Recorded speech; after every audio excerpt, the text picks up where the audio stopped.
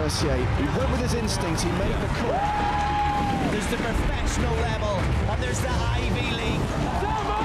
Sebastian Paoli coming to terms with what he has just achieved. Nicky Corrin has done it!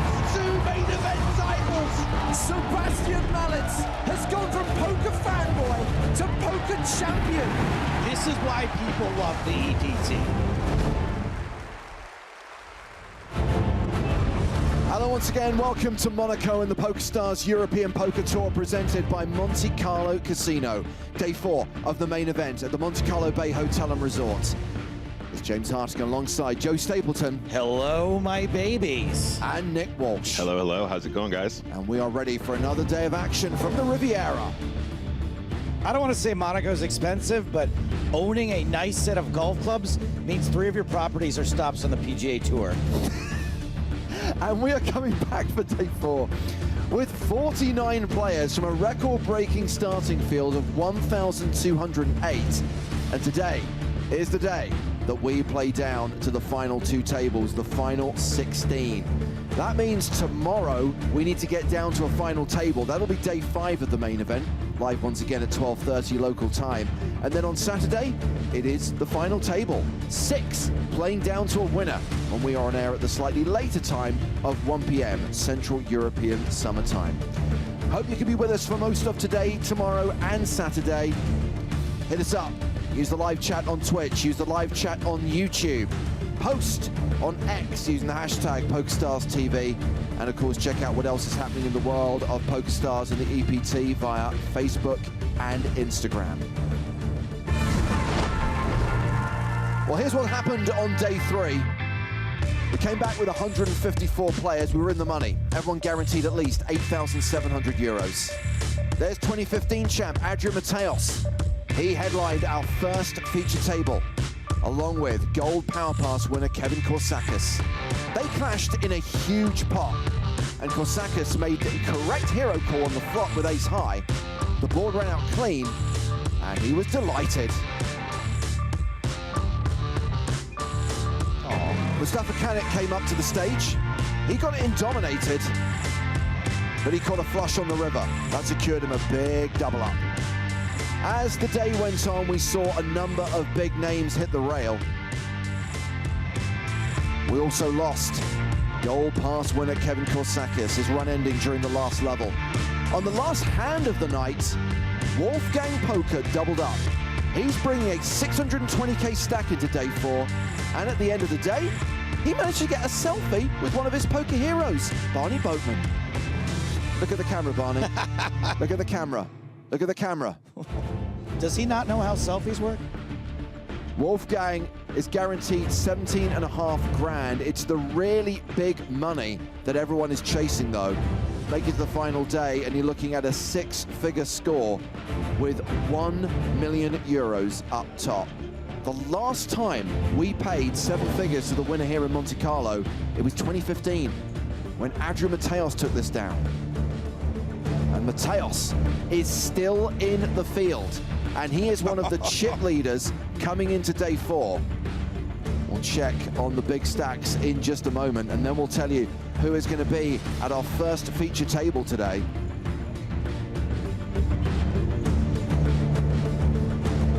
Yep, that's the prize money. Wait, but how much for first? €1 million. €1 million? Do you think you could talk about second and third place for like 4 more seconds? No. Chip leaders include Mateos. He's 9th in chips overall. Vladimir Troyanovskiy is back on the EPT. He is in the top 10. Plus, Irish Open champion David Docherty, Francisco Benitez, aka Tomati, online. And it is Selhadin Bedir who leads right now with 1.89 million. That is a 126 big blind stack at the new blind level, which will be 10k, 15k with a 15k big blind ante. Of course, there are plenty of shorties in the field as well. We can expect a few eliminations during the first level of play. We need several. We need a lot. We need scores, dozens of eliminations to get us down to 16 today. I think it can happen. I think we're gonna get there.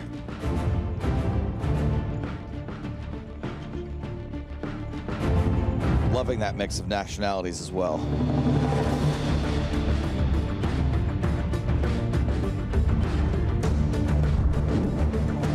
Players arriving for the start of the day. Felix Schneider's was eliminated yesterday, but Nicholas Toom, Flushy, he still has a stack.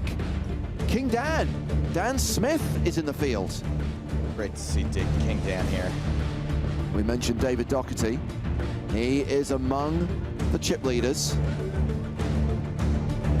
Matthias Lipper showed up on time today. He was an hour late yesterday. More like Matthias slip up. Ashkan Fatahi was at the feature table yesterday. Had an up and down session. Was a little goofy. Yeah. Vlad Troyanovskiy. And there is Wolfgang Poker, and he is going to be at our featured table today, along with Natan Shauskin. He's playing 111 big blinds. Jovan Kenjic and Boris Angelov are also big stacks. Wolfgang playing around 40 bigs. Only one player at this table is short stacked. Aram Sargsyan is in the danger zone. Danger zone! With 14 big blinds.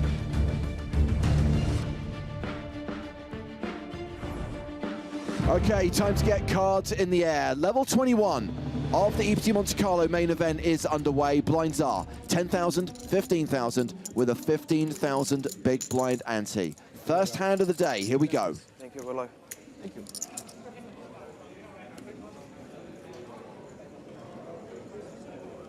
Oh, okay, sorry.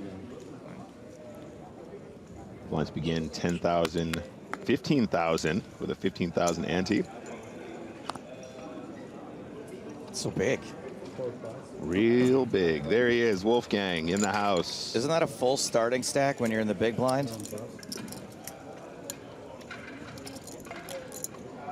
Yes, I believe it is. Is it a 30K start? 30K starting stack in an EPT main event. We're there. We're already there. Action has been folded to Peter Daneka from South Africa, who has ace-king. He is raised to 35,000. Konstantin Holski calling from the big blind with king-8. And it is a jack 5-3 flop. Oh, ace king, a drawing hand. I hate it. Took the words out of my mouth, Joe. Check, check. Queen on the turn. You got any other cards that aren't mine?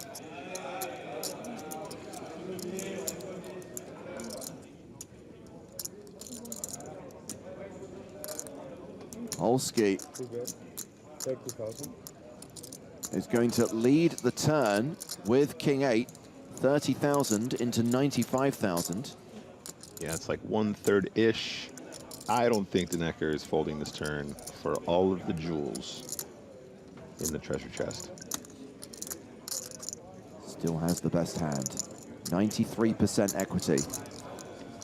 Yeah. Folds! What? Told you, man. Ace king, no good. What's going on here? Even if you're not winning on the turn, you still have a gut shot and 2 overcards. You cannot be folding for 1/3.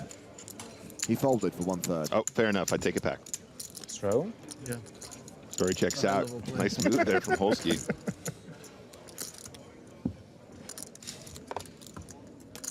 So Holski posts the small blind, Boris Angelov posts the big blind, and it will be Wolfgang Poker first to act.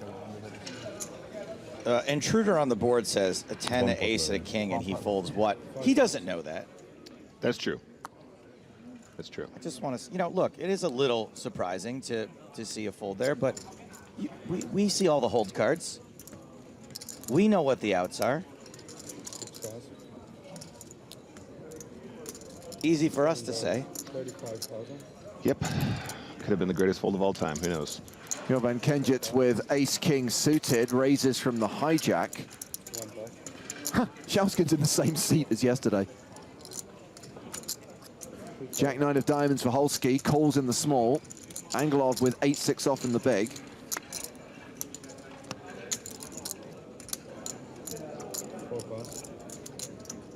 Folds. Nick, would you rather have Jack-9 suited in position and with the betting lead, or ace-king offsuit out of position?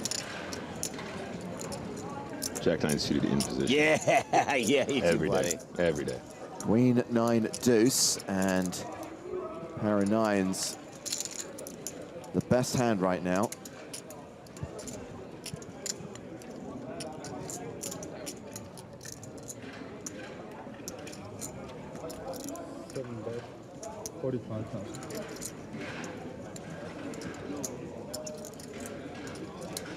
What about now? Jack 9 suited or ace king? Yeah, it's a pretty straightforward call here. And Holski makes the call. And these two go to the turn. Which is a 4. Nines still ahead. Holski checks a second time. Now the question is, does Kenjic here want to continue turning ace-king into a bluff? I mean, he's beating hands like Jack 10, beating hands like King 10, getting some flush draws. He's got decent equity against some made hands like 9x and, you know, maybe some smaller pocket pairs, maybe pocket eights once in a while, stuff like that. I like the check. I prefer that. River is a tray of hearts.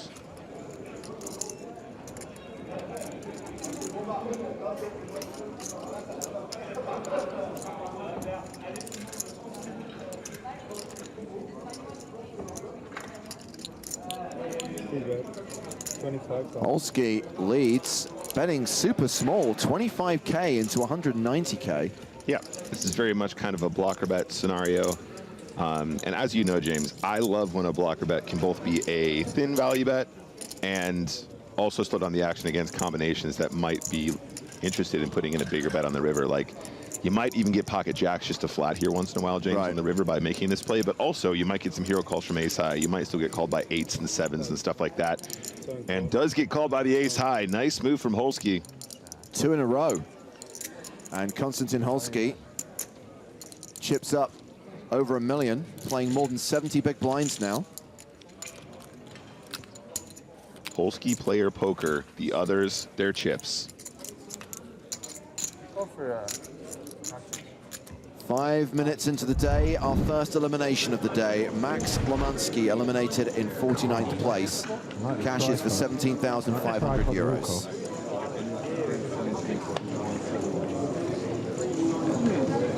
A reminder that the aim today is to get down to 16, get down to the final 2 tables. There will be a redraw at 24, a redraw for the final 3 tables.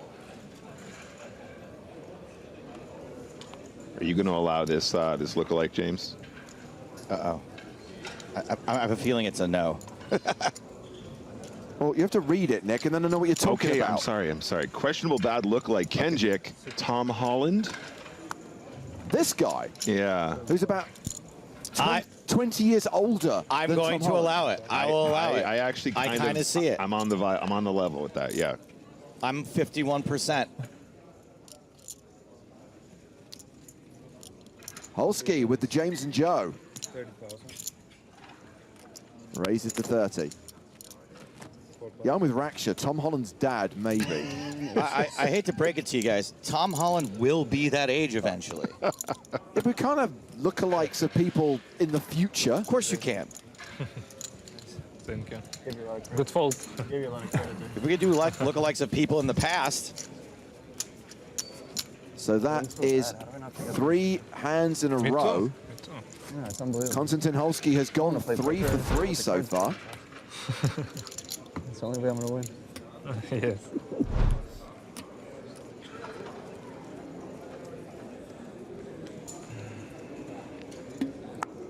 I lose 5 people already in 10 minutes.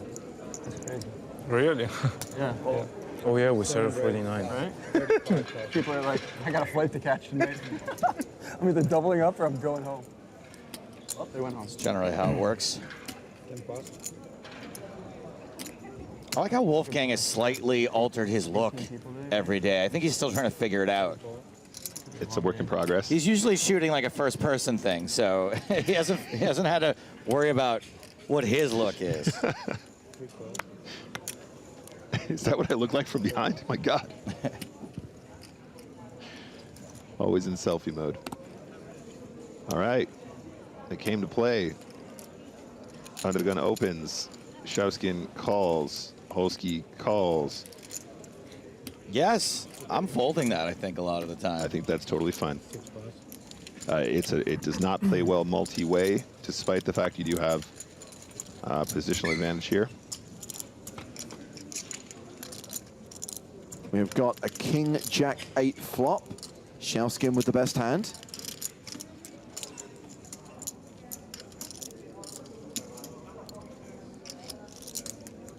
Check. One check. I like that aggressive check. Maybe you get a free turn card. One more chance to hit that set. Ah.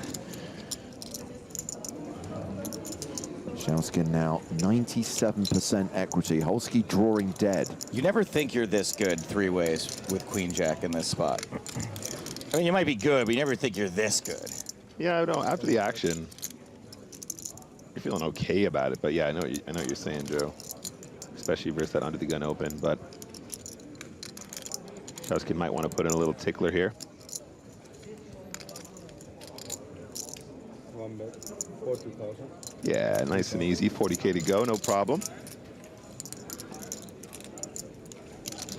Yeah, Kendrick knows this is bad news, though. When somebody calls in the hijack here after you've opened under the gun, this is all them. We've ticked down to 45 players. Matthias Lipp has just been eliminated. Maybe he should have come an hour late again today. Yeah, I can't imagine yesterday going much better for him.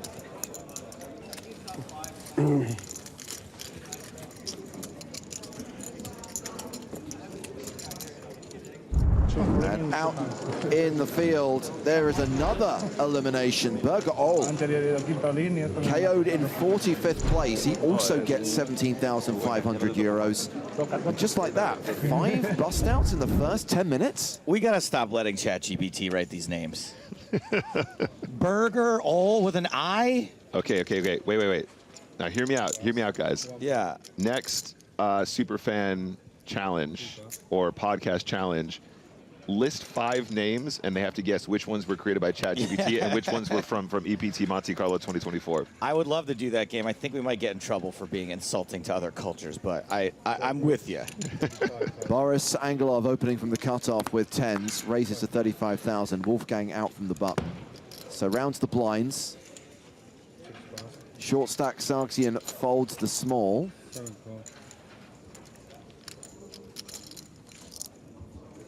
And it is Jovan Kenjutsu calls with 7-6, and it is always coming 7. Second pair. However, Angelov way ahead with 10s.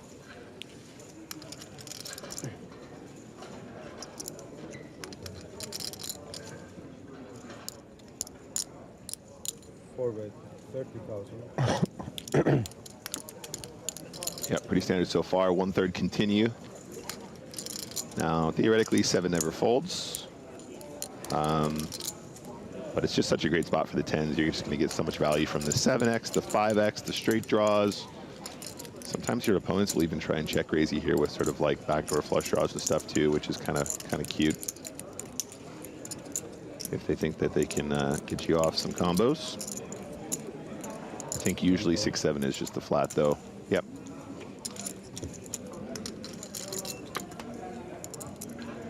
Nine on the turn. So Kenjutsu does pick up a straight draw to go with that pair of 7s. I think 2 barrels is really cool here as well. I think checking is fine. The cool thing about the 9, James, is that it's your opponent will still have hands like 8-9 that they have to call with on the flop, where they kind of are enticed to continue calling. 4-bet, 90,000. The dealer keeps saying 4-bet, as in seat 4 bets. Yeah, it's confusing me. Yeah, I don't think a dealer usually informs the table how many re-raises there's been. Angelov has made it 90K on the turn.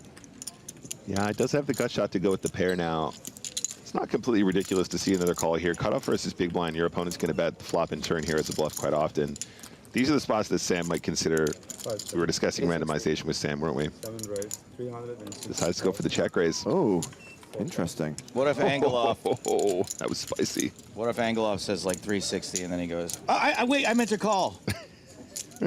Gets it every time. Angelov folds. The check raise gets through. I love it. I love it. Very spicy. Uses that that straight blocker very effectively there. It's the best of it to fold. What do we have for pay jumps? Boaz is asking on YouTube.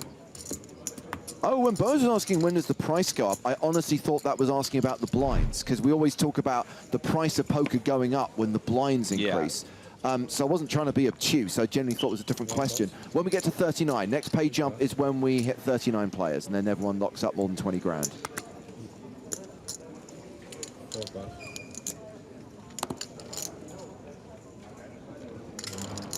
Wolfgang. In the bin.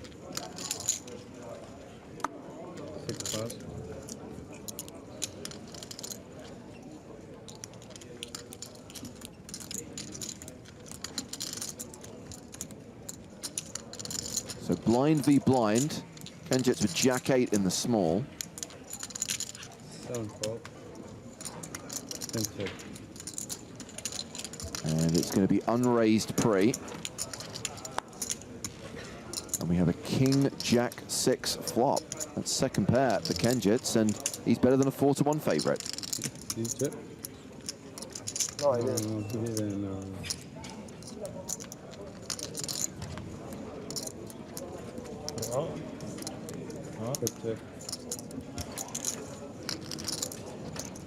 Check, check. Ace on the turn.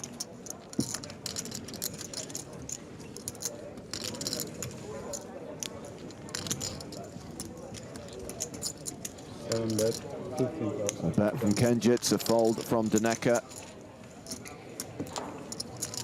Kenjits up to 1.67 million, playing more than 110 big blinds, and still 75 minutes to run on this blind level. As we head to the outer tables where there is an all-in. It is Brian Paris, all in and at risk with ace-queen, racing against Rania Nesruddin's 8s. Let's see, guys. Nice. The flop, Yeah, it's hard. 7-6-4. Pretty good for the 8s. 5 to 1 make up. Board pairs on the turn. Ace or a queen needed. Brian Paris does not hit, and he is eliminated in 44th place. So he gets 17,500 euros. Frenchie, Sigh of relief coming along. from Rania. I know. I was like, I've actually got a really funny fun fact about Rania, but I'm going to save it for when she's on the feature table because it's really, really interesting. She's up to 1.1 million chips now. I have doubled you. I doubled you. I kept you alive yesterday. I kept you alive yesterday. Back to the feature table. Carlos, yes, Adrian Mateos is still in. Thank you for your question. 180,000. We have an all-in. Shauskin deciding whether to call in the big blind with King, Queen of Hearts. Sargsyan is shoved with Ace 5 of Hearts, and that is a call. All in and call and free too. Well, the hearts aren't coming. Wolfgang doesn't think we'll see hearts. He believes in the blockers. Absolutely. I thought you said you had a word with him, James. Who's gonna win? Joe, excuse me. King Queen. King Queen? Wow. King Queen wins every time. You like a with- good underdog, huh? Yeah, King Queen wins every time if flop is not ace. I'm gonna side with my guy over here. You guys have so many chips. We gotta root for the little guys. Ace, that's a good ace, start. 8. That's That's a pretty good start. pretty Start to definitive. That's a good start. Yep, 2% for Shauskin. It's not over. No. Don't clap. No, never clap. Who's clapping? What's on the turn, Jack or 10? 10. 10? Let's see. Sargsyan will double up here. That's Now clap. Full house. Now clap. Now we can all applaud. When I say all, I mean one person. If I win, can you clap for me too? I don't have any friends here. For me too. Thank you.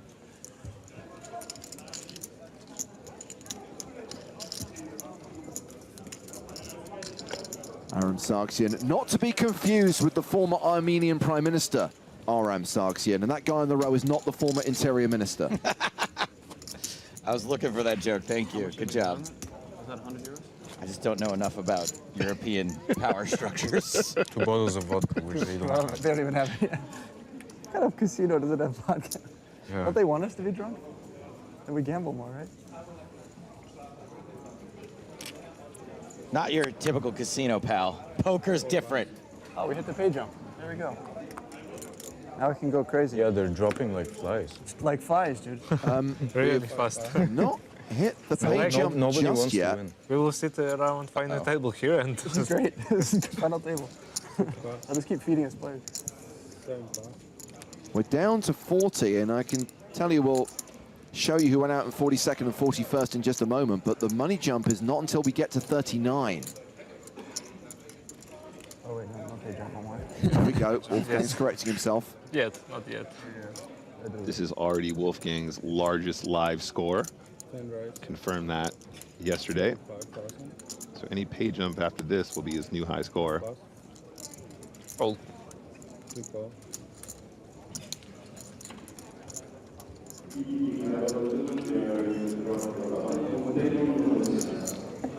Ooh, top pair versus the nut flush draw. Yeah, this is serious action stations, James. Usually when you got a flush draw on one over card, you got about 50-ish% equity. It depends on the structure of your opponent's hand. But as we can see, 43% equity for the ace-8 of hearts. Pretty much always going to continue here. Bad boy nerd. I will allow this one. Earlier we had someone suggesting that Jovan Kenjic looks like Tom Holland. Bad boy nerd says no. Wentworth Miller from Prison Break. Much better bad lookalike. Much better. All right, let me look at him again. 3 of diamonds, no change.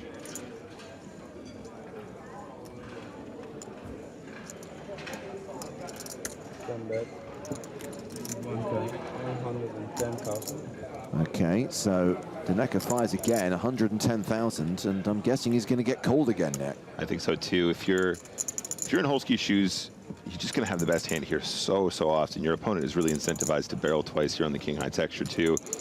I think it's an easy call. If you haven't check raised the flop, then you know calling the turn very mandatory. What is he sniffing? Is it smelling salts or something? Jack on the river.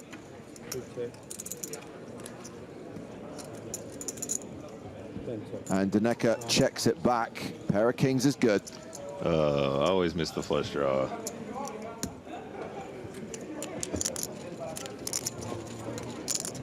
Another one for our friend Holsky. Yeah, up to 85 big blinds now. Peter Daneka losing a couple of hands to Holsky and playing a sub 50 big blind stack. So yes, we are at 40 players. We've had 2 eliminations in the last few minutes. We lost Endrit Geki in 42nd place. So remember, we're still paying 17,500 euros right now. And gone in 41st place is Maxime Paris. So next player out will get 17.5K, and then if you can ladder up to 39th place, you're guaranteed 20,100 euros. Ooh, Right. it's starting to get real. Getting chunky. 20,000? You showed no respect a couple of hands ago. Uh-oh. I don't want you to take back 10. I think they're making reference to the I had 6-7. 110. Oh, okay. Yeah, he's making reference to the check raise with the turned gut shot. All right, let's take another look at this guy. Bad look-alike. Respect? Yeah. Gonna have to wait for the next hand. Oh, where's Kenjic? So you were a fan of Prison Break, right, James? Season 1, yes. And I think it's very important to qualify that. So Wentworth Miller went on to play a character in DC's Legends of Tomorrow. Oh. And Hello. I didn't like the character. Is that why you don't like Wentworth Miller? Yes. Do you like Jamil Wakil? Yes. Good, Oh, hell yeah. because he's taking a seat at the feature table. This is dope. you see the Millers in his face? I'm kind of getting it, yeah, but I actually think Tom Holland's a better one. I think I see Wentworth Miller more. I literally cannot see Tom Holland. I'm sorry. I want to play along, but I can't. Welcome to the table, Jamil Wakil, PCA 2023 finalist. I already did. I already did. Don't worry, we've seen him. King 10, it's all good. What Neckar's creatures in The Witcher? I think so. Don't remember not liking them very much. Do they bite you in the neck? Do you like them less than you like potion crafting? To be honest with you, it goes in the following order. I don't like Neckars. I dislike potion crafting more than Neckars, and I dislike Ghent, or whatever it's called, more than potion crafting. Oh, James. Gwent, that's it. Gwent. Those missions remain incomplete. Wolfgang has flopped a king-high flush draw. Schauskin ahead right now with top pair.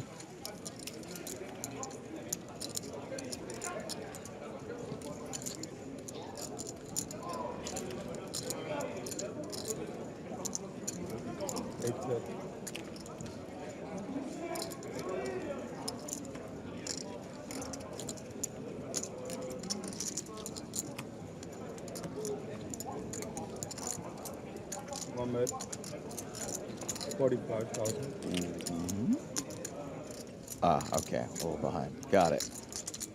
Wolfgang ain't going nowhere. 45,000 on the come. It's not dirty, Nick. It's not dirty, James. Stop laughing. No, Old school poker phrase. I love it. You know I'm a big fan of bringing back the old school commentary, the old school hand nicknames. All right, bet and a call. King high flush draw for Wolfgang, and it's a 9 of diamonds. That's trips for Schauskin. Oh boy. Yeah, I think this is a great card for Schauskin to barrel again as well. Pretty well disguised. Gonna get action from the pairs, from some draws. 150,000 is the prediction.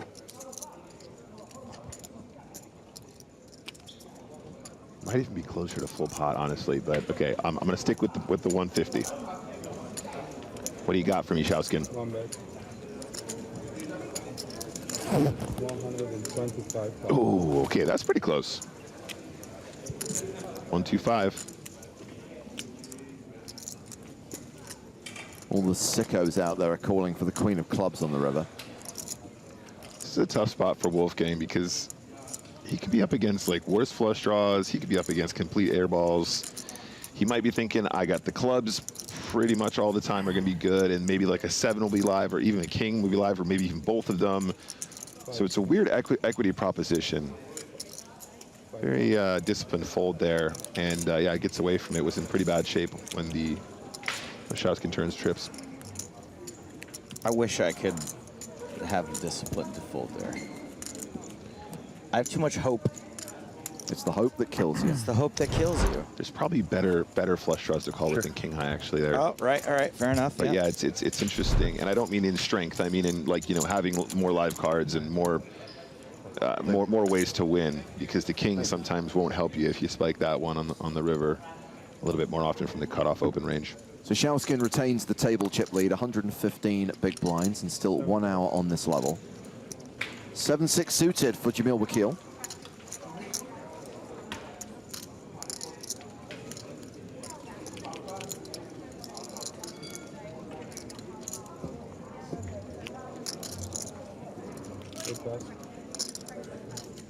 Jamil Wakil actually made a cameo appearance in the 300th episode of Poker in the Ears. Really? During the segment where we talked about poker players and watches, and we asked Nico Leonard to identify and match the watches with the poker players, Jamil Wakil and his Royal Oak Offshore were on the board.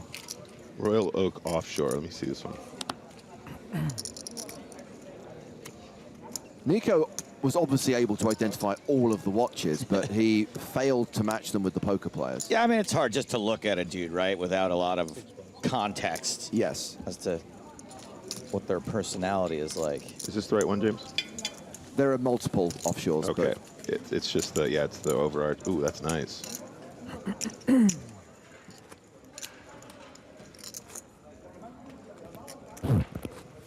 Do you remember who got the most criticism for their choice of wrist attire? Clue, he's still in the main event. Aram Sargsyan? Not at the feature table, but he's been talked about a fair amount today. Is it Adrian Mateos? Like I said. Yes. I knew it. What was that one? A genius. Nico's least favorite watch 30 brand. players. And Rolex. we are gonna play Hublot. final table. Oh, of course it is. Sorry. I knew I that. like those odds. Really good. I like those odds. It's a Hublot, not a Hublot.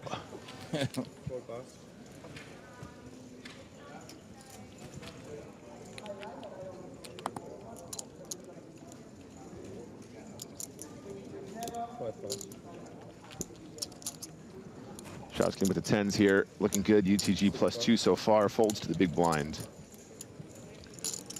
Yeah, Kendrick probably finds a call here.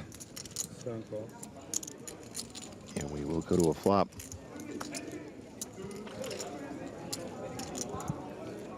Ace, 8, 7.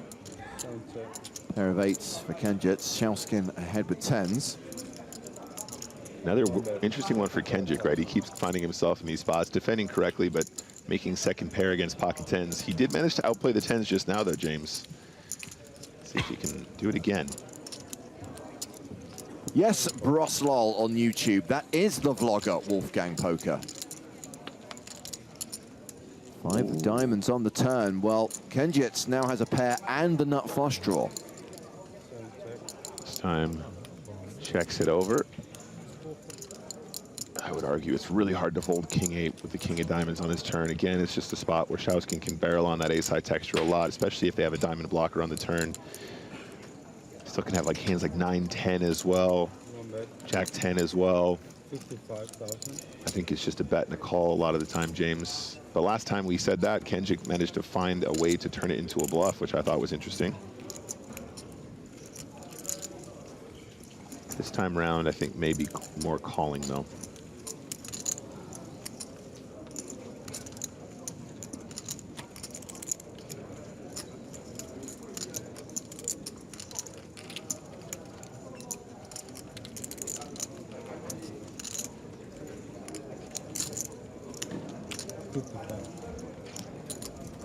Oh, okay, sorry. Yep, makes the call.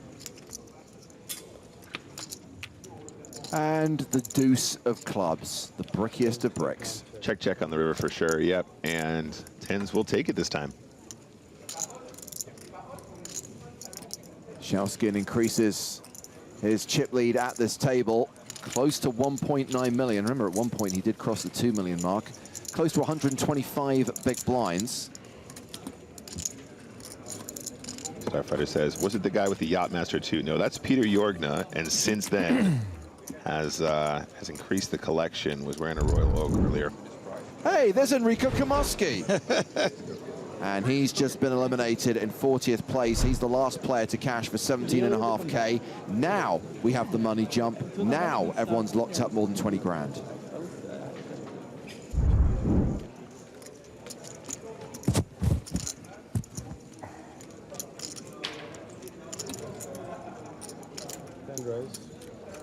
Queens for Peter Denecker. 3 pass.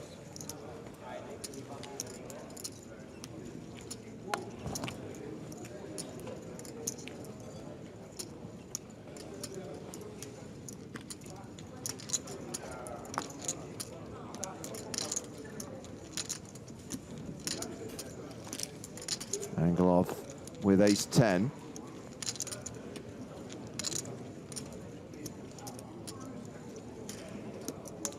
Raise 110,000. And he is going to 3-bet, and he is going to potentially regret doing that. 5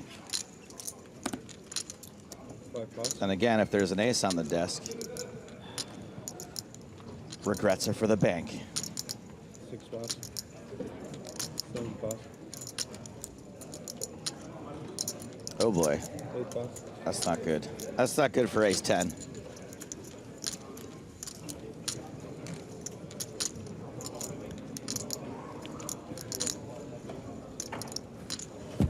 And looks like Denecker is not flatting. 10 raise. That is a 100K chip and several 25K chips. 4 pass. Quick fold after the 4-bet. Who knows? Maybe regret, maybe not. Maybe no regrets. Heading to the outer tables to check on chip leader Saladin Bedir. And he has just called the all-in of Victor Castaneda. Bedir with ace-queen, Castaneda, the at-risk player, with king-10. 7-6 deuce on the flop. Jack on the turn. 9 on the river, ace-high holds, and Victor Castaneda is eliminated in 39th place. At least he got the money jump. Did indeed. And more chips for the tournament chip leader. He's my favorite NATO after Sharknado.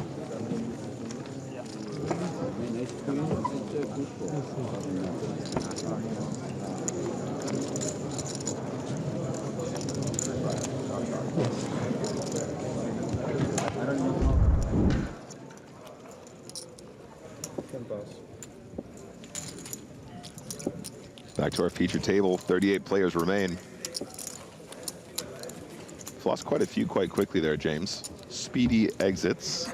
Yeah, I mean, we've had 11 eliminations in the first 35 minutes of play. That is a faster pace than I think any of us were expecting. But what happens is we then catch up with ourselves. We then get to a position where maybe you go through half a level or an entire level without losing a player, or only just the one player. That's right.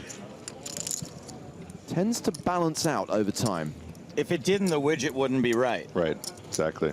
And the widget is right a lot. That's right. 4 pass. What did the widget predict for the end of this level?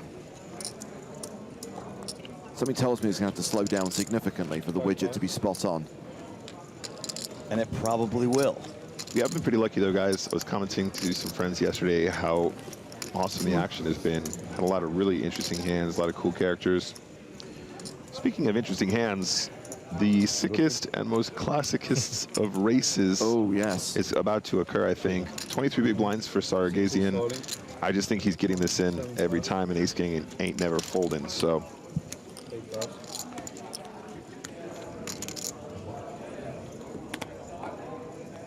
10 pass.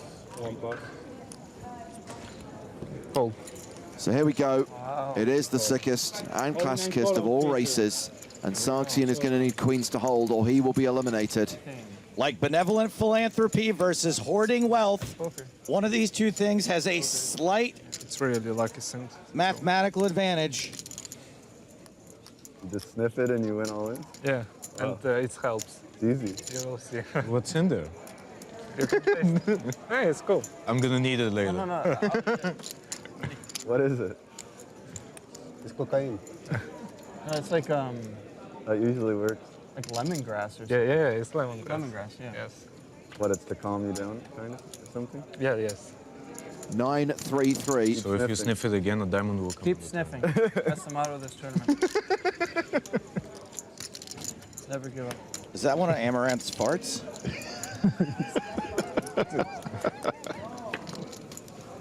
Double paired board.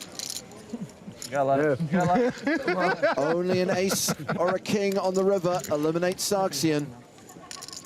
Keep sniffing it, buddy. It's like a $1,500 whiff.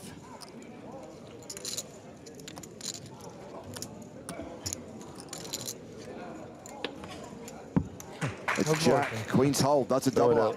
All-in wizard over here. It's like a cockroach. You can't get rid of him. What was he doing? 245. One something. 180. Two double ups so far today for Sargassian. 345. He's gonna win it all. Watch. I have something to say.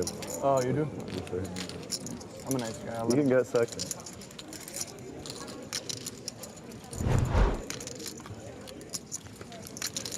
Guys, we are aware that those of you watching on YouTube, and it is a problem specific to YouTube right now, are having audio issues. I don't know why I'm saying this because you probably can't hear me right now, but we are doing everything in our power to resolve that. I do recommend switching to Twitch. In the meantime, no idea why it would affect one platform and not the other.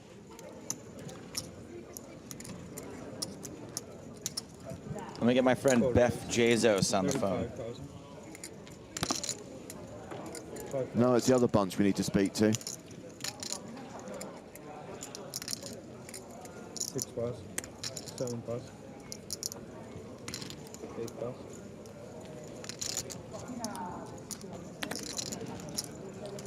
10 pass, 1 pass, 3 pass. No.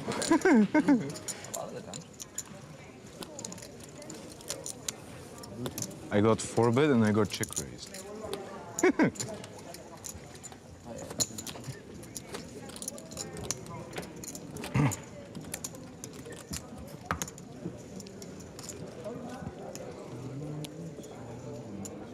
Sorry. It's yours. So last night, turning to the hotel, bumped into Julien Bricard, one of our French commentators. Sure. And he said to me, first day of coverage of the main event, our Twitch channel got deleted. Second day of live coverage of the main event, we had the internet outage. What's going to happen tomorrow? Because these things always come in threes. 35,000, 7 pass. Yeah, with that attitude. So I would say at least we're balanced, right? We had a problem that affected both platforms. One day we lost Twitch and everyone had to move to YouTube. And today, for some reason, YouTube has shat the bed and we need everyone to move to Twitch. Shout out to our first-time chatter, Old Skill. Are the commentators watching the chat? No, thank you for your question.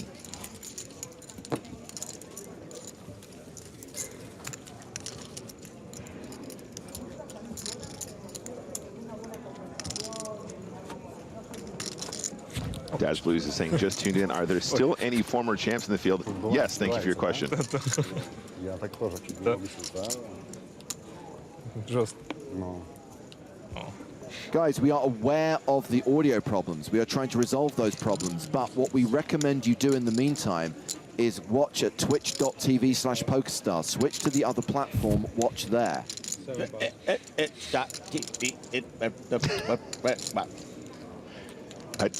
No, what? You're... Alternatively, you can just stay watching on YouTube, complaining.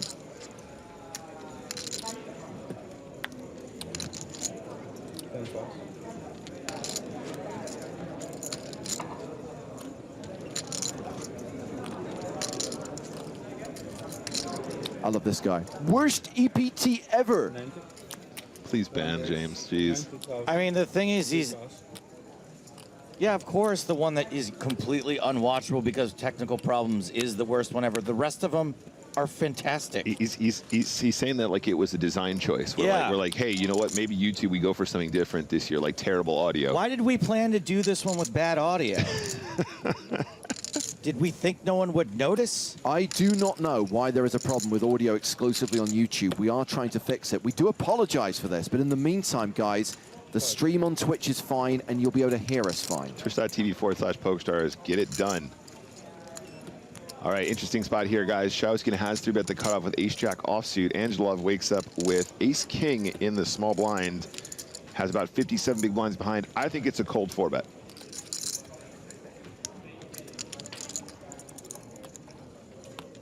Make it... All in. Yeah, this is whack. All in. Boys, all in. Come on, aces. Calm down. It's going to be tough. Not quite. That's about as far from aces as you can Pretty get. good. Yeah. You know, tell me where you got it. I got it from twitch.tv/Amaranth. You don't need luck. Yeah, it's work. All fault. This is going to be the new trend now. Everybody's sniffing lemongrass at the table. I kind of want to try it now, though. I'm curious. I'm very curious. 800. It's good enough to pass around? To the outer tables we go, where Dan Smith has just shoved on Nicholas Toom. He was a PSPC 2023 finalist, a Platinum Pass winner who walked away with $1 million. Known in the Twitch community as Flushy.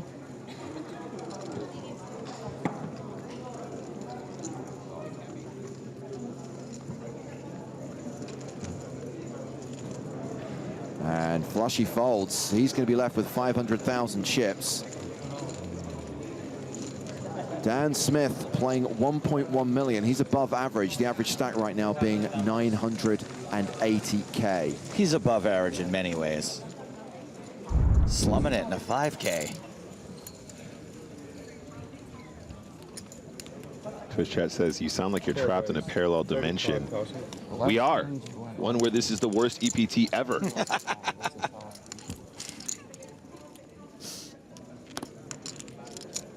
pass.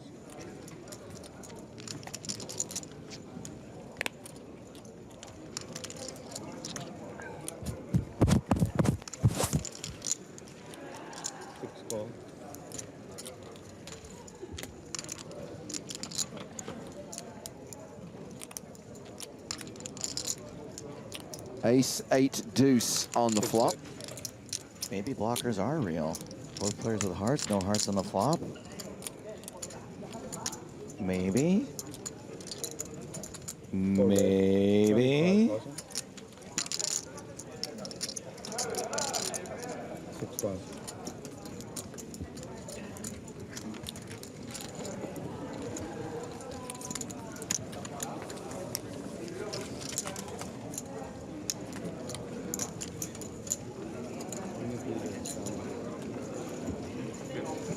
So reminder that the next stop on the EPT is Barcelona, taking place at the end of August. And this is going to be a very, very special stop, a very special event. Yes, you can watch live Cards Up coverage on Twitch and YouTube, but we urge you to try and win your way there with PowerPath, because we're going to be celebrating 20 years of the EPT, Joe.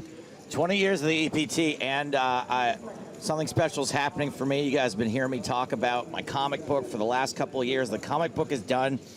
And the good people at PokerStars have decided that they're going to put the comic book, a special Barcelona edition, in every single player bag at EPT Barcelona. So you will get a nearly, not a one-of-a-kind, but just a couple-of-a-kind comic book if you qualify for EPT Barcelona, if you get your hands on a player bag. And if you want to know more, we're going to launch the Kickstarter at the exact same time as EPT Barcelona. So if you want to find out more about it, you go to our Kickstarter page. It's in a pinned tweet on my Twitter. You'll be informed when that Kickstarter goes live. Very exciting. Thanks for giving me the opportunity to do that, guys. Returning to the feature table.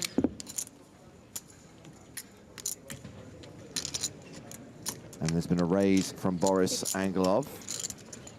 Round 2. Jovan Kenjic, who's got 7s. Guy's always in the big blind playing a hand. Jack 9-8, Angelov with the advantage. Check.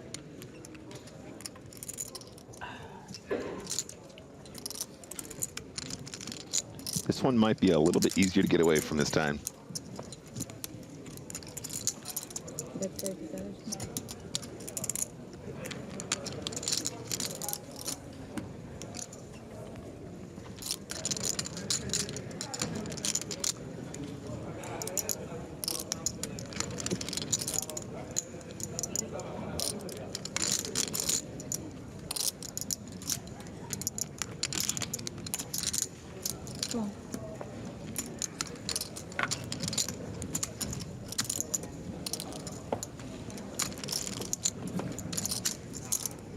No 7, no 10. Check. Top pair good. Yep, doesn't get away from it. In fact, I think 4 of diamonds is pretty clean for 2 barrels when you got King Jack on this texture. I don't know. Personally, IMO, if you're not betting this turn with a hand like King Jack, then, you know, how often are you barreling turn here? Is that 100 and something?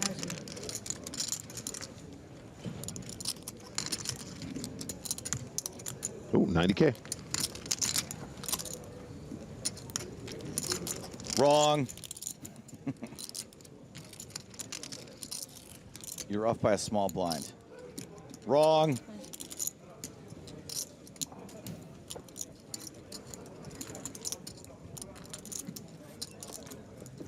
The widget would have you put to death. I faded the 360 this time. What? I faded the 360 this time. Yeah. Sounds like it would have worked. No comment, no comment. It would have worked. Gotta pull the trigger. Pull the trigger, man. You know, there's no way I do it twice. Right? It's super strong. Yeah. Tell you what the last 48 hours have exposed is this weird loyalty that The second time, people I have don't know, but towards if you do it specific 3 times in a platforms. row, it's Strange. Like- super suspicious. Suspicious. If there's something I want to watch, I'm a content-led always person, one. right? If there's a program, if there's a show I want to watch, I don't really care where it is. Well, you say that, but on my Apple TV, if I go to watch a movie and it takes me to like if it's playing on, if it's like an HBO Max show, right? Right. Sometimes it'll take me to my cable company, how many hands the is that? channel Yeah. on my cable company versus Right, just having it on. HBO Max. So I do understand a slight preference. I don't know that I would scream at someone over it though. Okay. I don't know if I would be like, Paramount Plus, bitches! My point being, Joe, is if the choice was taken away, if you could only watch that movie one Yeah, place, I would you'd be just go there. Well, no, if it's not on HBO Max, I'm not watching it. Yes, no, I would not do that. I don't know, guys. I've spent enough time on YouTube and Twitch to know that Twitch is far superior. So I'm in their camp. Okay. I mean, Nick's young. It's a community issue as well, though, right? It's not just Yes. I'm not going to watch it on XYZ. But There is a Twitch community, and YouTube, I don't really know what's going on there. yeah. No offense to anyone on YouTube. No offense. Okay, so basically a new YouTube stream has been created. Oh, there's a new YouTube stream? Yes. So I can X out of this dumpster Yes. fire of a chat? Yes.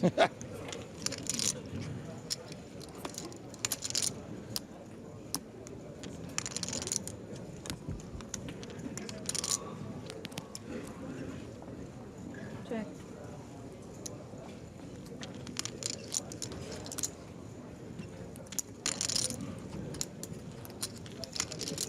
Says it's not starting until 7 o'clock this evening. Well, that's not very helpful, is it?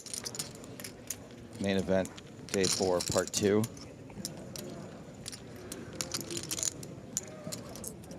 I'm assuming the start time will be brought forward.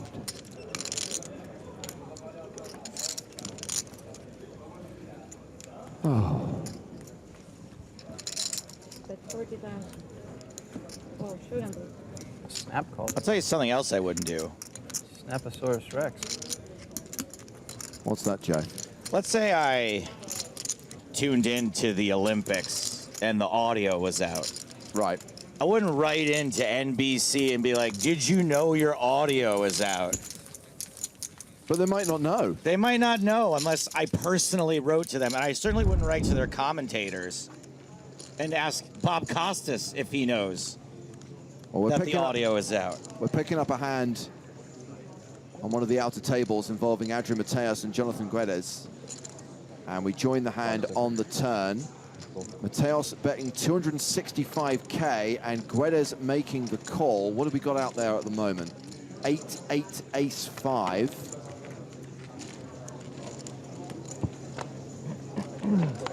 And the 10 of diamonds on the river. Check.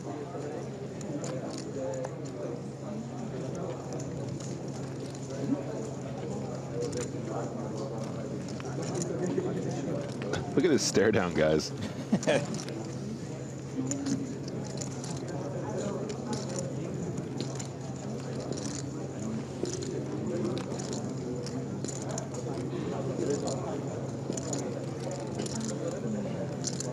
Seconds. What are you gonna get off Adrian Mateos. What are you gonna intimidate him into doing? I don't know. These new time banks are sexy though. I like the sort of placky thing you got going on. She thick. Sick riz there, Joe.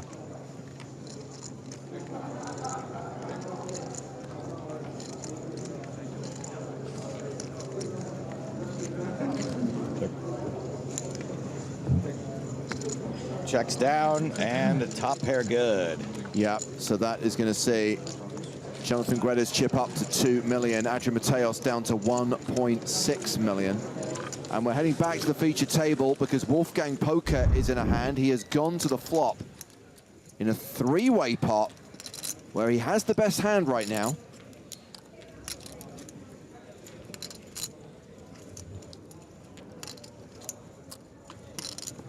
And has a one less ace to fade. With Chowskin and Sargsian sharing that ace. Sargsian's out. Chowskin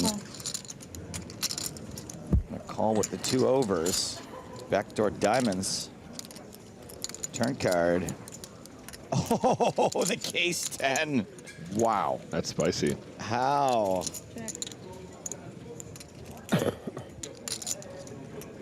All right. You think ace 10's real mad right now? I think Sargsian's like, oh. Possibly. I don't know. Here's my prediction. 100K. No, 125 on the turn with top set. Place your bets now. Ooh, I haven't had my headphone jack plugged in all the way this time. Is that it? 55,000. Wolfgang, you're killing me out here. Prediction failed. Huh? Aces? No, that wasn't aces. I want to save aces for when I'm all in, you know. Hovering around I had the 40 big blind mark. I started off with 120K on day 3, and at the end of the day, I ran it up to like 300K just to find myself in a flip situation, small blind versus big blind. The very last hand of the night could have been a disaster, but we doubled up with 10s versus ace jack. I'm feeling unbelievable. My first ever day 4 of the EPT Main. After I broke that 15K euro mark, that was my biggest ever cash. I brought out all the stops today. The glasses are coming on. I gotta outplay them, and they can't get any reads on me today. Well, we got 42 bigs, so I don't need to rush anything. Gonna be patient as always and find a good spot. Let the aggro Euros blast off to the knit English guy over here from USA. Gonna play some Texas poker too, though. If there's good spots to bluff, I'm gonna definitely get in there. Other than that, be patient and try to make day 5.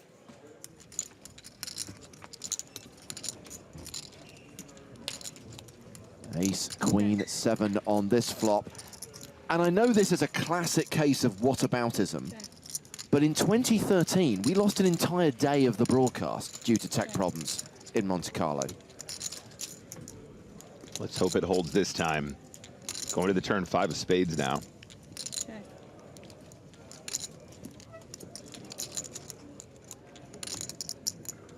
So there is still 30 minutes to run on this level, the first level of day 4 of the EPT Monte-Carlo main event, the day we play down to the final 2 tables, the final 16.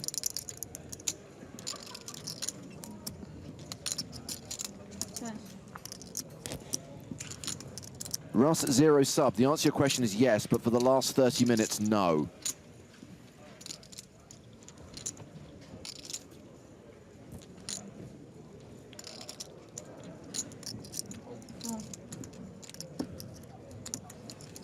So 70,000 apiece. This hand is going to the river. Holski, a 9-1 favorite. But it's the 10. That's Broadway for Angelov. Oh, man, what a run out. The absolute Natholas for Angelov.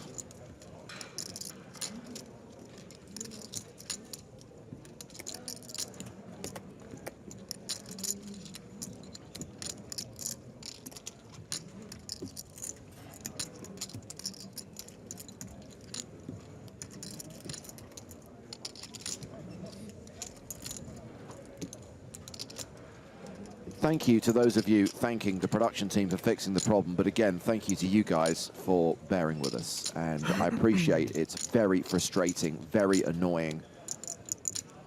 None of us is happy about the situation, but sometimes these things are beyond your control, especially when you take a large-scale production on location. Absolutely. And it feels fantastic when you're semi-bluffing and you get there on the river now. A nice big pot. Decides to go for 370,000. That was 370K into a pot of 270, by the way, James.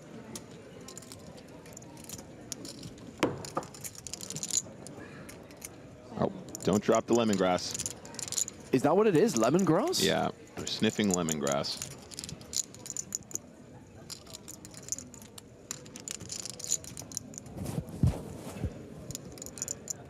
Even though we are on a longer delay than normal, the good news for you guys is we can shorten the breaks. That means more continuous poker, and then we'll get back on track. Yeah. Slightly busier schedule for us, but we didn't want you guys to miss a single hand. So we're back to where we left off, so you guys get to see all the action here. One continuous flow. 370K. And Holski playing time bank cards, thinking about this decision.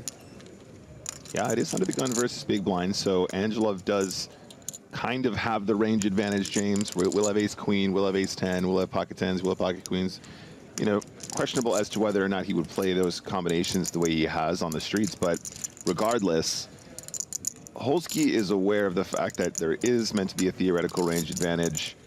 But then also, when there is that awareness, then good players will use that to their advantage and then find a bluff on this river, yada, yada, yada. I don't know if Angelov got a little bit greedy here, James. 370,000 into 270 on this river does feel just a smidge greedy when the big blind's just not going to be as strong given the action. I missed that it was a huge overbet. Well, clearly it was the right bet because he's paid it off. Oh man, lovely Holski stuff. calling the 370K. Got off to an amazing start today. A really good start to this session, but has just lost a huge chunk of his stack. Boris Angelov up to 1.6 million, and Konstantin Holski down to 430K. He's now a sub-30 big blind stack. Yeah, really, really nice. The greed paid off on this occasion. Perhaps they have some history or the like, but very, very pricey. Holski down to 28 big blinds. Oh man, what a great little situation there for Angelov. Boris now 107 bigs.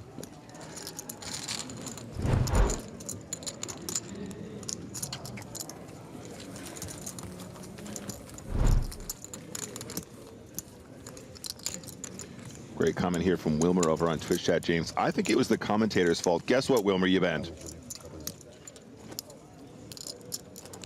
If only we had any power whatsoever.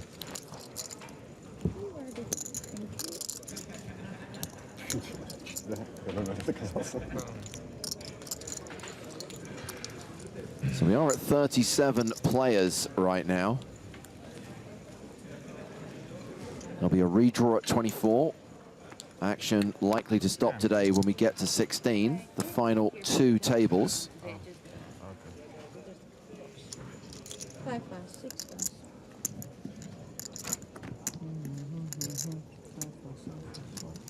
A7 suited. 35,000. The Kenjits. 8 pass.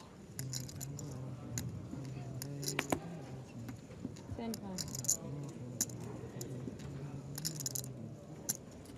So he's raised it to 35,000. Nines for Shauskin on the button.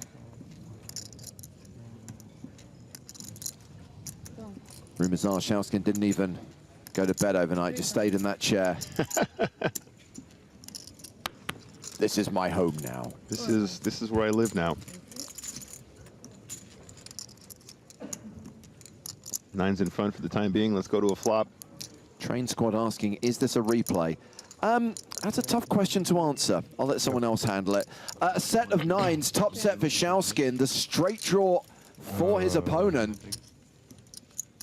Biggest game that runs is like equivalent of to €5, 5-10 euro. Oh, really? Yeah. That's bigger than I thought. Pre-action board here, James. Top set.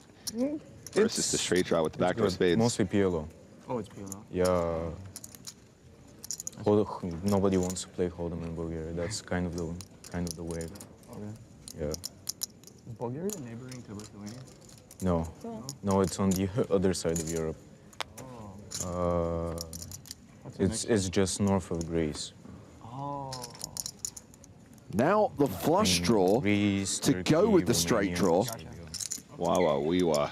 Checks it back over to the nines. Not the time to slow down Showskin. Yeah. What's the size though, James? 180K in the middle. Food is really good. You wouldn't classify your food as Mediterranean though, right? It's not. Because Greece is kind of... No, I wouldn't say Mediterranean. 125,000. My favorite food. And Does go reasonably big, 125 into 180. But you're not going anywhere with this hand. Yeah, absolutely not. And these are two big stacks as well. Yeah, he's picked a good size here. I just think it's really hard to fold this hand. Because don't forget, James, you have a monster draw, but on top of that, you could just still have the best hand with ace high. The dealer button that calls here could be, you know, Jack 10 still, could be Queen Jack still. So much that I ended up buying stock in the company. Could be suited aces, could be ace 7 without the spades. Awesome. Ace 7 of hearts or something even.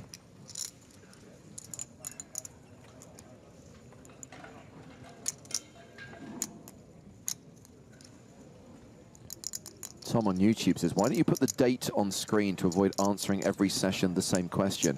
Well, that's because we say it's live and it says EPT Monte-Carlo 2024. I mean, I don't think you need any more information than that. It's not a hostage video. We need to prove that it is today's date.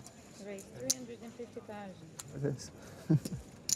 He absolutely loves the check raise turn, James. He does. And yeah, top set ain't scared, trust me. Not on this texture.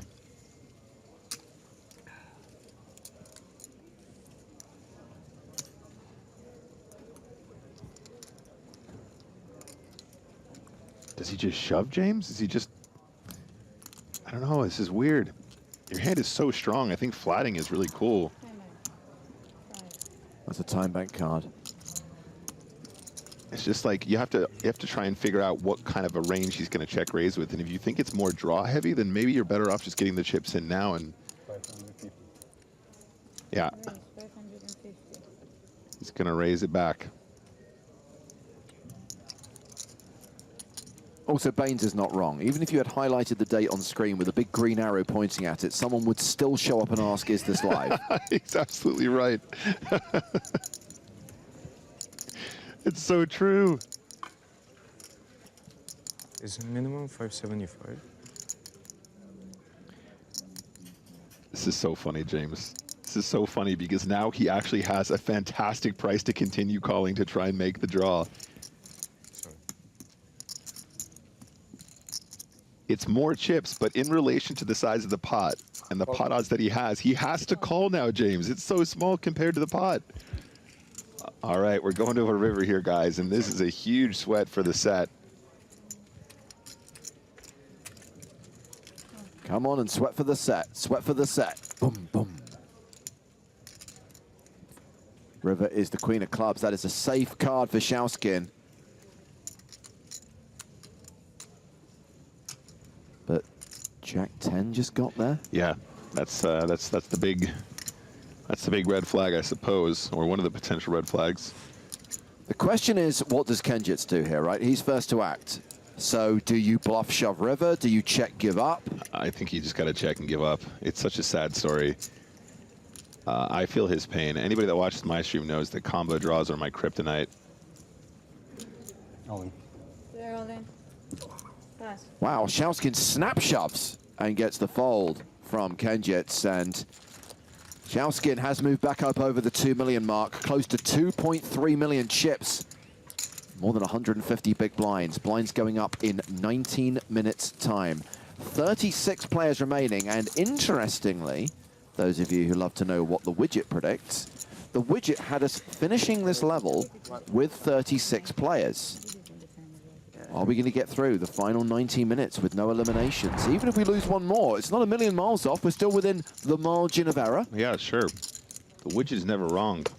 There's a look at our feature table chip counts. Schauskin just keeps getting richer, James. 2.29 mil, 152 big blinds. Holski, after that hero call, is on the shallower side, not the danger zone. 28 big blinds, totally fine. He's been playing very well all throughout the day until that slight misstep. Now, I know that when we get to 32 players, this table will break. So I can say with 100% certainty that for the second session of the day, we will have a new lineup at the feature table. The second session? The second session, my opinion. Second session. Start with 400? So it's around.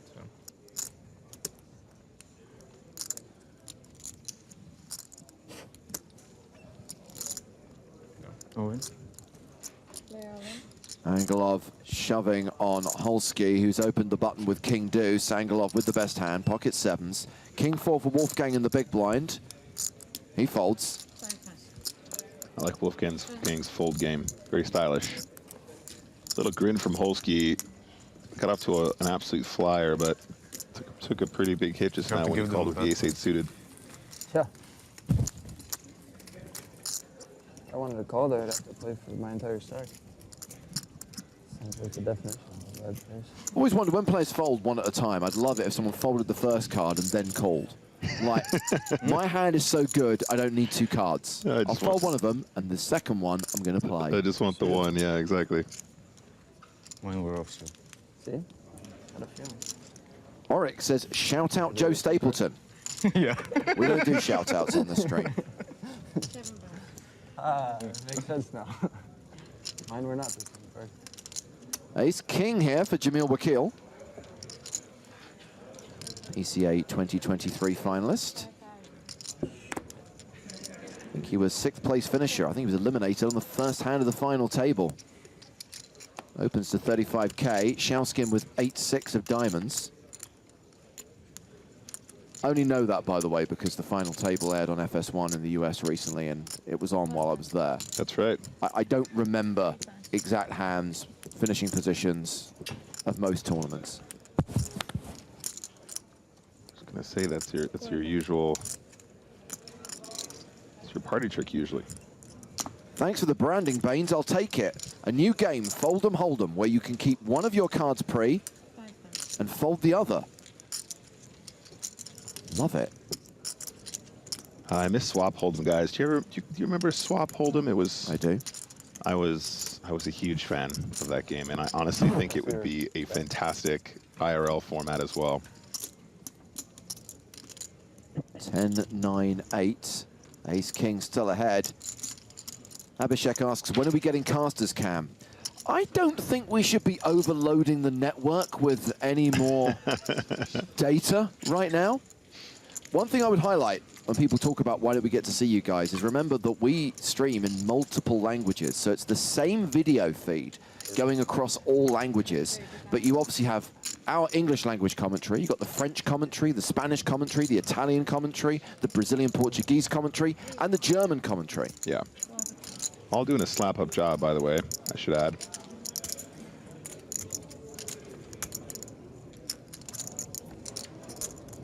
Ace on the turn. This could get costly for Sarxian. Yeah, this is ridiculous. One of the two remaining aces on the turn. Both players going to be very confident they have the best hand at this point. Foxtrot asking about German commentary. You need to watch Felix's Twitch channel. Xflix is streaming in German. Auf Deutsch. Auf Deutsch. Immer.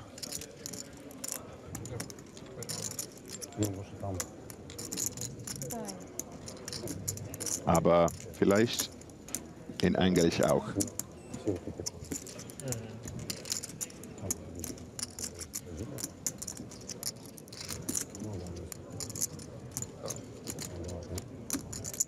Bet of 80K from Wakil on the turn. His C-bet on the flop was 30. Okay. And for the second street in a row, Sarxian calls. We go to the river, which is an 8, and the king kicker plays here. Aces and 8s for the king. Does. Wakil also has the king of spades blocker here, which is very important. James probably finds a lot more value bets on the river when he's blocking the spades. I'd be surprised to see him check here, to be honest. Let's see how Wakil feels. I think it's going to go bet and a call a lot of the time.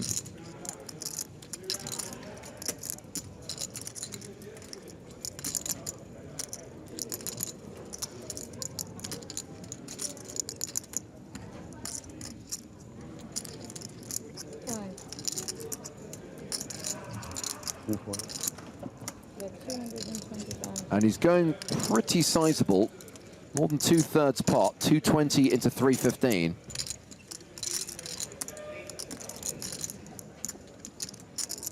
And it's about a third of Sargsyan's remaining chips. That's right.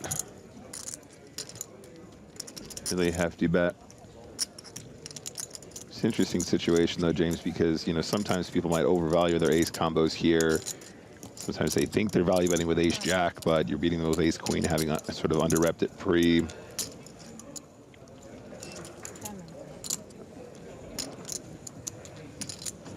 Sargsyan utilizing time bank cards. Since the start of day 3, the shot clock has been in play, 30 seconds per decision. If you need additional thinking time, you have to use time bank cards. That's a call by Sargsyan. Yeah, bummer. Bit of a cold deck there. What are you going to do? Everyone started yesterday with 6 time bank cards. Any they didn't use yesterday, they get to put in their bag with their chips, and everyone got an additional 6 cards at the start of play today.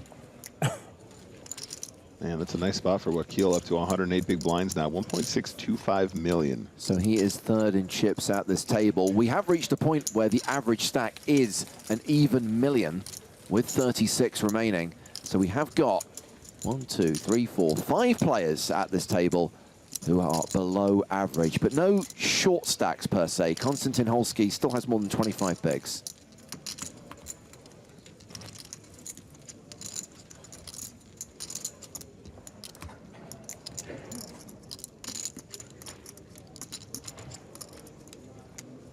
And to answer your question, Zreeks, the starting stack is 30,000 chips in an EPT main event. Thank you for your question.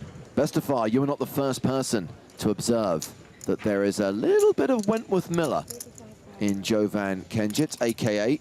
Michael Schofield from Prison Break. Earlier, someone said he looked like Tom Holland, and I still do not see it.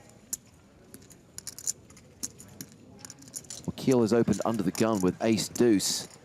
Peter Denecker has king-jack.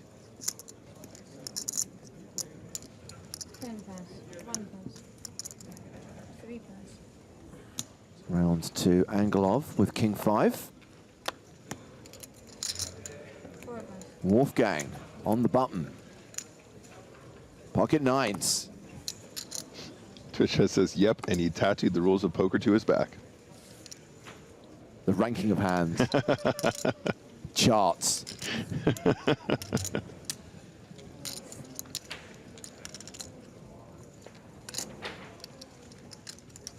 So Wolfgang starts the hand with 36 bigs. Decides just to call. Sargsyan in the small blind has 6-4 of hearts. I know he's already got chips invested, Nick, but this seems like a trivial fold to me. Yeah, I would argue the same. Aram. Does he know it's on him? Aram. I think he might be pulling a Yorgna. Is he tuned out? I think he's pulling a Yorgna. He doesn't know it's on him. Somebody tell him. He's using time bank cards unnecessarily. I told you. I told you he was pulling a Yorgna. Haven't even looked at his cards yet.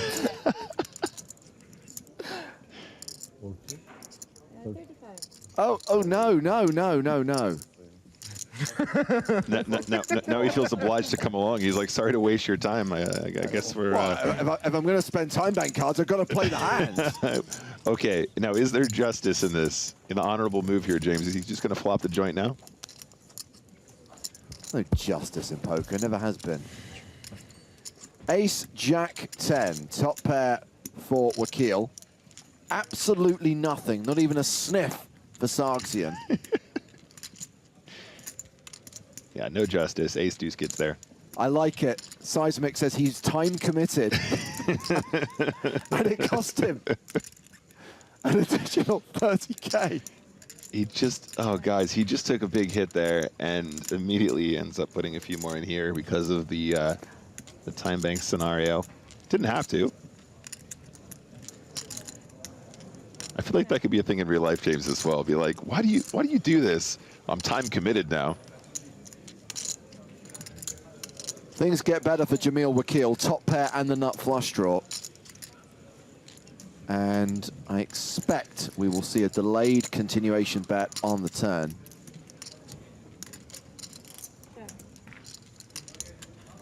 No, checks it. A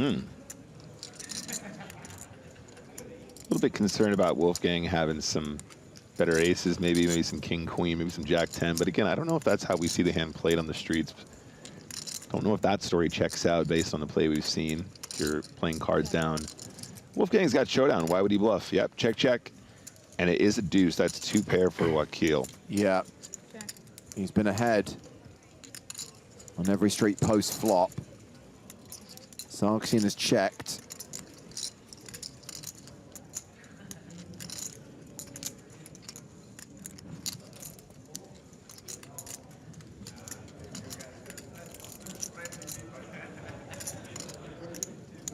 You gonna bet at some point, buddy?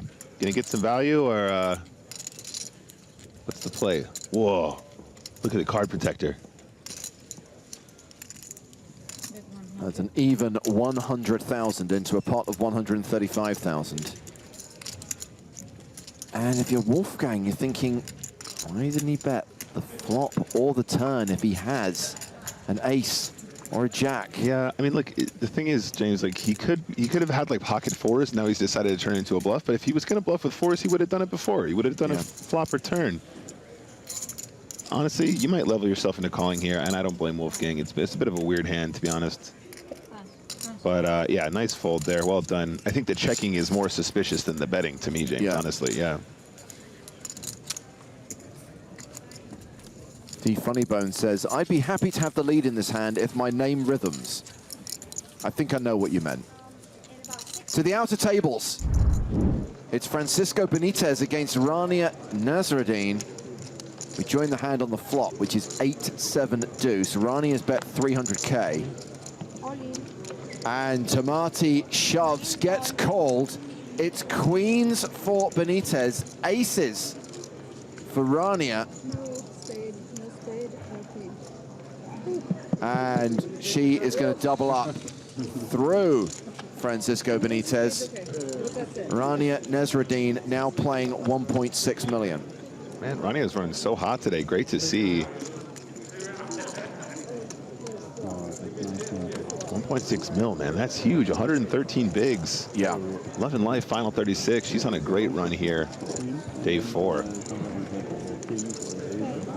I actually shared a table with Francisco Benitez during the Sunday Million anniversary. It was the only name at the table I recognized. Done plenty of commentary on Tamati and Scoop and W Coop events.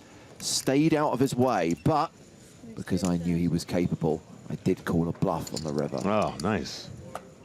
I'm loving seeing you play more cards, James. It's great. It's great to see. Little twinkle in the eye, you know? When I talk about poker, it's great.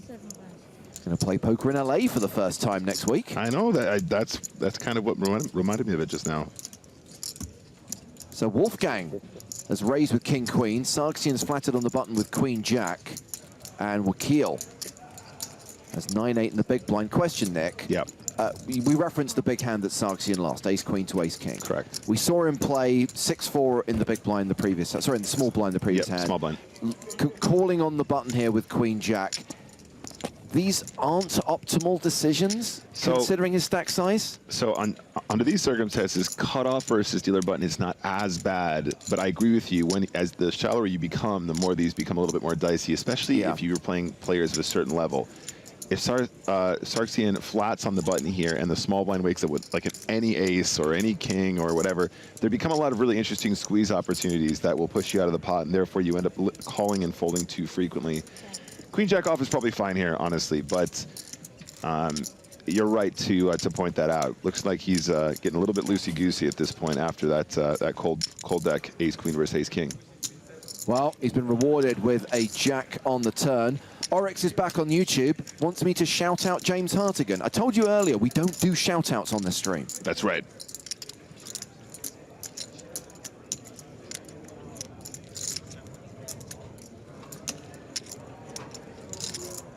Benzo asking, is the Power Path guy still in? Sadly not. Both of our gold Power Pass winners were eliminated yesterday.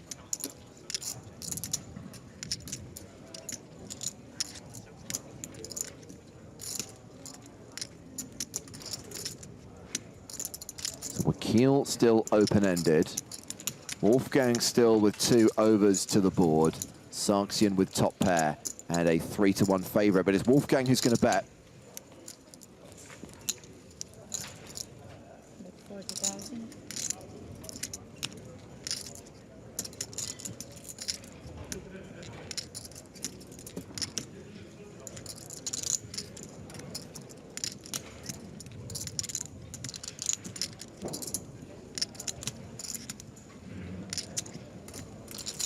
Sui, didn't you just technically shout him out? Don't bother me with details.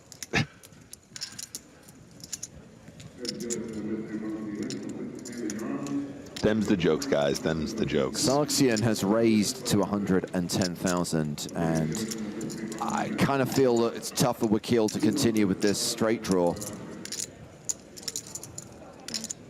And he has folded the 9-8s. And Wolfgang is not a huge stack.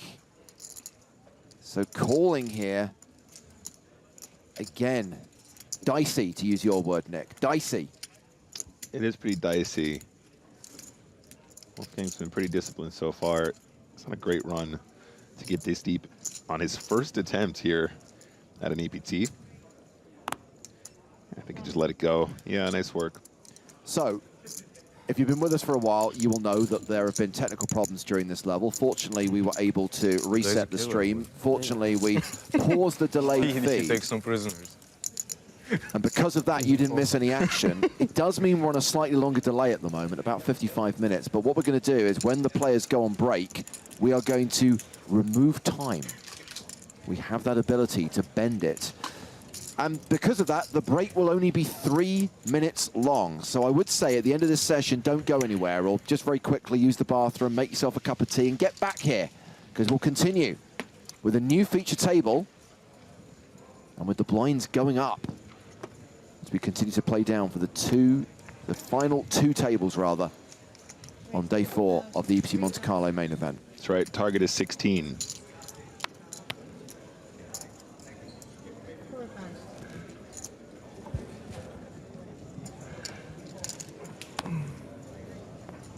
I have been told that investigations into the various problems that have occurred in the last 24 hours have concluded that rain is a major factor. The weather here is horrible.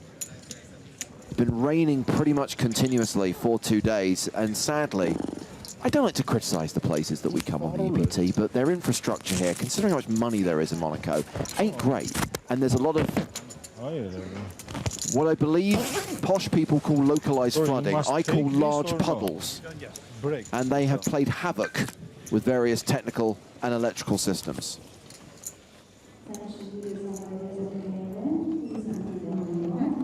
All right, we're on a flop, guys. Queen 10-7.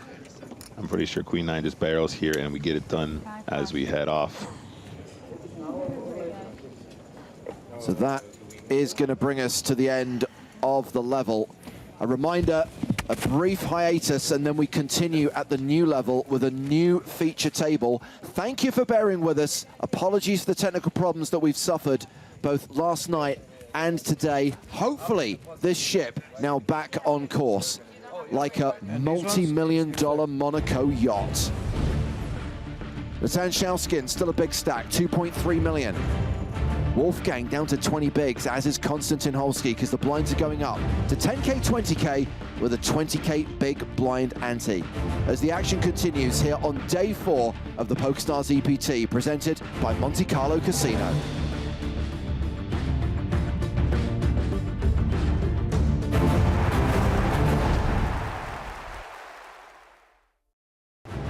Hello, my babies, and welcome back to the PokerStars European Poker Tour presented by Monte-Carlo Casino. Live coverage of day 4 of the main event from the Monte-Carlo Bay Hotel and Resort continues. Joe Stapleton, Griffin Benger on the 1s and 2s.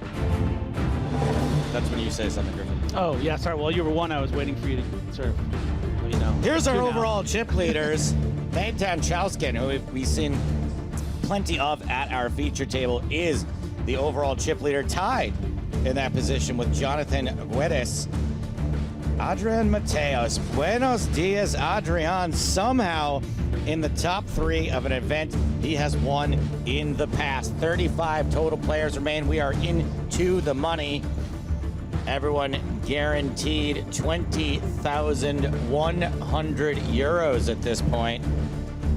And we'll be getting into these deeper payouts later on. Not today, 1 or 2 tomorrow, but most of them will be awarded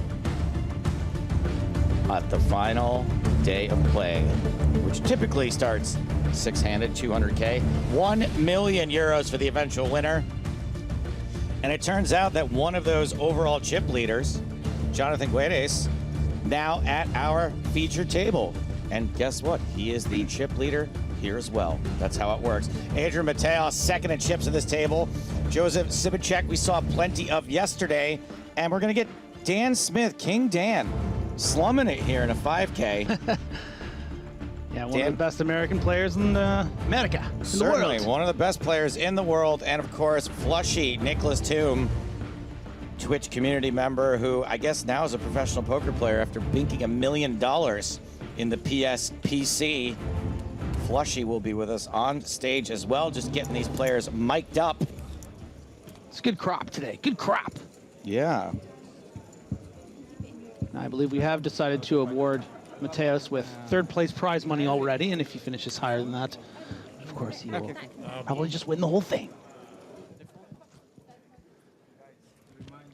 All smiles from the youngster.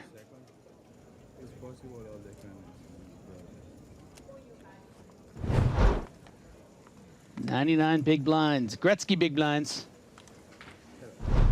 It's a hockey reference for all my hockey friends. Well, I only know that because of the movie Swingers, where they make Gretzky's head bleed.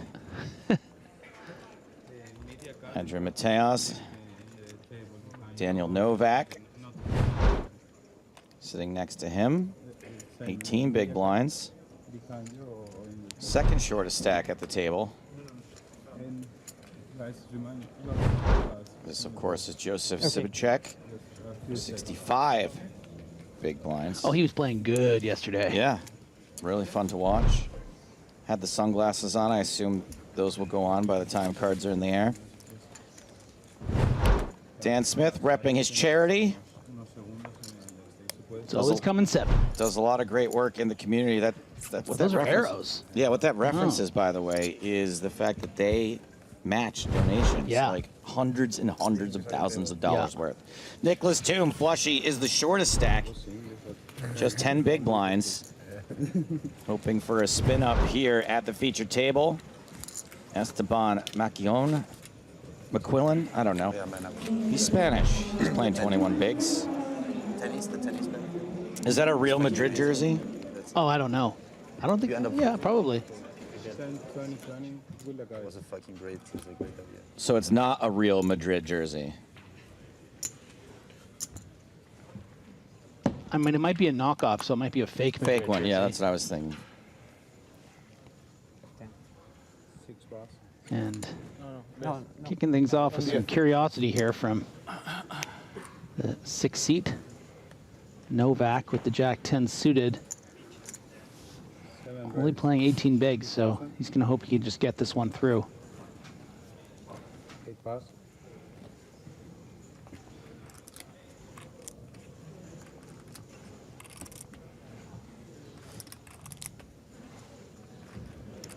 Pass. I'm just glad that I have more important things in my life than to get offended by someone doing a real Madrid joke. No, no one got offended by that, did they? It's the Spanish national team, capital letters. It's Spain, capital letters. Wow, the ignorance. That's Spain jersey, WTF. Yeah, we don't watch football, so. Well, I mean, I was also doing a joke on purpose. Yeah. But, whew. Get a girlfriend. This is not getting through, by the way. I'm all in. 5 is all in. 7 pass. We saw some hands in the field between Guedes and Mateos, and Guedes has got quite the stare down. Yeah, he looks like he works on it, you know.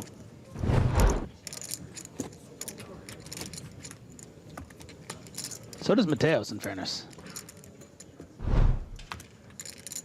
Some honesty here from Twitch chat. If I knew how to get a girlfriend, I wouldn't be here, guys. Fair enough.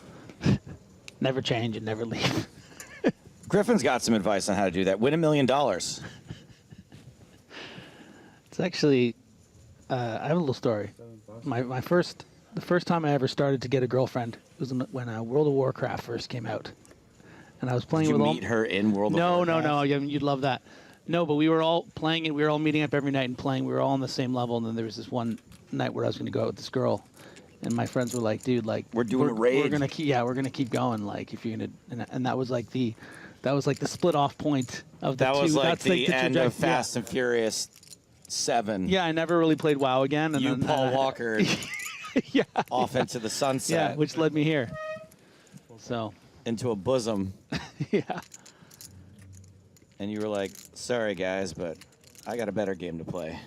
It's true. And now she's canon. She's King 8. She's Kate. That's the one I always reference. That's fantastic. Wow, Guedes opening small blind ace-8 and is running into a monster. So has actually limped, which is going to play a lot nicer. It's just a limp call. I think Guedes is going to use these sort of mid aces and small aces as limp calls.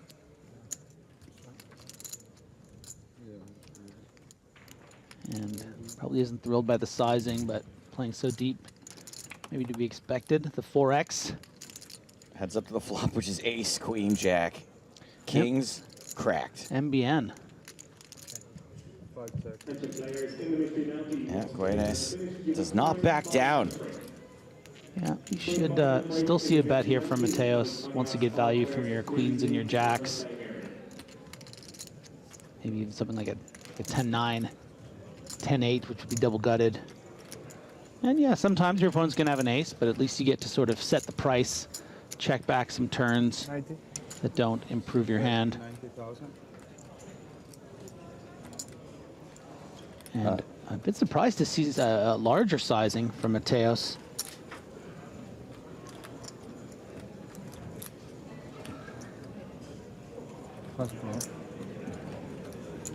Little flare with the call there from Guedes. Turn card. It's a 3.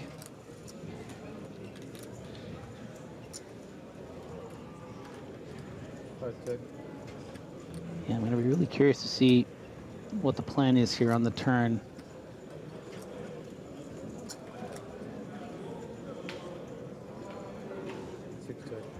Mateos slows down. River card is a 5, completes the spade potential draw. She's going to make it a little difficult for the Brazilian to go for big value. You also aren't going to have a ton of bluffs here. Like I mentioned, the 10-9s and the 10-8s certainly. He's definitely going to go for a value bet.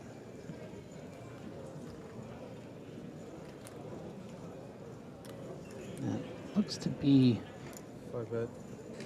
about 45% pot. 260. Oh no, that's 260. Wow, let's go. These guys. What percentage is that?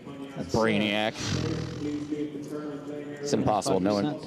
can fit 260 and 360. This is fun. They're playing big boy poker here. They're not. This is what we saw from some of the outer table action when we were peeking in on these two. And I don't know much about Guedes, but my guess is, just from what I've seen so far, I'm picking up he's a pretty good poker player.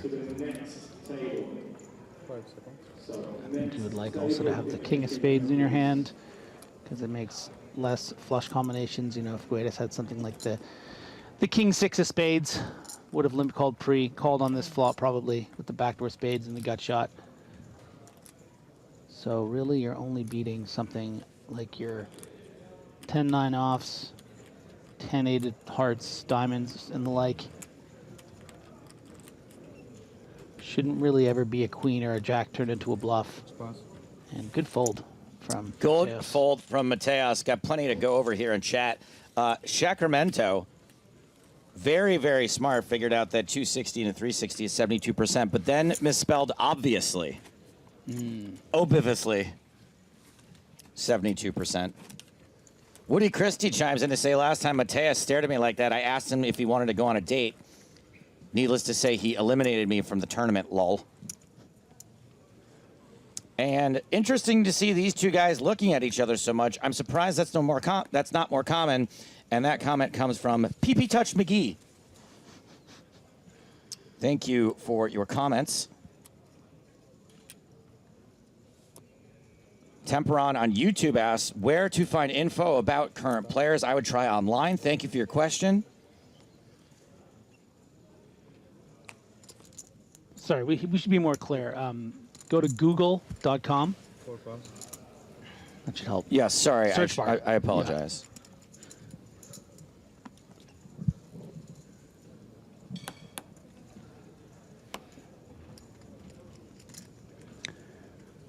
Guedes deciding if he wants to get a little out of line here with the 5-3. Got that nice momentum from that pot one against Adrian. One last question from YouTube. Zephyr LM says, what are the payouts and when is the next pay jump? The payouts are the amount of money you get from finishing a certain place in the tournament, and the next pay jump will be later today. All in call. The Jack-9 suited, 14 big blinds. Thank you for your question. And this is why you shove these kind of hands in Mateos' spot, because, yeah, sometimes you are going to get called, but boy, daddy, are you live. Yesterday we saw that limp fold on around 12 big blinds with a Jack-9 off, and we remarked as the opponent at A7 that's why you got to shove it. Realize your equity. They're not always going to have an ace. This time they did.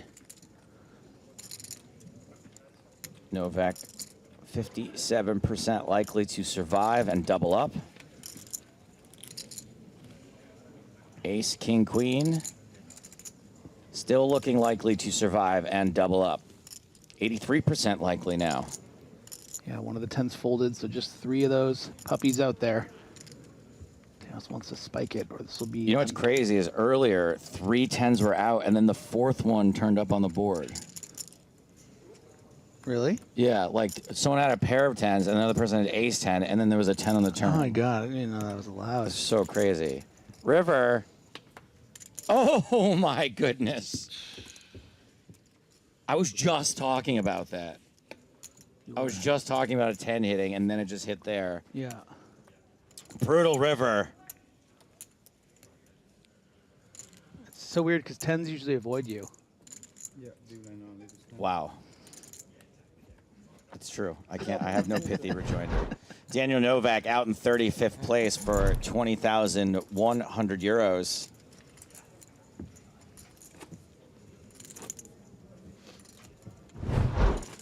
And Andrew Bataos up over 100 bigs. Still trailing Jonathan Guedes by 20 big blinds.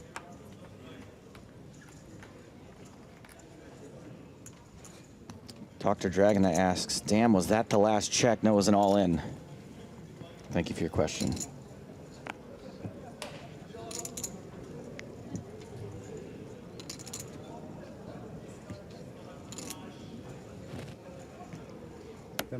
Flushy forced to fold 9-4 under the gun.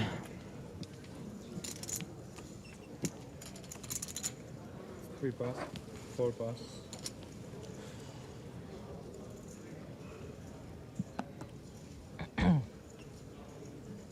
Action folds around to Guedes and the cutoff.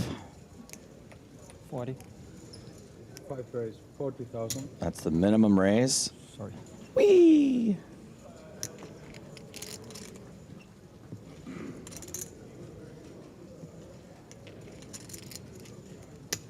And somehow Mateos wakes up with a better hand again. Of course, Guedes outflopped him last time.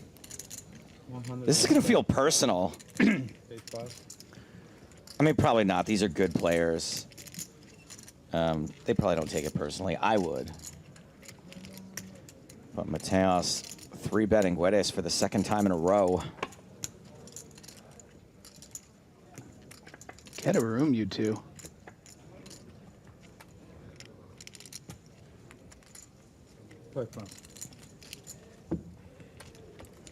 And Guedes disciplined enough to let it go. But you can feel the unsaid, can't you? You can feel the energy underneath what's happening there. It's Guedes is just saying sexual tension.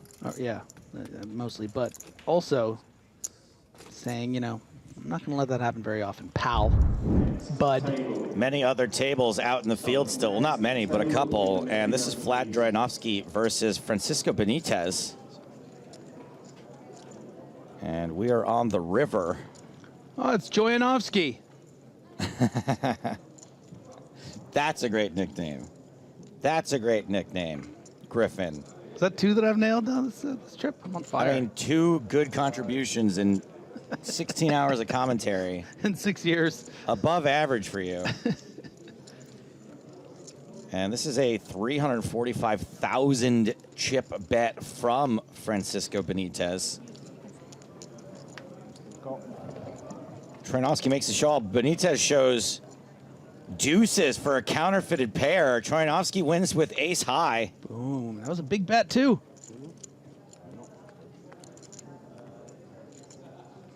Troyanovskiy up to 1.6 million. It's around 70 big blinds.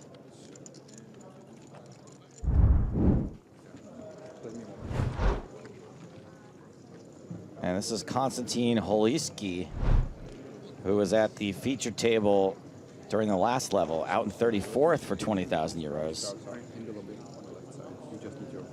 Holinsky was pretty fun. Sad to see him go. Pay jump at 31 players.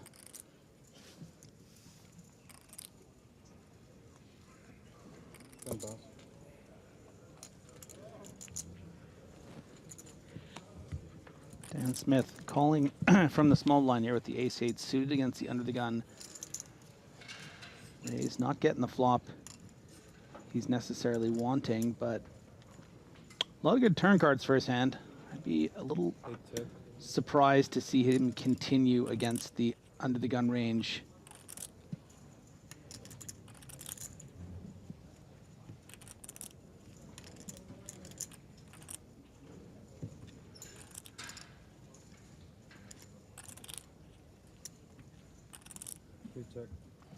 We're going to get the check back, though.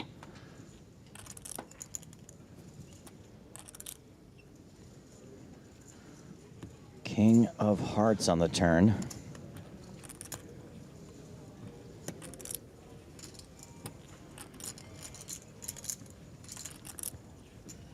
And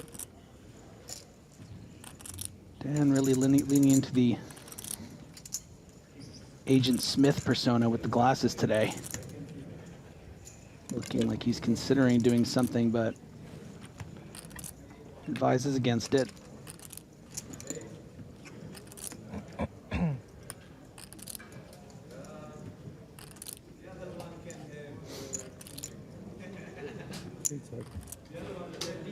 And Chibachek playing very, very cautiously. And this is very much a sort of token of his respect to Dan Smith, knowing that, you know, worried to get check raised on the turn would feel really, really uncomfortable. And that, of course, Dan can have sevens, pocket nines, and couple of the King X combinations, but Dan isn't going to take the bait as far as turning this hand into a bluff. 8 check.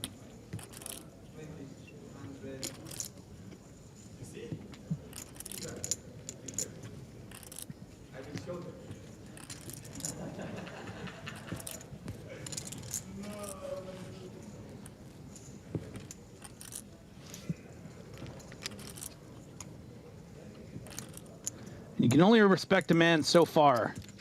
Eventually, you got to get some value, right? Eventually, you got to try to win this poker tournament. Listen, you can't check this one back. And does bet a little over half pot. It's going to take it down. I think. Shouldn't predict the action. Yeah, it's not over yet. It ain't over yet. And this is why you can never, ever, ever bet for value against Dan Smith. Ugh. Oh, he put him back. Is he going to let him live? He does. Let him live. It's your boy Alexis on Twitch asks, when is the big game returning? Best poker show ever. Alexis. You're never going to believe this. Stay tuned. Huge announcement coming today. Huge announcement coming today. And Mustafa on YouTube says, yes, especially this sex maniac. Everything is about a sex joke with him. Why they keep him, God knows. I think Griffin's got a much wider range than just sex jokes. In fact, it's only rare. And by the way, when I say big announcement coming, yeah, you know how I mean it. In the sex way.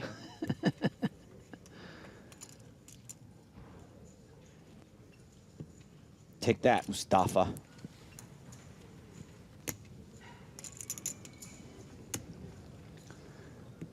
Action has folded around to King Dan. And I got to say, I think we undersold Dan Smith a little bit there in the intro. He is 5th in the all-time money list with nearly I didn't 55 undersell him. million. I said he's one of the best players in the world. Yeah, well, some context. Actually, I have to say, well, I'll say it later when we're back on Dan. But one of his accomplishments is one of my favorite poker accomplishments, and probably not a lot of people even remember it. The Doyle Brunson thing? No. Okay.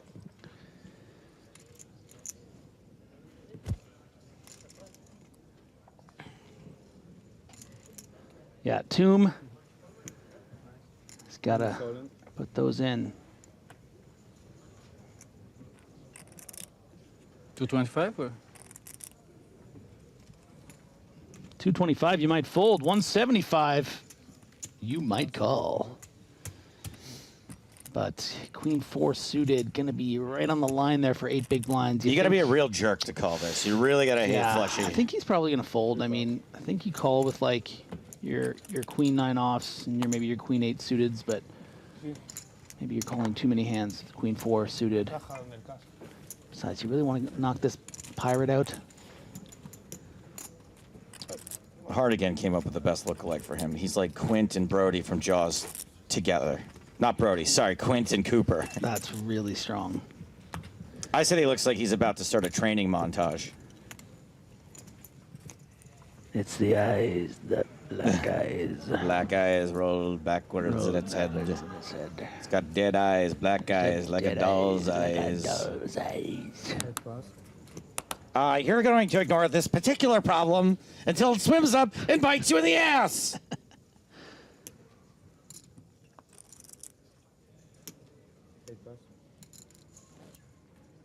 It's all very poker related. Or my favorite line from the movie. He calls himself Jaws. I would recognize those jaws anywhere. Action's folded around the flushy again. Not a hand you can jam on the button with, though. Not even with 380?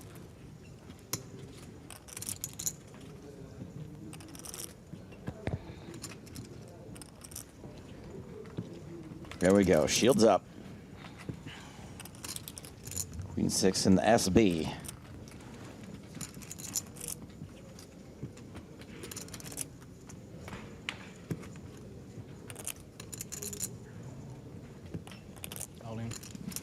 Gonna shove on the, whoa, 4 pass. the 19 effective stack. 370 now? Yeah. You know how much you have? No English. 370. Yeah, I think that was a little aggressive with the Queen 6, all things considered, but max pressure from the DJ. Wicca, wicca, Wicca, raise. wicca.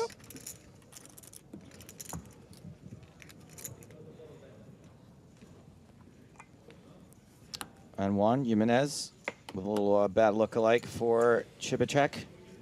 Carl Urban. I'll give it to you. 8 pass.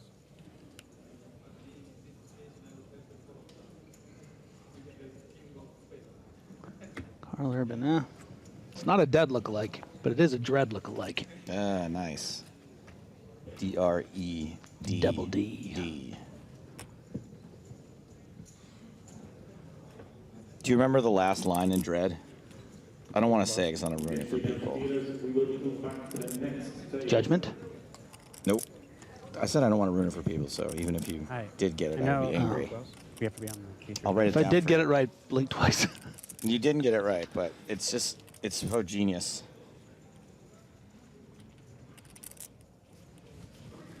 4 pass. Nice.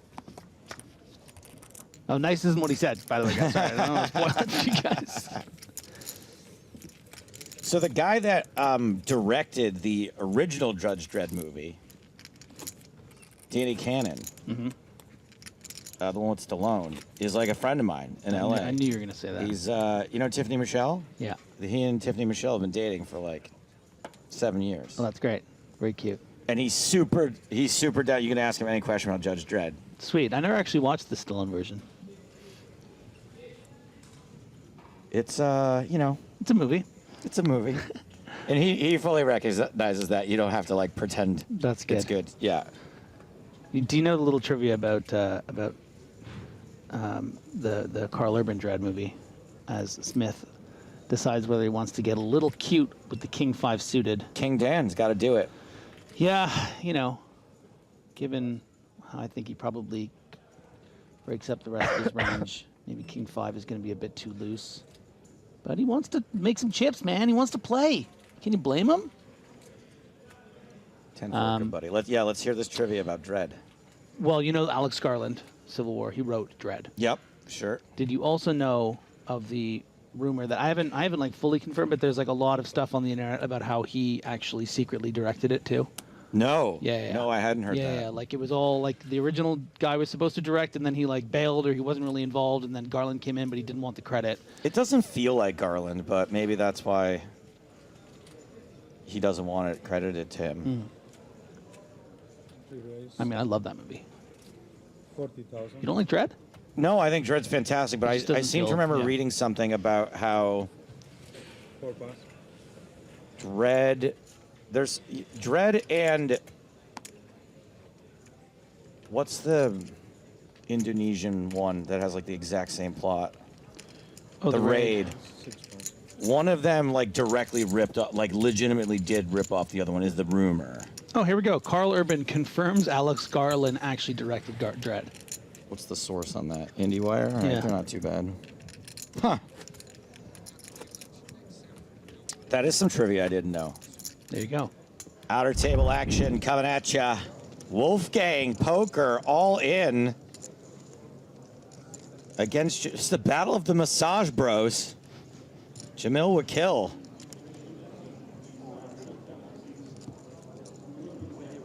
Please don't bust Wolfgang, or our YouTube viewers will drop by 95%.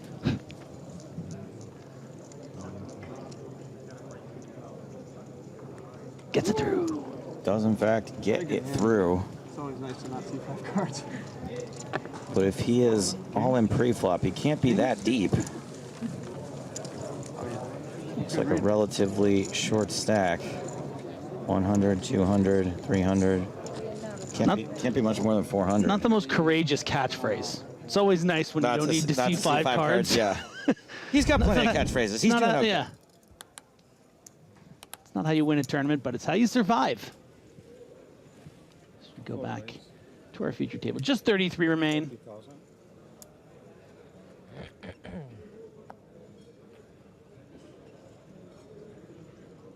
5 pass, 6 pass. Macalon. Macalon.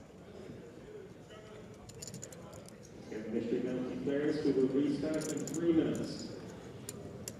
Broslaw on YouTube says, Wolfgang and his fans are great for poker. Hope he donks his way all the way to first. So Dan Smith is going to complete here with the King 9, which I think is fine for the big. Unfortunately, is dominated. And fortunately, it just comes 10 high, so you can get away better from than it. King High, right? Yeah. So while they go through the formalities quickly, I do want to tell quickly my favorite Dan Smith story. Yeah, please. 11 years ago, Okay. at this very Monte-Carlo, do you know what Dan Smith did? 5,000. The man's won almost $55 million over the course of his poker tournament career. He went swimming in the fountain outside. No, they had 3 5Ks that Oh, year. at yes. Monte-Carlo. Oh, yeah. And he won every single one, and only one of them was a turbo. He won the 5K 6 Max Turbo for 152,000 euros on the 26th of April. On my birthday, on the 27th, he won just a normal 5K for $250,000 euros. He did it for you. And then he won the 6 Max 3 days later. That's very cool. I think that's pretty amazing. Imagine just winning a 5K side event, but winning 3. I think, if I remember, he was like going through some stuff at the same time too, maybe? I don't remember that. All I know is he became a star that day, and I was the only one who saw it. I think I was standing in line with him at the airport the next day, and he told me about it, and I was Okay. like bewildered. Oh, right. Should have bought stock in Dan Smith that day. Can you do that with like sports players and stuff? You can. Yeah, not a practice. I'm super. It feels weird to me. Yeah, it does. Actions folded around to Buenos Dias, Adrian. 40. 6 raised. 40,000. Mr. Dealer seated 2 players on off. Please prepare that. Players will restart in 1 minute. Makes it 40K. Flushy, King Jack suited in the big blind. Is this a shove? All going in. Or It's a shove. It's a shove. Why not just see if you flop a little equity? Because you still have fold equity and you're ahead of the range of Mateos. That's right. Okay, that's right. You are ahead of Mateos' range. Yeah, and sometimes you get called by ace-9 and you win a flip and then you're back, baby. Or you just call the 20K and what? Flop comes Queen Jack 2 and you just win a small pot? Come on. Well, Snarp called. Flushy has been called. Beloved member of the community versus perennial killer 49 column feature. versus former champ in this very spot. New line level, small line 300, big line level 600. Begin the deal, please.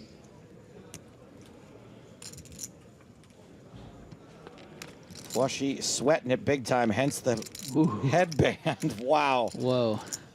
Nicholas Tomb goes from 6 outs to 10 outs. Would love to have seen a diamond, though. Those 2 clubs are also a bit problematic for Tomb. The colors are on his side. Turn is finally a diamond, too late.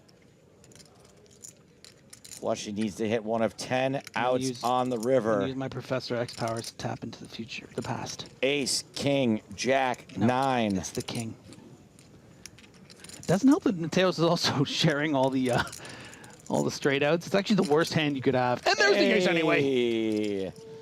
Flushy, rivers, Broadway. Double up, Nicholas Tomb. Come on, say something cute. Just the nuts. Yeah, I don't think he's really the type. Flushy might be the only person in the world who won $1 million in the last 2 years that everyone is still rooting for. Yeah, that's a good point. Can you ask the floor if like somebody's coming here? Or? No, it's not until 32 left. How does he know that? 32 left, breaking table and come. Hey, I've been here before. I've been to the final 33 before, and they don't break a table till 32. Also, Do you land this? it's not like they're paying rake. Like, Like in a cash game, they're like, hey, can we get somebody in this seat?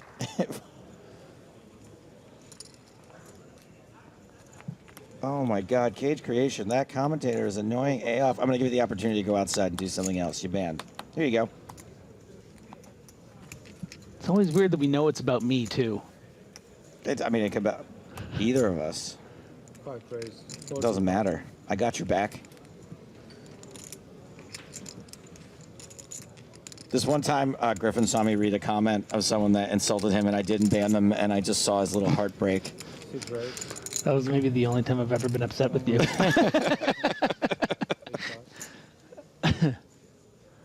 Oh, now Mateos. This is He's taking it out on Guedes. This is a little yeah, you're flop. You know, you're. I mean, this is what he's gonna do. Like, if you decide to be the chip leader of the tournament on his direct right, he's gonna remind you who the alpha is. And Guedes is gonna have a lot of trouble to know how to proceed with a hand like Queen 8 suited. Unless DJ 4-bet coming at you. Ooh, this would be real. Really ool, as they say, as the kids say. Ool. Do they say OL or ool? I like the idea they go ool. I like let's just make ool a thing. Yeah, ool. Oh no. He doesn't get ool. But the way you really sell the bit is you don't even have any idea what OOL is. It's just ool. Okay. And ool means But like, is there Dana though? There is no Dana. There's only ool. Mateos gets away with one there. God, I love throwing Joe an alley-oop. Always slams it home. A boom shakalaka. Ooh, shakalaka. Nice hand from Mateos. Ooh, Joe Stapleton's like Alex Garland. Great in the first two acts, but falls apart in the third. It's too real. I can't. Because I've seen your comedy. Cut so close to the bone. Adrian Mateos, not even 30 years old, $41 million. But how much in did you lifetime lose? Earnings.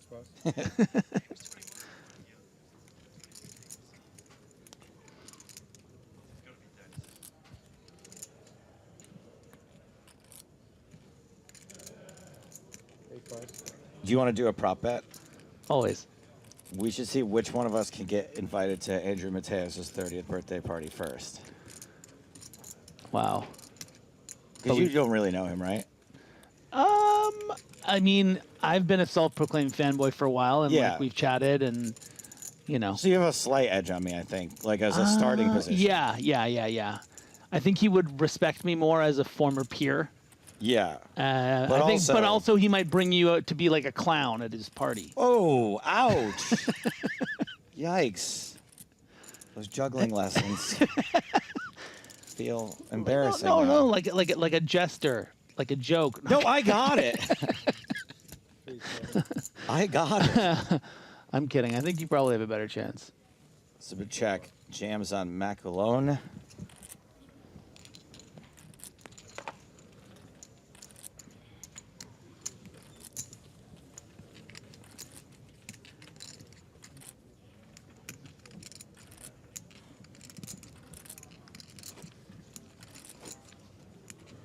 Hey, the Fold Riverman, how's this pronounced? Y-A-B-A-N-N-E-D. How's that in English? In English alphabet, how's that pronounced? Cool. But you get what I'm saying about ool, right?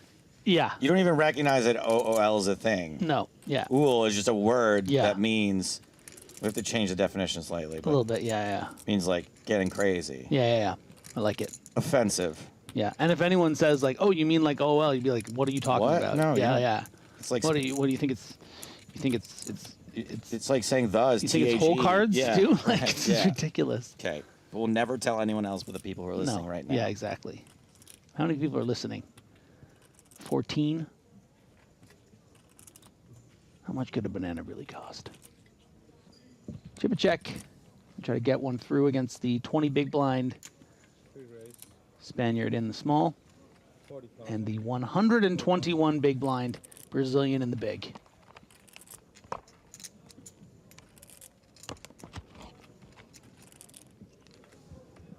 Let him live.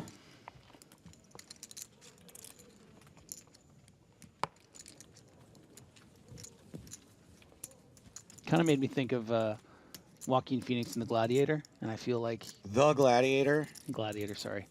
And Guedes kind of has that energy a little bit, you know. Yeah, sure.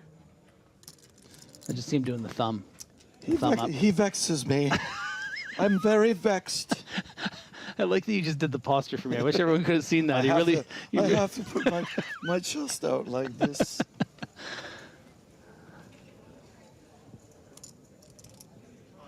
So I'm going to name drop for another. So when I was teaching Oscar Isaac poker for the card counter, Yeah. he didn't name drop nearly at all, but he did name drop Alex Garland. Oh, really? And he's like, oh, my friend Alex Garland really likes poker. Do you know Alex Garland? And I'm like, well, like, yeah, I mean, I know of him. And then the first thing that popped in my head was Annihilation. And then I remembered all the terrible reviews that Annihilation got. So I was like, I didn't bring it up.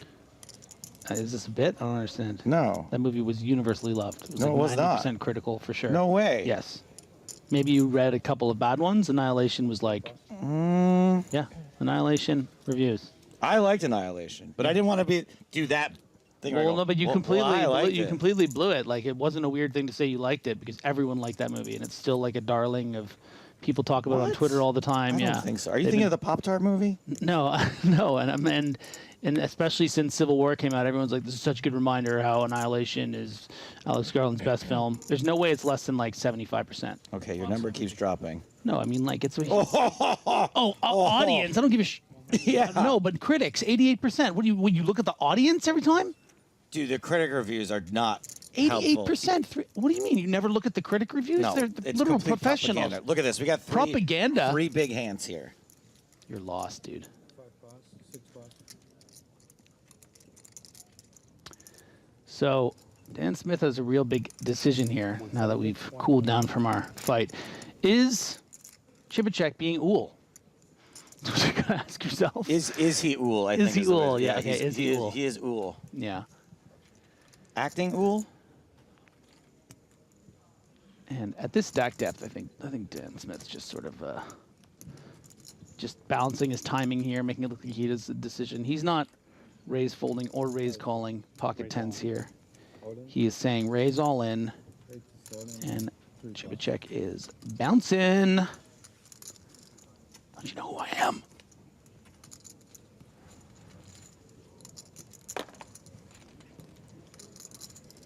So we're getting people. Annihilation is a terrible third act. Okay, yeah, fine. I'm sure that's what people are referencing, but it's just, I'm just saying in the context of within the context of your story, yeah, it wouldn't have been weird to be like, I loved Annihilation because it's a beloved movie. I don't think I had seen it yet, to be honest. But all I knew is the last few people I'd spoken to really did not like Annihilation. Right, yeah, so and I it's, just yeah. don't wanna... But you would have lied. Had you heard it was good, you would have lied and said you really liked Annihilation. No. You would have just said you'd heard of it. Yes. Okay. Yeah. So you didn't want to bring it up because you thought he would be like, "Oh yeah, that one was no good," or something, or just it would be a sensitive topic. Yeah. Yeah. No, I don't think the 33% of idiots that didn't understand the metaphor of Annihilation. Wait, there's a metaphor? Yeah, it's of course. What do you mean? What is it a metaphor for? Like cancer, climate change. There's like so much going on in that movie. Like, pick a lane. I mean, I'm not going to explain the movie. It sounds like you haven't even seen it. 3 raise. 40,000. 4 pass. Do you want me? Chibachek trying to bounce back from trying to 3-bet light against one of the best players in the world. Trying to bounce back from being Ool. You know what's a bit Ool? Yeah. Is that Dan Smith and Adrian Mateos combined have earned over $65 million in poker That tournaments. is Ool. Wait, I even got it wrong. 95. Yeah, it's way higher than that. Yeah. It's almost $100 million.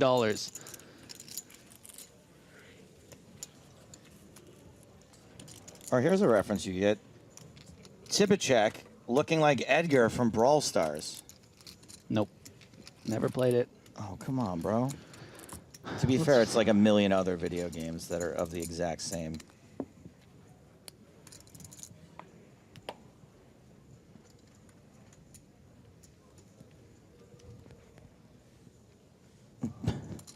I'm not really sure I agree with that one. But I did like the reference. Never mind. I retract. That was a little ool. 4 pass.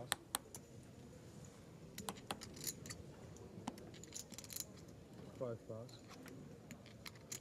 40. 6 raise. 40,000. 8 pass. Mateos opening from the button. Is this Flushy's big blind again? Yeah, and now he's staring at him right in the stupid head. Oh, 18 bigs, button raise from a very aggressive player in late position. Yeah, he's probably going to have a little think about it. Oh, looks like he's going to elect with call. I would have preferred a shove at 20 big blinds, and not just because I can see Mateos has 10-8 off, but because I just think he's folding too much of his range, and now you're just going to check call this flop, and the turn's going to be a jack, and you're going to check fold. This is so, yeah. I really hope this exact thing happens, and you guys can clip it and be like, Nostradamus, poker commentator. 6 red. 25,000.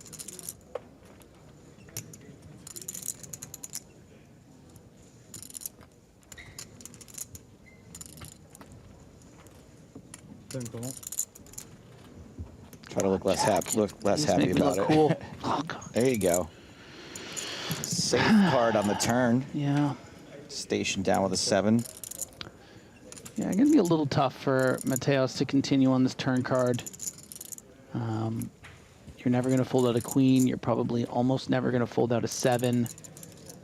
You're going to only sometimes fold out a 3. But guess what? That's all Adrian needs. 110,000. He doesn't feel a great deal of strength, and he thinks this guy will fold. But he's wrong so far. And hey, listen, I would have shoved pre-flop because it would have been easier to play against Adrian, but he's in a pretty good situation here. It's a king, not connecting with Mateos, but not really a card Flushy wants to see. I still think this is valid, though, with my prediction about what was going to happen. Yeah, I think a king river. I think that your only mistake in your prediction was being too specific, and you're saying like there's just a ton of runouts, so you're going to hate. Like good case scenario, it's a card that you don't hate. Oh, now he's just shoving. Okay. Well, that's one way to not have to be put to a decision. And Flushy picks up another pot, up to 29 big blinds. That's a bad shove. Oh, no. It doesn't make sense. From an emotional perspective, you can understand it, right? Just check and be brave and call the all-in, or decide to check and fold. Well, you're not going to fold out a better hand. What if you fold out pocket 8s?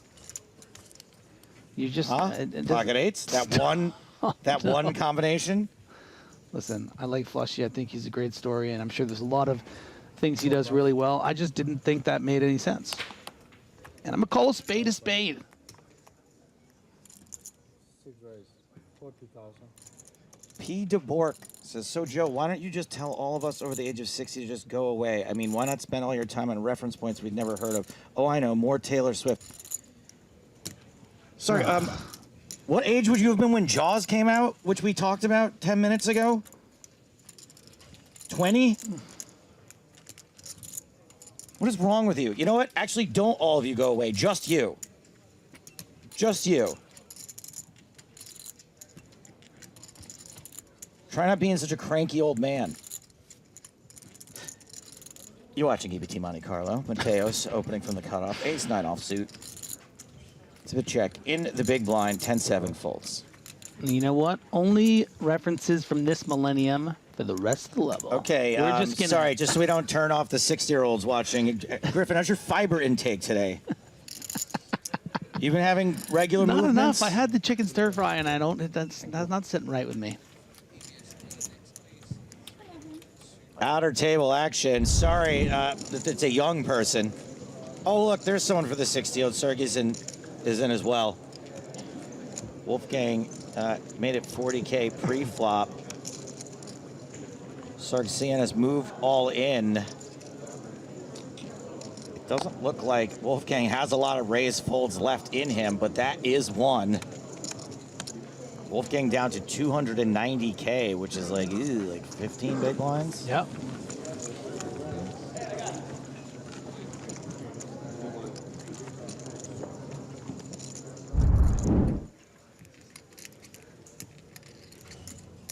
Raise 40,000. 6 bucks. Good question here from Jose. Uh-oh, we've got ace-king suited. We'll get to Jose in a second. Guedes.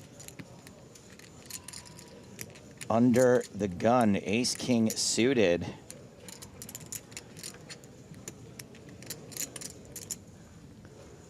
I think we should probably expect to see a flat from Dan Smith here. The other avenue I guess he could explore would be to, I don't know, what, 3-bet to induce a light 4-bet. It's just not really how you want to play pocket eights. So it's just going to call. And Toon looks a little interested, but that is a bad read for me.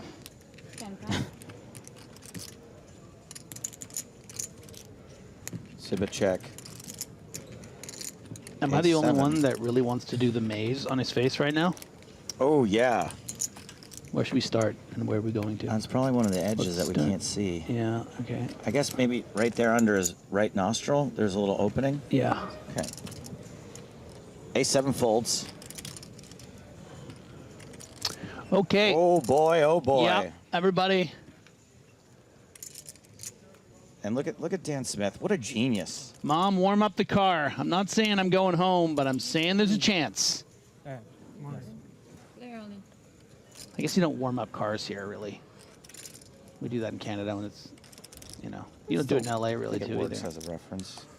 885. No, if you warm up your car in LA, you get accused of destroying the planet. Oh. Molly.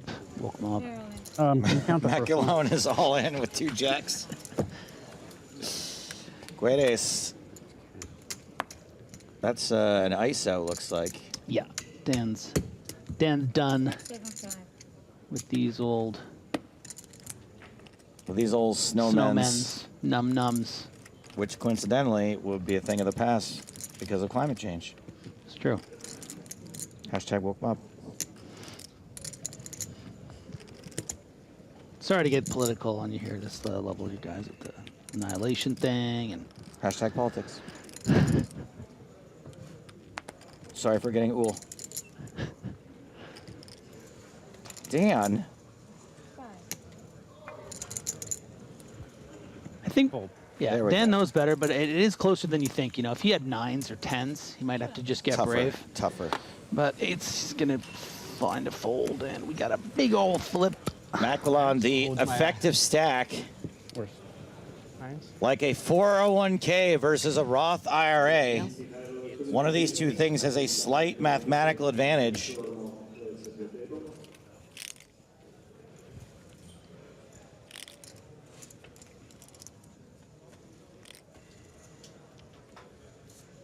King high flop jacks cracked.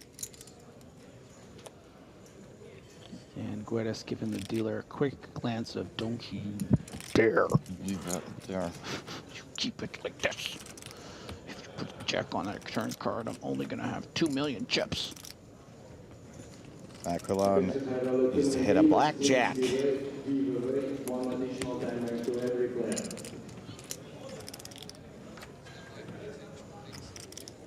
Just shrinking up into his One card Real to come. Madrid sweater. One card to come. 6 means Macquillan will be heading for the exit. Awesome run here, finishing in around 33rd place. Wasn't able to really get anything going on the future table there. Pretty card dead, pretty short. And just lost the big flip. That's how it goes sometimes. And the good news. Oh, look at the beautiful family on the rail. That's lovely. Oh, it was that family that I got really irritated with in the hallway. Okay, I feel bad now. The good news for Esteban Macalone is that those 20,100 euros, you should be able to take the whole family to the Real Madrid game. And Jonathan Guedes extends his chip lead to 2.8 million. Rare to see a Brazilian doing well. Yeah, you don't hear of them much these days. Incredible. He made it out here. Now, the clock has been paused for a table break, but there is still a hand in progress. And that hand is in the field. You just gotta find it. It's Wolfgang's table. Where's Wolfgang? Right There's here. an NBA player that used to be named Josh Smith. Oh, okay. That's like just the anomaly. That's yeah. That wasn't meant to happen. Sargsyan versus Jovan Kenyik.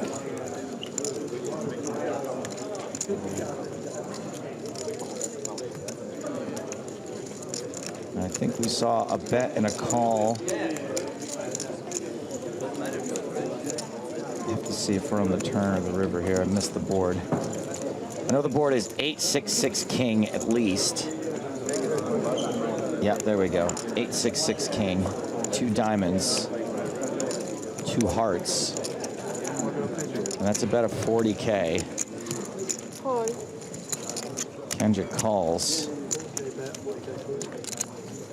The river is the 8 of spades. So 2 diamonds, 2 hearts, 2 eights.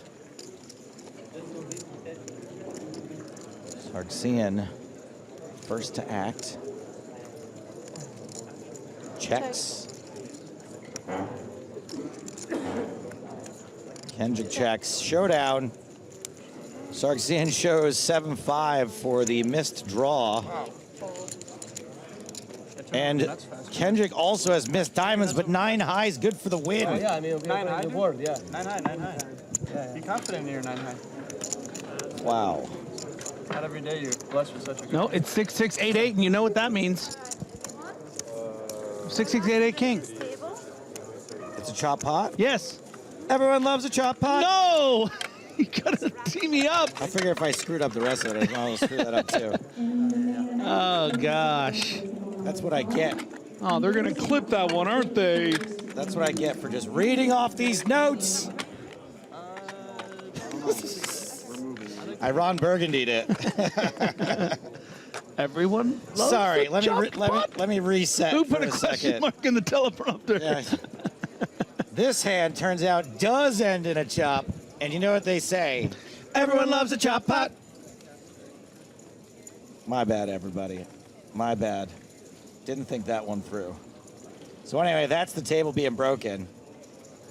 And while that happens, I did want to address this question in chat for Griffin from Jose from hours ago. Has Griff binked his usual turbo tourney yet?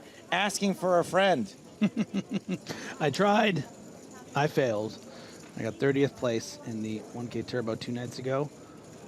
If you want to hear a bad beat story, I was 3-way all in, 4s against Ace Queen and Ace 6, and Barry got me on the river. Yeah. Ooh. So we are breaking now to the final 4 tables. Yeah, I had a feeling I was going back up. Just that guy. Russell says, I hoped you'd finally stop doing that tired bit. You know what bit isn't tired? You banned. If you get ool, you get banged. Banned. Damn, Wolfgang on the screen got me banging now. I thought banged kind of works. Yeah, it did. Oh, read it. Oh, sorry. So, not take anything. Missing a chop is my #1 embarrassing thing that happens to me when I am commentating. There was one time I missed a chop and a bunch of people, I missed like chop outs. And then I was like, the only way you can survive is a 7. Then I was like a 4 and he chopped. And everyone pointed it out. I banned everyone for like 10 minutes. It's the most petty thing I've ever done. I remember that actually. You banned me too. And I went to all the mods and I was like, guys, I'm really embarrassed, but can you go back and like unban everyone that I banned just for pointing out that I made a mistake? And it took them hours because it's really hard to do on YouTube. Oh. Dan getting his stretch on. See, that's the thing. When you're used to playing 100Ks and 250Ks, you learn how to stay loose on these breaks and feel good.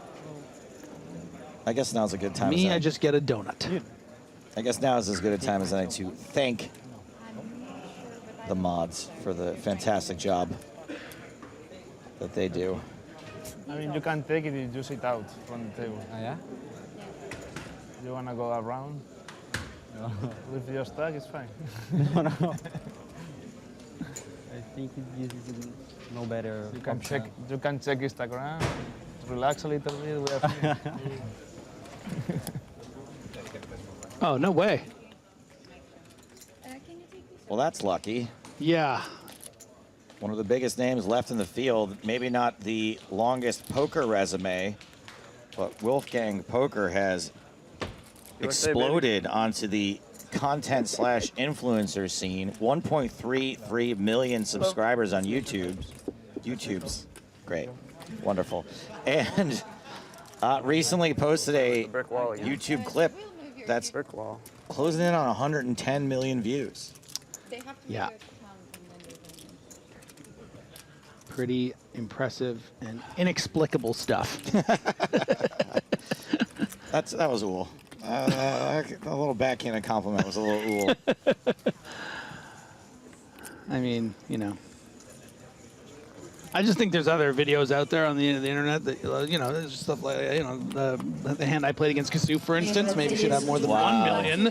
Shouldn't be 1% of his pocket jacks clip. But here's the thing. You know, really put my heart on my sleeve there. If you combined all of the views it had, which is impossible, right, from television and reruns and different people reposting it, it might be around the same number of views. Actually, we just don't know. I have a way better way to look at it, actually. Okay. His clip is maybe 1 or 2 minute long. Mine is like 8 minutes long. So minutes watched. Minutes watched. You got to multiply it by 8. I'm like, you know. I mean, I'm not. It's really pathetic the mental gymnastics you're doing to compare yourself to this young person. This will be fun. We don't use it. This is the featured table, by the way. We actually got 2 fantastic additions to this table. I mean, my goodness, Jamil Wakil and Wolfgang Poker being added to the featured table. You're not today, but you will be tomorrow. That's something that I've learned the hard way. There are chip counts. Wolfgang not crushing the numbers like he does on YouTube as far as chip count right now, but a lot can change, and there are not a lot of players left. Just 32 after that redraw. And Not quite a here we redraw, go. just a table break. Right, you're right, a table break. The redraw comes at 24.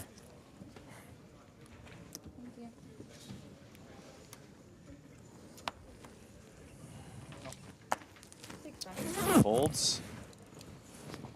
Wolfgang.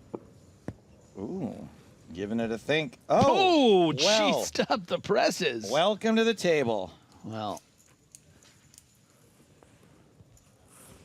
Look, and he's taking so long that Dan's gotten bored. How to look at his hand. This is pretty absurd if you think this. He just happens to go to the feature and then he gets aces first hand. I mean, there's some ammo for the Reddit threads. Oh, he's using the banks. Wow. Dan's not having this. Dan's just like, come on, dude. We know.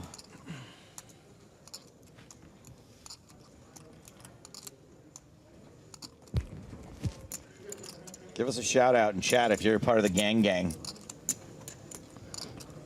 Are you in gang?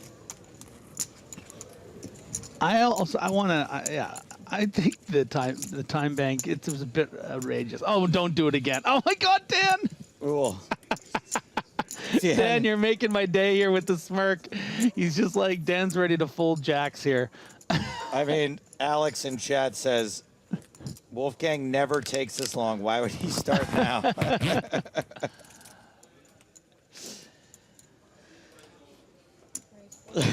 I gotta know what Dan folded. Ace Queen suited. Yeah, that'd be great.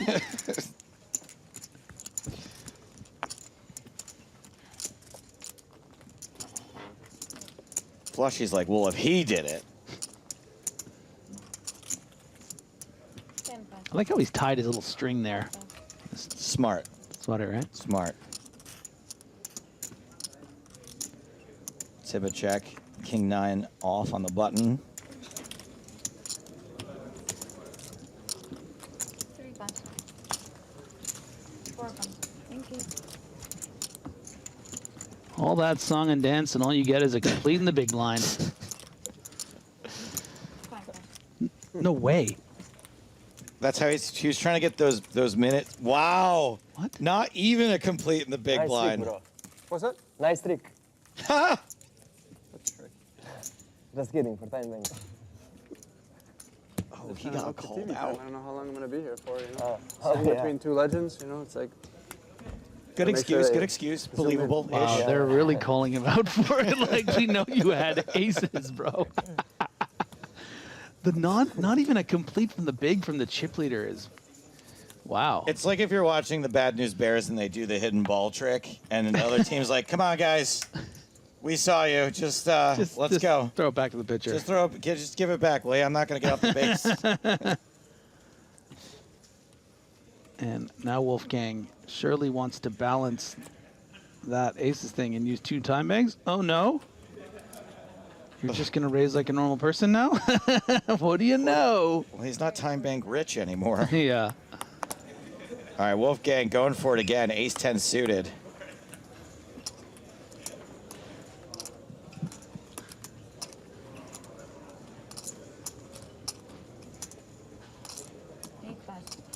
And Dan's still smiling at the disparity in range strength based on the timing alone. I will. But Look, I'll give him credit. It's certainly entertaining. yeah.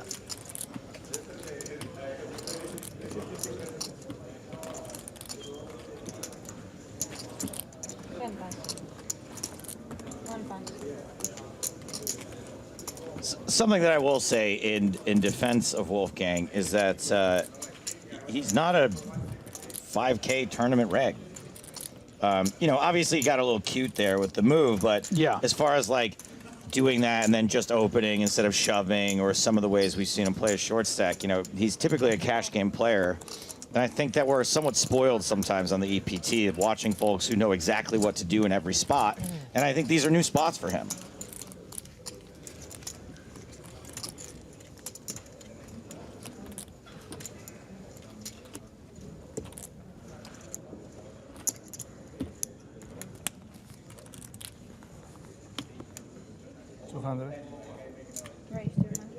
Yes, Griffin, have the soda.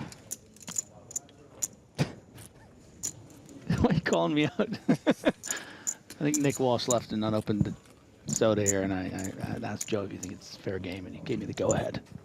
I've been called out before for eating things left in my seat. All right, just get on with it. You brought it up.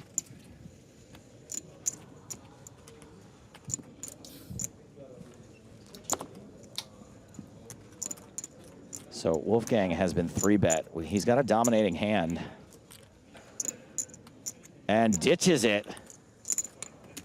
Cibicek, flatted in the meantime, is getting squeezed. But how sick is this squeeze here from Mateos? I mean, in context, right, what's so impressive about it is we've talked about how we think Wolfgang's probably going to be a bit lighter than he was last time based on the timing.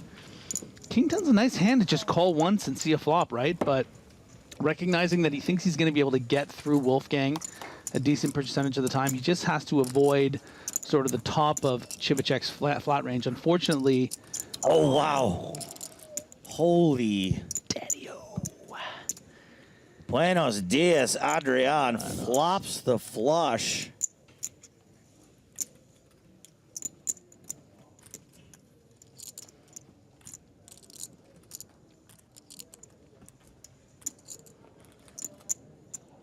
Just a little bit. Just 100K. Just 100. And this is going to be designed for hands just like the ones Cibicek has. Hoping your opponent really has something like 8s with a club. And then all of the Queen X combos, like your King, Queen suiteds, your Queen Jack suiteds hands that are going to calling this flop, but Cibicek, a bit too wise, knows that even if he is ahead with the 8s, he's going to have a tough time holding on against Mateos. And can I just say, brilliant, brilliant fold by Wolfgang. I mean, if he'd shoved, he would have won. Instincts. Yeah, emphasis on stinks. Use the, oh my goodness, jeez, Griffin. My God. Are we losing someone? Yes, we've lost Ashkan Fatahi. Ashkan was kind of losing his mind a little bit last night at the feature table as things were going kind of late. He has soft bubbled the pay jump, however. Ashkan picking up 20,100. Rutger Hennen, first player to collect 23,100 out in 31st place. Online, I just click. Griffin, that was a little ool. It was a little ool, yeah. That was ool. Because I think everyone would just fold the ace-10 too. Who would fold ace-10? Me. You think most people would? Yeah. Oh, okay. Yeah. It was just a joke. It was just. Oh, I see. I just took part of the word that you made. And Oh, I I thought, see. you know, Okay. let's take a shot.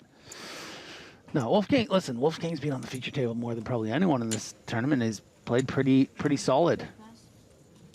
We tease him about the aces hand, but you know, there's 32 people left playing for $1 million. It's hard not to get a little cute with the soda pops. And I know that there were 32 people left at that time, but just want to remind the audience, 30 people left now. King Dan opening King Queen under the gun. Adrian Mateos 3-betting Ace King suited out of the small blind. Wolfgang also with King Queen. I think he's going to find the eventual fold here also.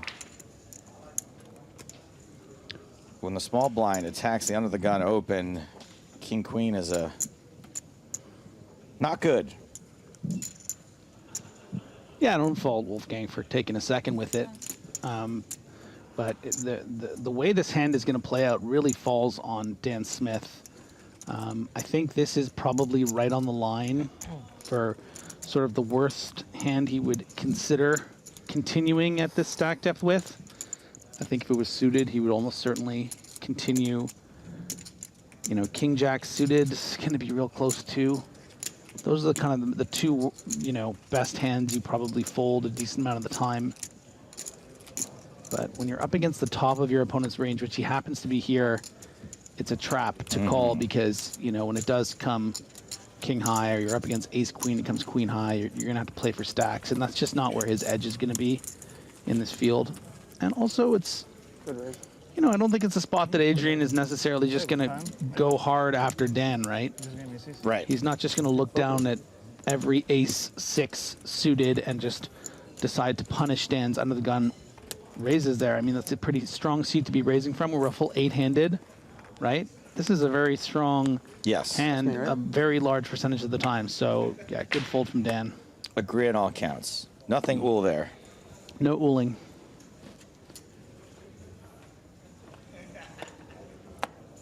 Nicholas Tomb. Ace-10 under the gun. Does have enough big blinds now that doesn't have to be all in anymore. And ace-10 under the gun with 30 big blinds. Can you just let it go? Can you just fold? Full 8-handed? All the good players still to act? You can. I think this is going to be pretty. Coming. I think it's going to be pretty split. I think you can just take these blockers and just try to acquire some chips. I think your under the gun raises on this stack size is going to get some respect, but you have ultimate non-position as the aggressor, and it's just going to be tough to continue if these, you know, I would have guessed like if you're any of these players 3-bet you or even flat you. And then, yeah, I was thinking maybe like Portland or maybe Venice Beach. Or You know, so far this is a great example of why you want to raise these hands a percentage of the time. You have the German complexion like me. Because it's a good spot to acquire some chips. And oftentimes people won't get good hands when you get ace-10 is going to be the best hand dealt a decent amount of the time, even 8-handed, but not a huge percentage of the time. Wolfgang with the worst ace in the small blind. Just 15 bigs. Yeah, this is gonna complete. This isn't good. I think this is just a bit of a cash game leak here. 15 big blinds with ace deuce, blind on blind. You just need to shove and acquire these chips. You need to get that 40,000 from Dan Smith here. And I expect this is something that a lot of cash game players who haven't studied or played a lot of tournaments would how they would play this. And now Dan is going to. The only way this kind of works out is that if it induces a light raise, if you're trapping, but it's not the kind of hand you want to trap with, right? I certainly can. But this could work if Wolfgang has this in him, where this was his plan, where he was limp folding to a shove or he was limp shoving against a raise, then this is great. But if he decides to limp call or limp fold here, this is just not how you should play this hand.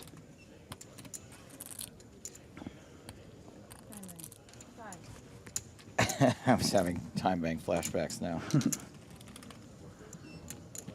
I mean, it's not an easy thing to do. Like, we can see the cards. We know that this would be great if Wolfgang shoves, but you're in Wolfgang's, shoes here. You're thinking, do I want to shove ace deuce after someone raises with thousands of people watching online? Nice. Badass. Oh. Badass play, and actually made 40,000 more chips than I would have. So all the credit as he gives one for the camera. I'm really happy to see that from Alexander Wolfgang, to see that he has that gear, that he's prepared to, make a very difficult move. Wolfgang gets that through. Wolfgang. Speaking of Team Wolfgang, so Wolfgang is a cash game player, lives in Dallas now, owns a bit of a card room in the Dallas area called The Fort. And I was chatting with him last night, and I think I'm going to do a little comedy show meetup game. No way. At his card room in June. I'm in.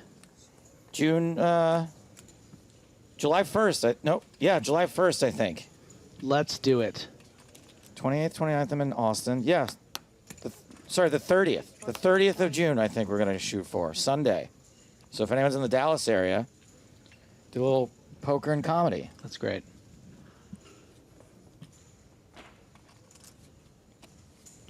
RNROS says, I'd pay to be at that game. Well, that's great, because you'll have to. That's how it works. Wakil. Will kill or be killed. Pocket aces.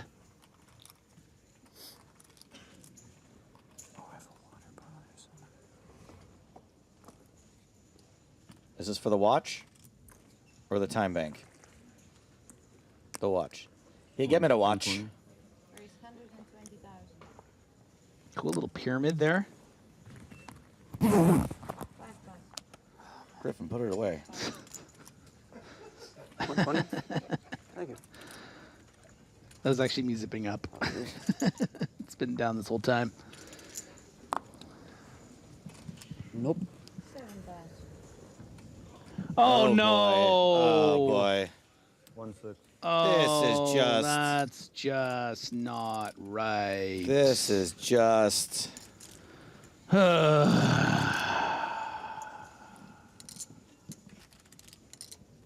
never like to see the hero fall. But Dan Smith is probably not going to win this hand. Dan Smith, like I said, I might have to get this in now just in case he goes broke here. Not only just a poker hero, but does sort of deserve the hero title for his charitable efforts. Yeah. So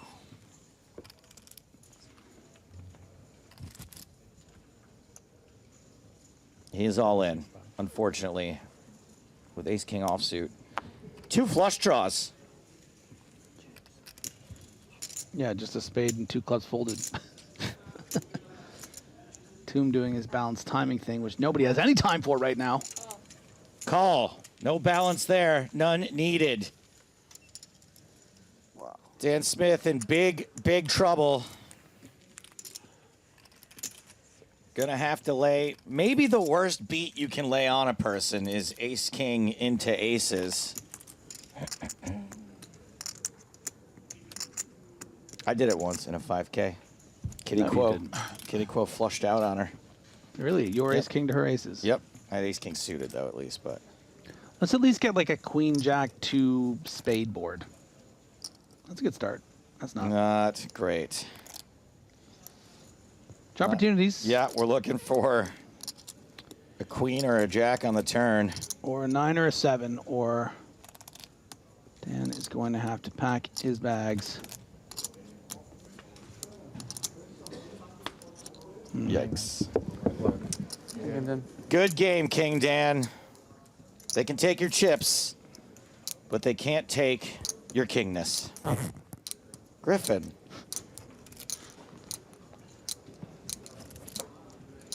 Keep open.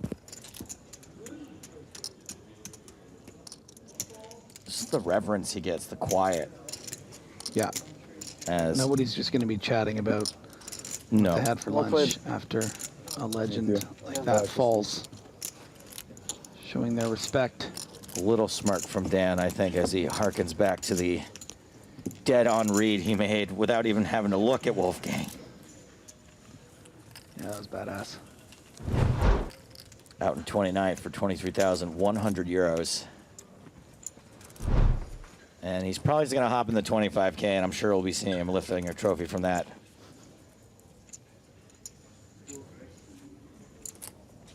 Well, good news for Wolfgang that he no longer has the number 5 ranked player in the world directly to his left.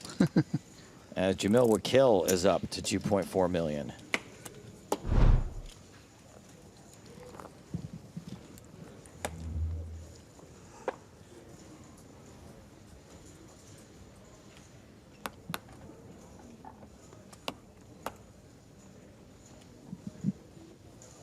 And monster hands abound.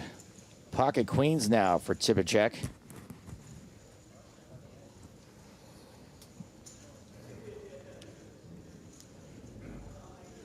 Adrian Graville says, can we have the dealer's name? You creep. Turns out she likes you creeps, and she told me I can give you her Instagram handle. It's Stills by Stormy.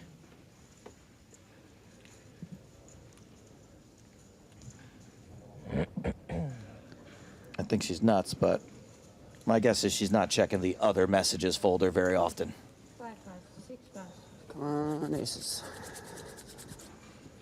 Aces or kings? No queens, please. I need to stop checking the other messages folder.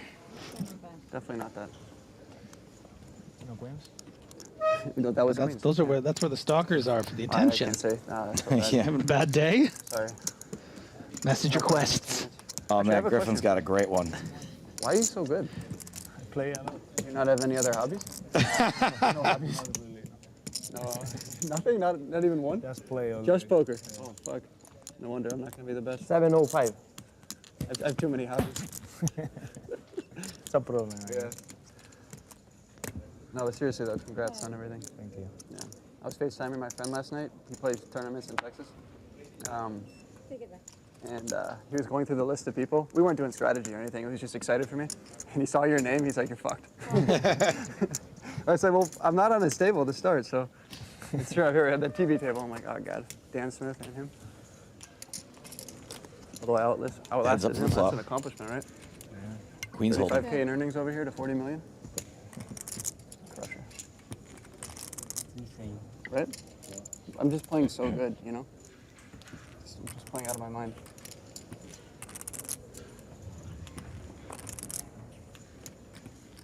If you didn't raise that hand against Dan, I was probably going to ship it on him.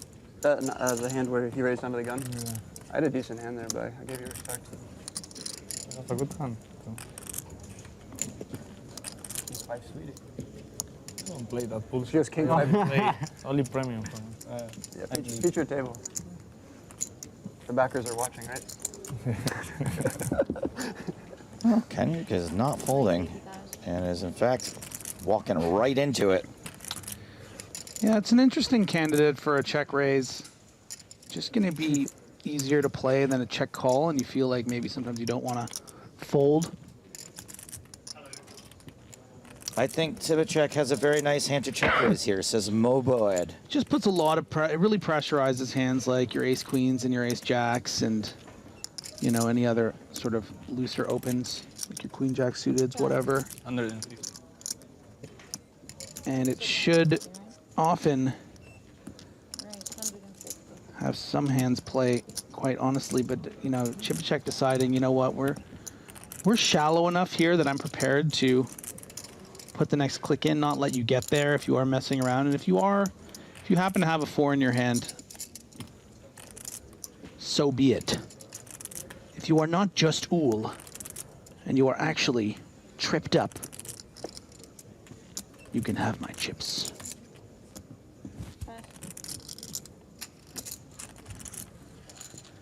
But that hand is also a good lesson if you're in Chibachek's shoes. When you don't have pocket queens, let's just say you have ace-9, and you don't want to just like continue as like a call because you think he's messing around. Maybe just put a little click in there. Makes it easier to play.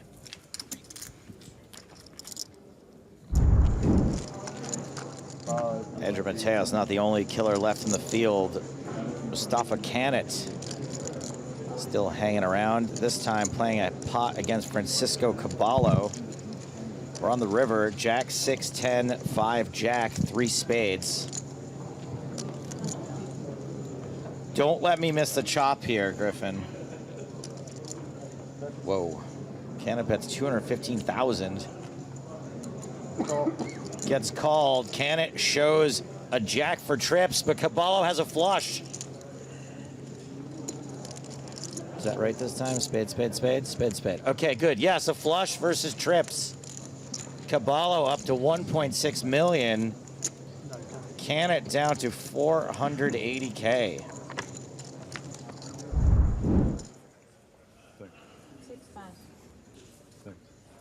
At 480K is like 22 big blinds. Yeah, spot of bad luck there. 24. For Mustafa, that looked like quite a cooler for the amount of chips there. Yeah. Hard to make trips, hard to make a flush. Sometimes they happen at the same time, and if you're still in the tournament, count your lucky stars. It's just a flip, really. There you go. Sometimes you have the flush, sometimes you have the trips.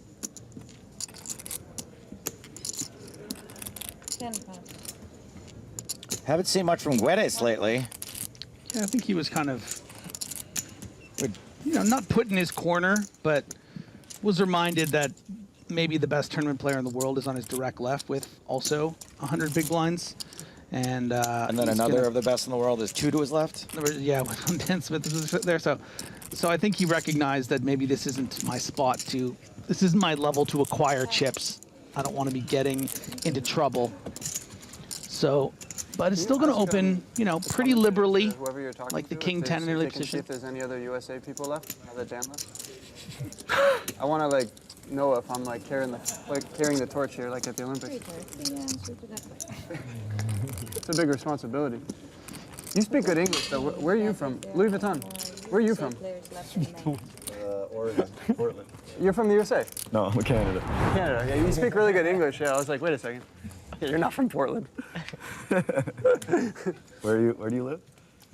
I live in Dallas. I'm from Chicago. Okay, cool. I lived in California for 10 years. I don't know why I threw that in there, but I did. What do you like better? California when it's nice. Yeah. It kind of went to shits the last like 5 years. Yeah. But it was really fun. If I move back, I go to San Diego. San Diego. Yeah, I've heard good things. It's the nuts. San Diego, yeah. 5 pass, 6 pass. Yeah. You said what part of Canada? Toronto. I've never been there, but I played at Casino Niagara once. Oh, that's like an hour and a half. Yeah, it's not too far. I'm actually from Niagara. Sweet. You know what's but I live in Toronto. Interesting about this conversation, I tried to Joe. film hands there for a vlog, and they stopped that real quick. It's a pretty Actually, dude, terrible. a dude on the table snitched on me. He snitched on me. The floor came over, he got mad, and then he table changed. Like a big F you. Wow. Snitches don't get likes and subscribes. It's a pretty terrible casino. I haven't played there in many years. But it's good for the area to have something. Did they confirm it? One more player apart from you. Go ahead, Griff. Try to get it in there. Well, that's good. I mean, we got 2 of us. You guys figure out who it is. Well, I just wanted to say, one of them's from Toronto, one of them's from California, and only one of those 2 places was regarded as went to shit. sorry, bud, you lost another flip. Although, in fairness, I think in a lot of ways, Toronto's kind of gone the way of the dodo, too. 40? We can pick up this conversation another time. We love where we're from. We're kidding around. With the zipper. Girl, isn't it? Oh, Yeah, it's the girl. him. Yeah. So what have I been doing all this time? I remember seeing there's a girl's name. Draw and draw here.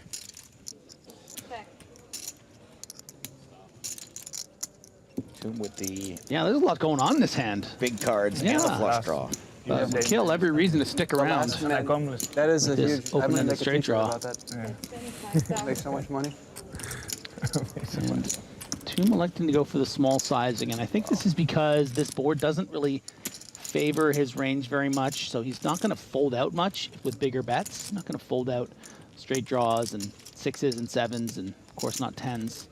So let's just bet small. If we get check raise, we can still call or even shove if we want to get weird. We, of course, with our eyes in the skies, can see that a shove would be very effective in folding out all this kill equity. But it's not always easy to pull the trigger when you just have king high. With that flush draw on 2 overs, it's quite nice to just shove because of all these bluff raises that can be happening, right? Hands like 4-5, but others like, you know, a jack-8 might check raise here. The Jack Frost, we've started calling it. That's correct. Or a Jack-9 or a Queen-9. These hands that might decide to play aggressively on the flop but fold to an all-in.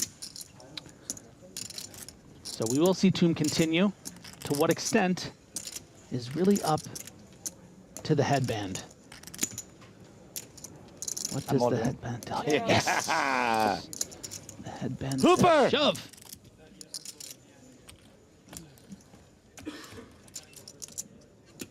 No offense, Shabelle will kill.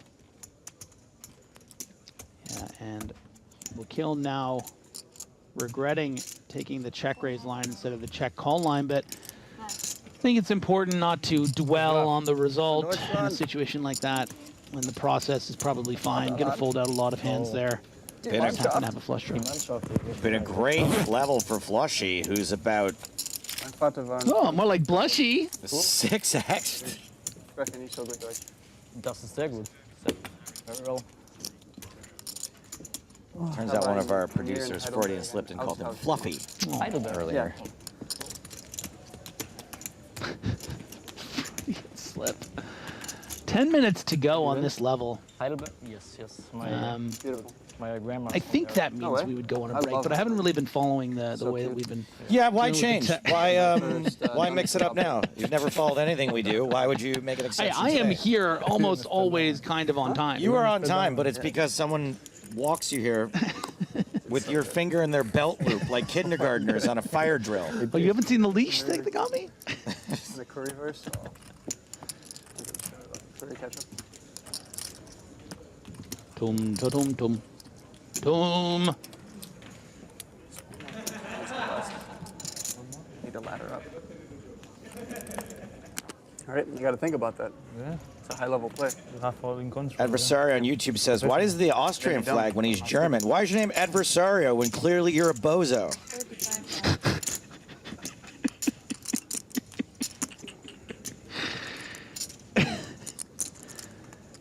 Kenjik at the open with the King Jack. You follow soccer at all, or football? Not really. Really, it's crazy right now for Germany. They have Bayern and Dortmund in the semis for Champions League, and Bayern's tied with. Can't spell I think it's Kenjik Real. without King Jack. And then Dortmund's one up on PSG because PSG hit the post like 3 times. You know, it's Imagine funny. Bayern Dortmund in the Champions. 5. Bayern actually like screwed up that first game. You just asked Mateos if he had any hobbies. He said no. And then he said, do you like football? And he said no. And then he's telling him all the details about the Champions League. That's exactly why I stopped wearing Yankee hats places. Yeah. I feel like Anderson's having a great season. I just told you, I'm a fan of the symbol. It's the spirit of New York. I always thought you stopped wearing it because you respected me and my Jays fandom. No, I don't care. My dad is from Atletico. You're going to say I don't respect you. And I also don't respect you. Not on air. That's a good reason. 3 to the flop. Ace 8-7. So Range advantage for Kenjik here as the aggressor from the cutoff, but the problem is that it's just not the easiest continue, especially not without a club in your hand on the ace 7-8. You don't expect your opponents to have a ton of aces. You'd think that maybe Wakil might have 3-bet a lot of aces from the small. With the 2 clubs too, the way those interact with flush draws and 7-8 interacting with 9-10, it's not the easiest bet to make, and that's why I'm so glad he found it in himself, within himself, to blast it away and take it down.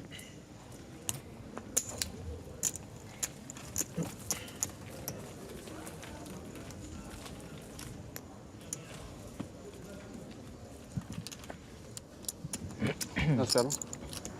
You can. You gonna do a round of straddles?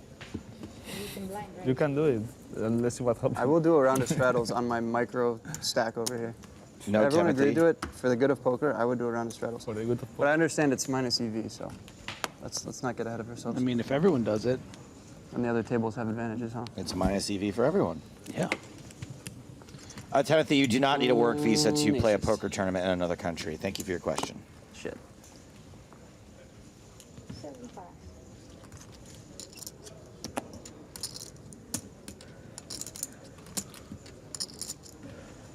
I will survive. Raise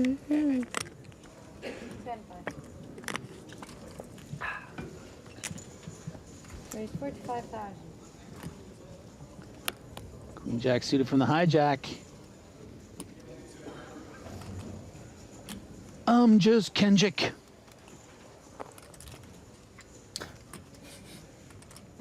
You even got a little chuckle from someone on the table. That's weird. Chibachek is not going to let this stand here. Now, the question becomes, does he want to 3-bet or call this? And the reason I think he's deciding to call is because you don't want to have to call off 30 big blinds if he 4-bet shoves on you here with the king-queen suited. Why don't we just flat the king-queen suited? Maybe we can keep in some weaker queens and kings, like a queen-jack suited, for instance. And when it comes queen-high, maybe we can get the whole rack. That's the script he's trying to write. Let's see if the dealer is going to allow it. I'll log Rex. 10, 5, 3, all hearts. Does anyone have a 10, a 5, or a 3, or a heart? No. That footage is so good. So crisp. But again, Kenjik with the, as we call, range advantage. Does he want to take a stab here and fold out some better hands, like some, you know, king X's that don't have a heart in them? Perhaps some ace X's that don't have a heart in them? Decides that this is a bit too secure. Oh my god, the maze again. If I just go start from the left there. Okay, you start from the right nostril. I'll start from the left nostril. Let's see who Okay. gets there. Oh, we just ran into each other. Oh no. All right, let's do it together.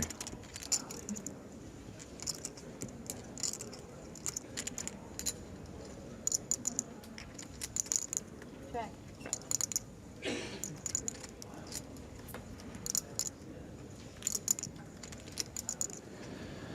So now that both players here have shown some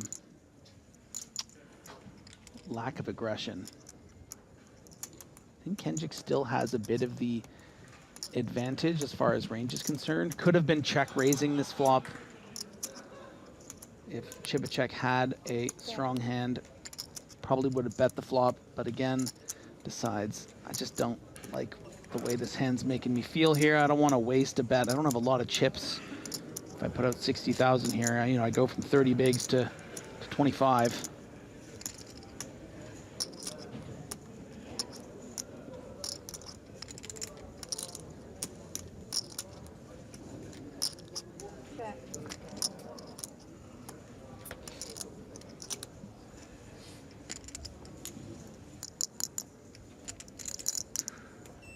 I am curious to see if Kenjik says, okay, well now I can't win this pot. Queen Jack high will never be the best hand.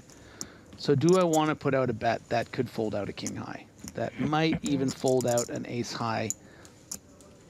Might be a bit difficult to get ace high to fold at this stage, but this could just be a full flag wave, full white flag wave. Nope. That looks like 100. And you can see how very, oh, it's such a cool shot with the glasses. Look, he looks at home from him. That's so cool. You look at this, Joe? It's a great shot. Best in the business. What a team we have. So you can see how effective this single bet is. Instead of, you know, swimming around in murky waters on the turn and maybe making a smaller bet. Just the one and done, finding the spot, getting the better hand to fold, and upping his stack to 37 big blinds. That's the way to do it. That's the way to do it. Money for nothing and your chips for free. What's that funny expression you always say that when someone said? It's not very much. Do you know what I'm talking about? All it takes is a chip and a chair? No, it's But similar I'm to what at you the just best seat said. at the table, I feel like. Money is chip, or He's something, scared to something. play How does it go? against him, who's scared Oh. to play against you because you got the position. You know? Kenjik, player Like that. poker. I kind of like where I'm at. The others, they're chips. That was pick up bases, of someone course. from chat I said just that. wait for Yeah. these. You guys are handcuffed over here. I mean, I'm pretty handcuffed too. I just got all in or fold, but I got some limp shoves out of me out of the small blind. I get crafty.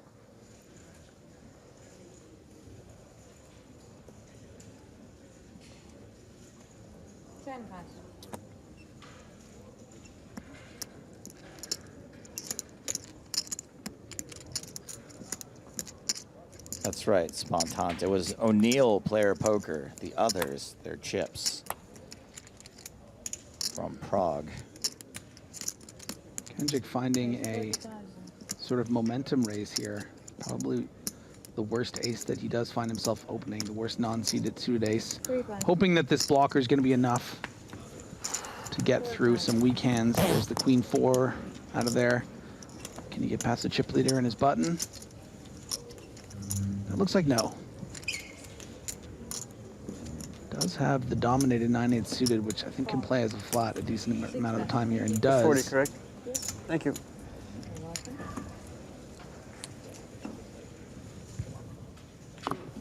Wolfgang in the big blind is going to get to see a cheap flop with some connecting cards. If he wants, it's not easy.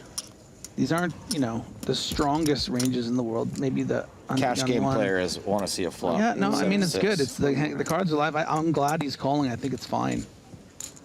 I just think some people would fold, but I like that he's trying to realize some equity here with that incredible price. Hachi Machi 10-8-5 club. Wolfgang with an up and down draw, a no good flush draw. Kenjik with the nut flush draw, pair of 8s for Geddes. Something for everyone, but maybe the kind of board that gets checked through. Yeah, so a chance for Wolfgang to see a free turn. And now perhaps opportunity. You know, we can see that this is not going to fold out Kenjik and maybe not even Guidis, but from Wolfgang's perspective, might think that, okay, if these guys showed no interest in this board, maybe I can try to steal this here, represent a 5 or a 10, but hopes to get another free card again. I don't know if Kenjik is hugely incentivized to bet here. Maybe you just want to clear out some equity, right? You don't want to get rivered, even though you think your ace high is good here a decent percentage of the time.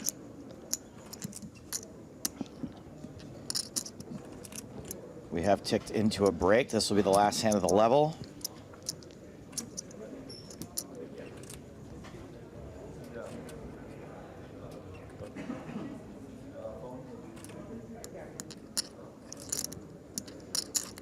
A little bit to think about here for Wolfgang. It's not the best price in the world, the half-pot bet, especially if you think your club could be dead. You could just be drawing dead. I mean, Kenjik could just have pocket 10s or pocket 8s and had checked the flop and intending to play it a little cheeky. So I think this is a great fold from Wolfgang. Wolfgang does get away, will live to fight another day. We'll be back for the next level. And the river is a 7 of spades.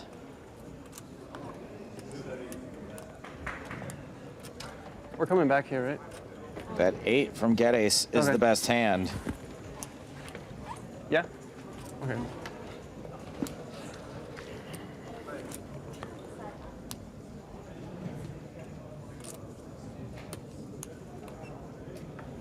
Check. Check. Sure, I'm please. Kenya checks. Geddes checks. And Geddes is going to pick up the last pot of the level. Came as the table chip leader. Goes to break as the table chip leader. You're gonna come back to the same table.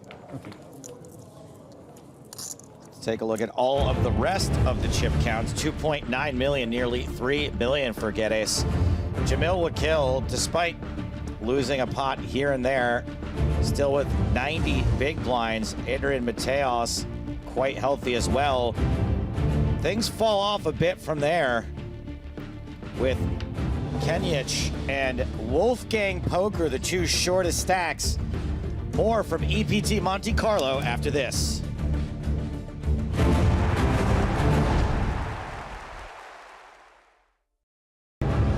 Welcome back to Monaco in 2024 and the PokerStars European Poker Tour presented by Monte-Carlo Casino. As day 4 of the main event continues at the Monte-Carlo Bay Hotel and Resort, it's the day when we play down to the final 2 tables. Right now we are at 4 tables, 28 players returning from the break. And these are the current chip leaders.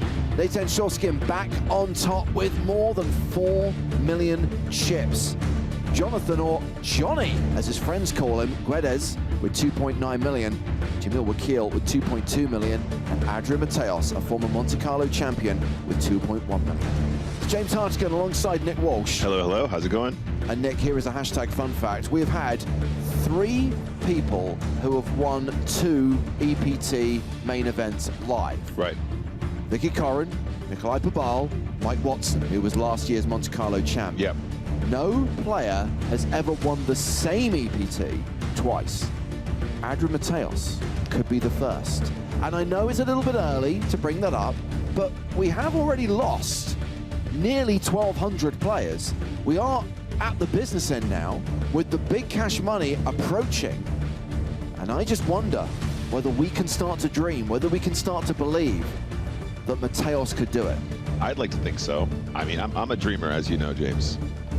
Let us also highlight that he is among the big stacks on our feature table right now with 86 big blinds. Wakil and Geddes, the other monster stacks he's playing against. Flushy, Nicholas Thum is on the short side, and Wolfgang, well, he's in the danger zone. Danger zone!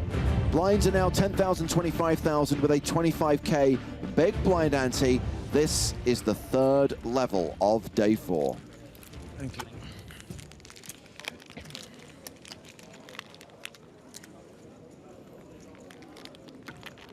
Let's get this back underway, guys. Blinds are 10K, 25K with a 25K ante. We are re-entering at hand number 61. Yeah.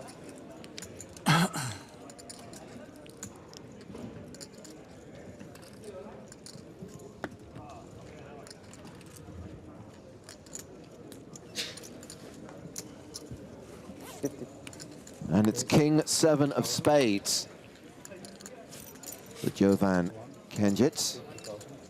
Raises under the gun to 50,000. Joseph Chibachek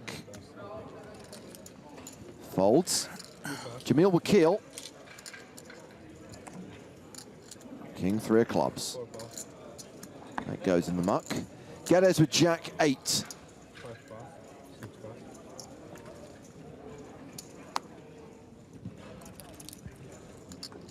Lobster says, can we get James's verdict on whether 10K, 25K is a proper blind level? Yes, it is.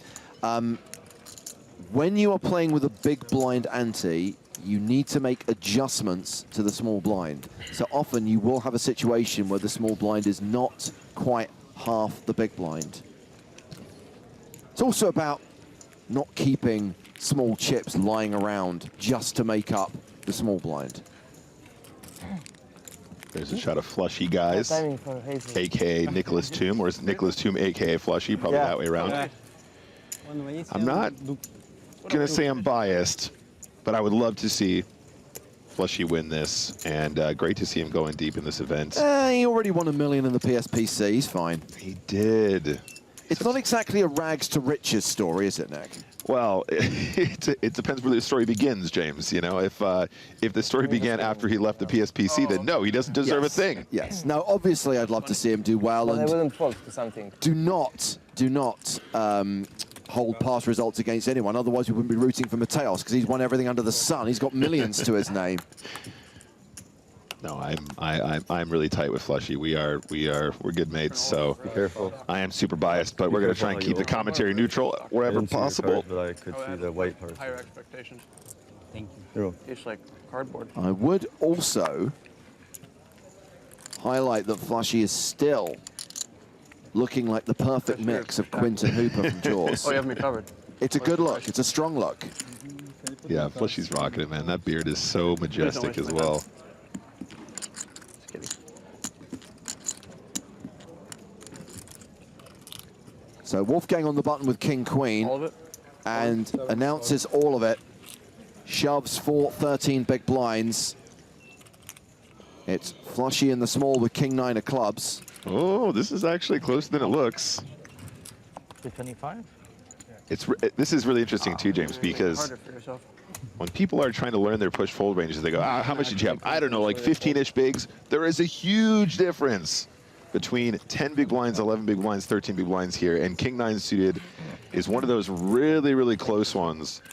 Knowing exactly how much Wolfgang has here is important, and there is a huge distinguishing factor between those micro big blind movements. Wow. Wow. Huge. That's huge for the stack.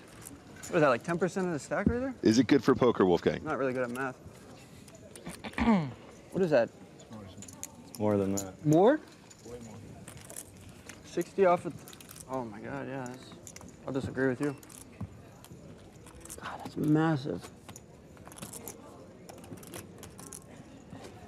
Wolfgang now playing 385K, 15 big blinds.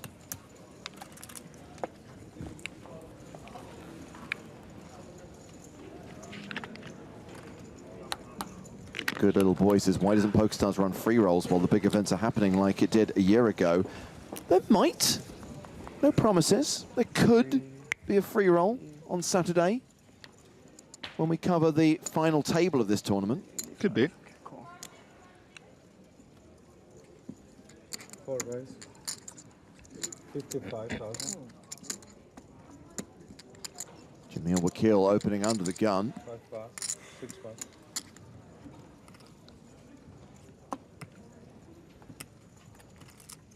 Queen deuce for Wolfgang. Nope. 7 bucks. Folds it. Flushy's on the button. 10-6 of hearts.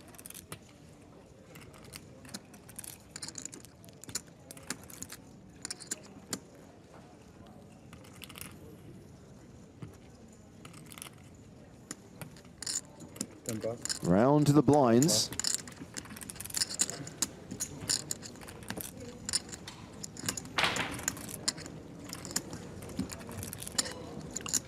Five, 4 diamonds in the small. This guy's confusing me because he's got a touch of the Simon Witziaks about him and his name looks similar. I honestly, James, I'm glad you said it, but I didn't want to go so far as to do a look-alike because, of course, that's not allowed between poker players.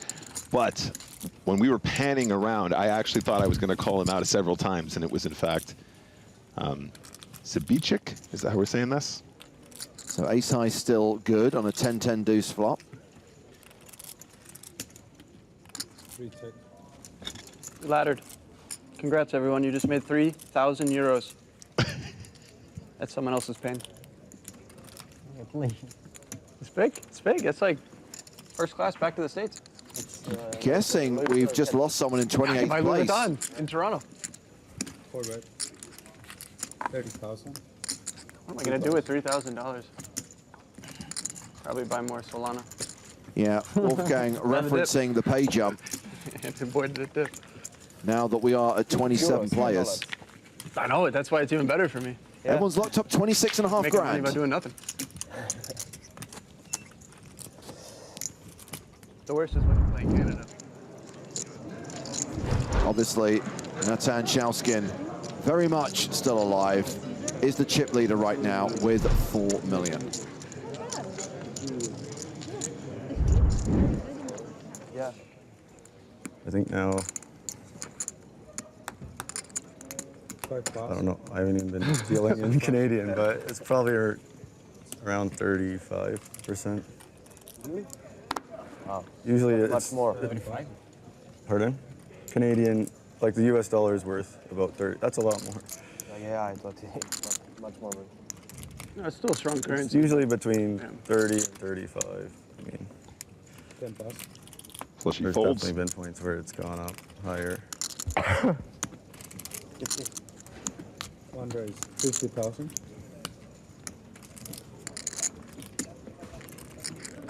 I should know, but I just travel so much now that I never really deal in Canada. You live a good life, okay? You're super. No, I'm just. He doesn't care. I just spend my money to come to poker tournaments. So much. No, I just spend my money to come to poker tournaments, not vacations. Yeah. It can be both. So you're like this guy over here with no hobbies? Oh, this guy's got a lot of money. I don't. Getting 9 calls in the small, Wakil with queen 4 in the big. I like skiing. I don't do it too often, maybe like 3 times a year. Soccer, I play twice a week. Football, as you call it, you know. Football, oh yeah. Football, you know. I'm a big foodie. I like Football. Damn, you're in the hand and you're asking questions? Yeah. Oh my God, you must be like super pro. It's called multitasking. Wow, look at that flop. Isn't that like, well, I shouldn't say it. It's a competitor. Ocho, ocho, ocho. Nice. 2 check, 4 check. Isn't that a thing? Yeah, I was about to say that.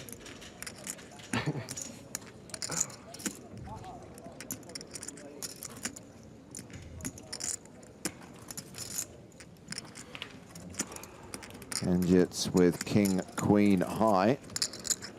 Has the advantage, although near enough 40% of the time, this hand will get chopped. 1 bet, 50,000. Dealer announces the 1 bet. 50,000.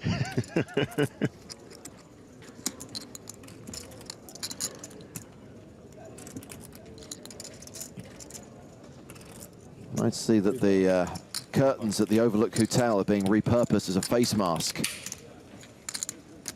by Chibachek.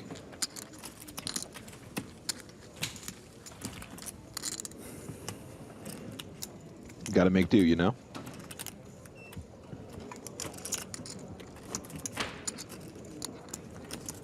And let's revisit what happened at the outer tables about 5 minutes ago. Gerard Carbo facing a shove from Vladimir Troyanovskiy. Troyanovskiy has Carbo covered. The board is ace 10-7 with 2 spades. Carbo calls all in. Troyanovskiy with jack 7 of spades, so that is a pair and a flush draw. Carbo with ace jack, top pair. King of spades on the turn. 9 of spades for good measure. That is the moment that Vladimir Troyanovskiy eliminated Gerard Carbo in 28th place. So Carbo was the last player to cash out for 23,100 euros. As we heard Wolfgang reference, everyone's now locked up 26.5K with 27 players remaining. Good sportsmanship here, like to see it. Carbo, a regular on the EPT streets. Big fan, putting in some good work. GG, buddy. Gotta get Barney's attention. Barney Boatman in the house, talking to David Docherty at the outer tables. Gotta love Barney Boatman. We just gotta show him how the selfies work, and then he'll be the perfect ambassador. That was so funny. It's the way that Wolfgang kept moving the phone over. Closer Like, to look his in the lens, look. Flushy with the snowmans, num num, opens to 55K. Can I get a picture, Barney? Sure, where's the picture box? Where's the cameraman? Where is he? Where is he? Sure, no, I'm happy to help, but where is he? Where's your cameraman?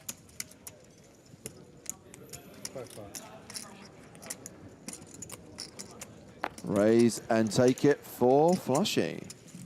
Let's go, Flushy.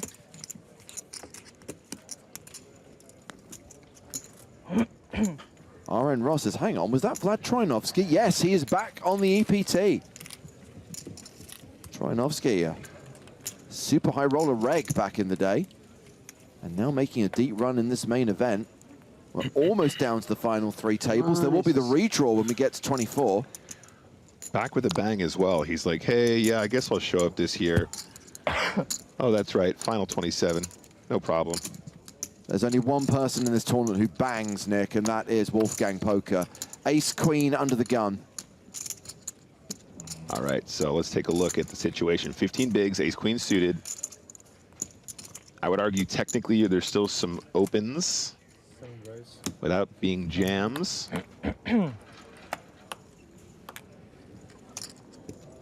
King, Queen for Flushy. Yeah, I don't know. When people min-raise from this position off of this stack depth, that's what Flushy's looking at now. You can see the eyes. You probably just get away from it a lot. Let's see how Flushy feels. Yeah, nice fold. 10 pass. 1 pass. Was it the popular recording artist Richard Martin who sang He Bangs, He Bangs? Richard Martin, that's correct. It may have been She Bangs, but it's interchangeable. That was before we knew better, James.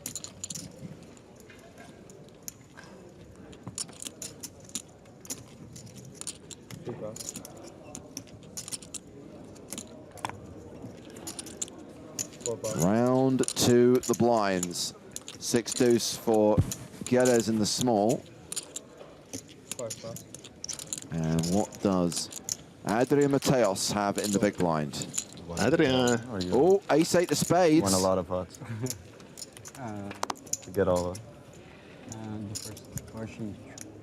So Mateos calls and we get a Queen Jack 6 flop. Top for Wolfgang. Yeah, really nice spot. Definitely don't want to miss a continue here on this texture, especially on blocking clubs. Pardon? I lose. I'm blocking some straight draws too. Today? You still have a big stack. Yeah. So, but I'm saying, did you win one big pot? Or you kept building, I beat him. building? The champ. The champ is here. This is the champ. So you won a lot of little pots. Or medium. USA. USA. I won. Oh, dear. I won. Good fold, good fold. Nice hand, Wolfgang. Yeah. Great pickup, staying alive, 16 bigs. They add up.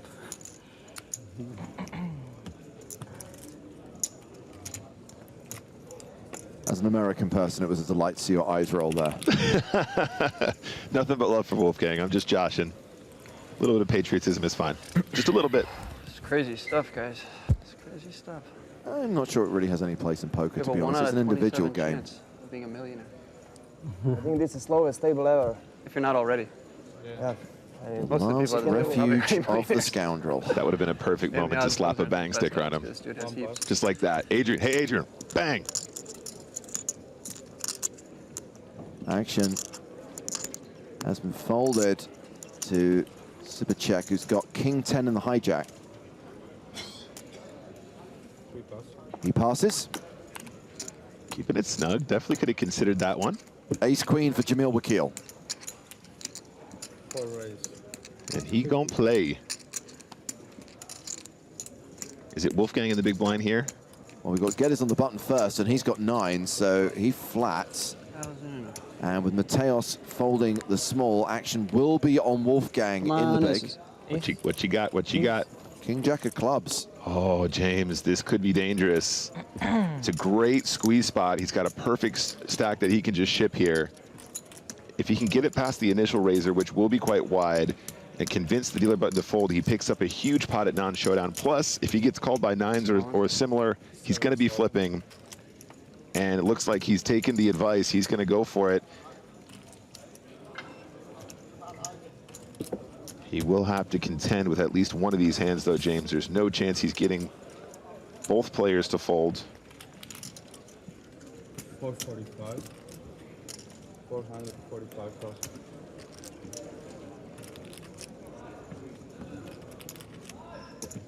Call.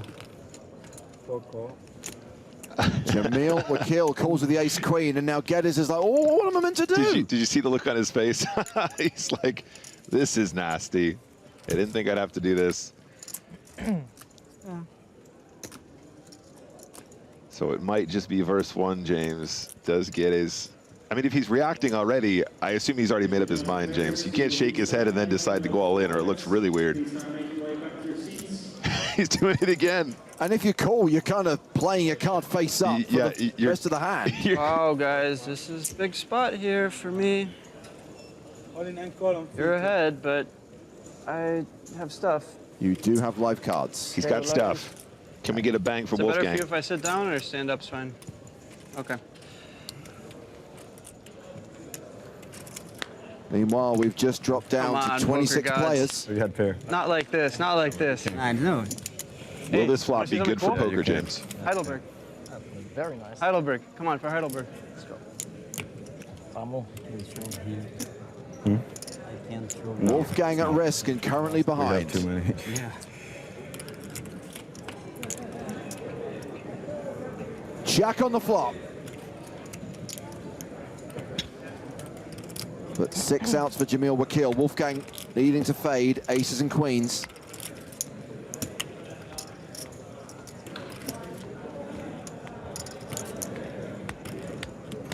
Turn card, 3 of clubs. So same outs for Wakil, same cards that Wolfgang Poker has to fade to survive. Is the river good for poker? It can't be an ace or a queen.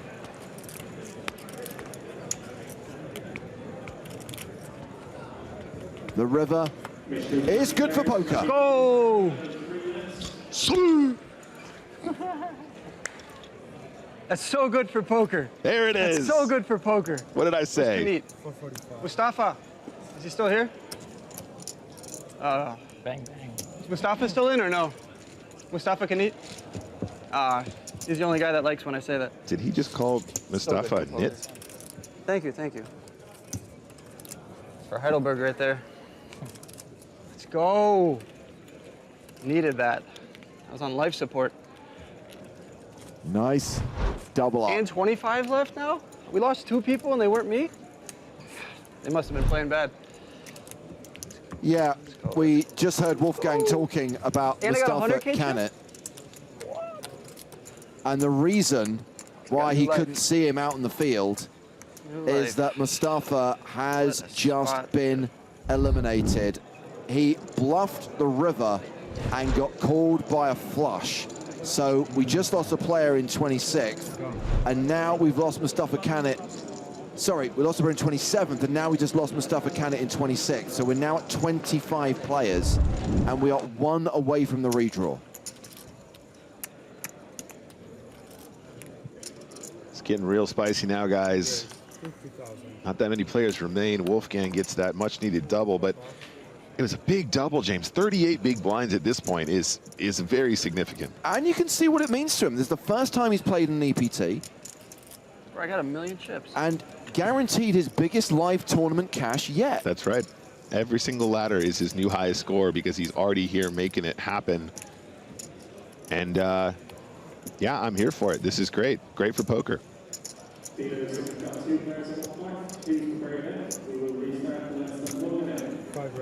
150,000. 8s have opened.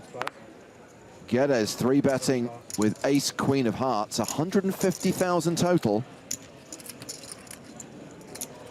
I'm just going to say it, James. I feel like a deep run would make it into the vlog. I'm pretty sure this is already in the vlog. I'm joking. If he busted day 1, it would still be in the vlog. I'm joking. I would say this makes for a more interesting vlog. You're right about that. I'd love it if we're like, hey, Wolfgang, when are you gonna drop that one about the EPT? He's like, nah, it wasn't really on my radar. Nah, not interested.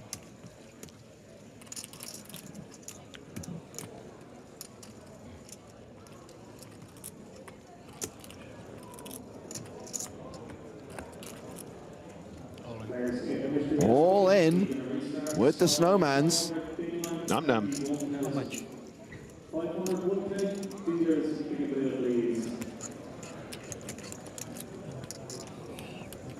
One star. So got a million, no, 5, 6, 7, 8, 9, 50 on a 25. So this went raise, re-raise, and a ship. 1,025,000.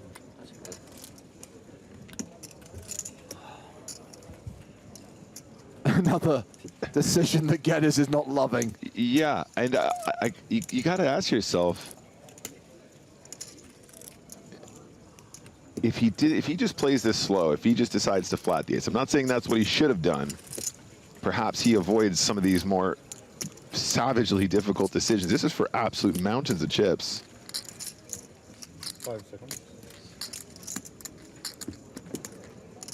I don't really think he can call this much here with eights. I mean, even if he does have the best hand, which he will, you know, against ace, queen, ace, king, that kind of thing. It's just so many chips at this point, James. We're getting really close to some seriously big money. I think you just got to let it go. Perhaps the call would have actually turned out a little bit better there for him. That's what he has decided 10 of clubs, to do. 10 of hearts. 10 of clubs, 10 of hearts. 1 time. Hearts. Okay. You had 10? Sorry, chat. You're You're a cool absolutely guy, right. I did have it the wrong way around. I would like to think Yeah, you're so. a cool guy. So this is a present from me. Everyone that I've beaten in a big pot, they get a bang sticker. Wakil's getting banged. Don't give it to him. He earned it. What? Thanks, buddy. It's my thing. Okay, But you're a cool guy, so you're not going to take it the wrong way. I don't mind. You're a fun guy to have at the table. It's good for poker, you know? It's better that you didn't have more chips. Yeah, exactly. That is a I mean, great, you that's a still great had a outlook. lot. I like positive people. You got to think positively. Like you said, I wasted aces. Could have said, I didn't get my aces correct. Yeah, you just got to get it in bad, apparently. So Jamil Wakil has received a bang sticker. I notice he has chosen not to put that bang sticker on any of his clothing. Which is a shame. I think you just got to own it. If I'm going to get banged, I want the world to know about it. I agree. Running out of the bang sticker, so I didn't think I'd make this deep of a run. Oh, no. How many do I have left? No, him. I would say I'm sure there's a printing shop in Monaco, but when you see their price list, you might want to reconsider. Now, I don't want to say Monte Carlo is expensive, but the bang stickers, no. I jest. Question from Jacob Miller on YouTube. Can the announcers see this chat? Lol. The answer is no. Thank you for your question. Well, that last hand was raised. Have you ever asked anyone if they're a cool guy and they said no? No. I just, sometimes you can just tell the people you shouldn't be giving bang stickers to. Only cool guy would say no.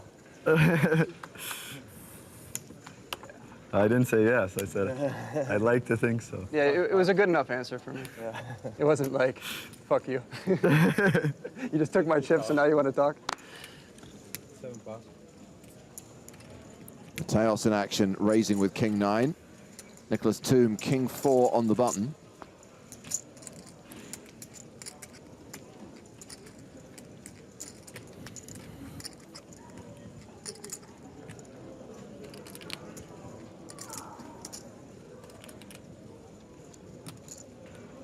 By the way, if you ever wanted an example of how you can't please all the people all the time, if you have a table full of silent players, people complain. Yeah. If you have a table where people are talking, people complain. Yeah. If you have a table of GTO wizards, people say there's no one with a personality. And if you have someone like Wolfgang who has a great personality and is being entertaining, people hate him. So yeah, you can't win. If you put the number of players on the board, people don't know where it is. They can't find it. If you take it off, they complain because they can't see it. You just can't win sometimes, gang.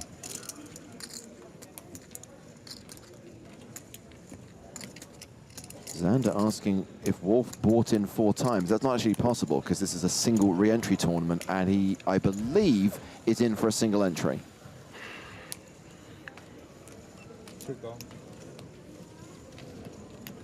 We believe this is his first bang. Oh, the curtains from the Overlook Hotel are back in action. Now, James, this is definitely one of the situations where you might find some check raising from the old 6-7 in the big blind. 45. Mateo should definitely be continuing here. Great board for King 9, but Sabicek might decide to turn the gut shot with the bottom end here with the diamonds into a check raise. Let's see how he feels. That was 45K into 135, so I think you kind of got to find some continues here regardless of the way you go about it. 5 seconds. Sabicek just gives it up. Okay, fair enough. Doesn't want to play. So when they say we're playing to 16, right? So then tomorrow, is that the last day? We go to a winner, or it goes to final table, then winner? Final table of 6. Probably goes to 6. Yeah, another 6. Tomorrow would be what, day 5? And then, so there's technically 6 days? Yes. Fuck. Almost a week of poker. It's a lot of poker. Pardon? In the same tournament, yeah. It's a good thing, but it's a lot.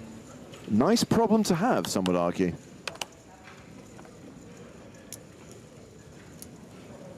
5 pass, 6 pass, Come on, aces. Nope. 7 pass.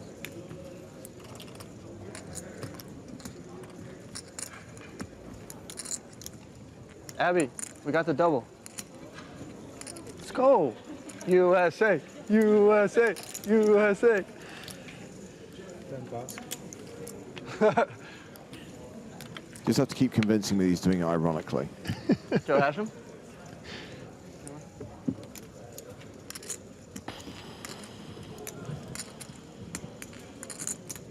Fundraise 55,000. Ace 9 opens from the button.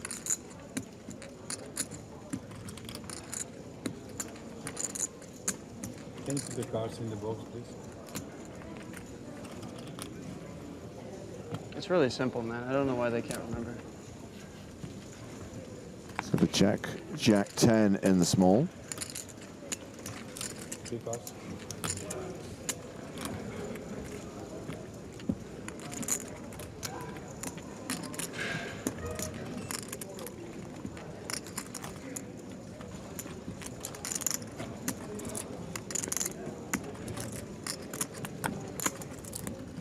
Four pass.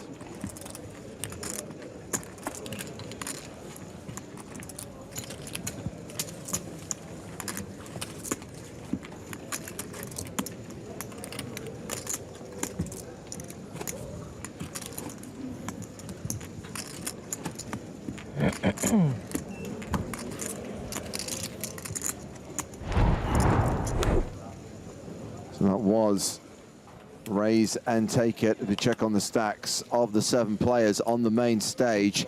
Nicholas Toom is the shortest stack, but still has 25 big blinds. Johnny Geddes still has more than 100 bigs. 2.6 million.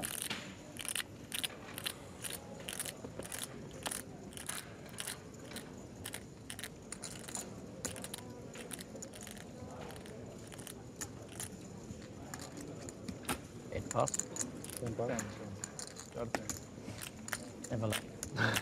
1 pass. I know that was coming. You waited for it to...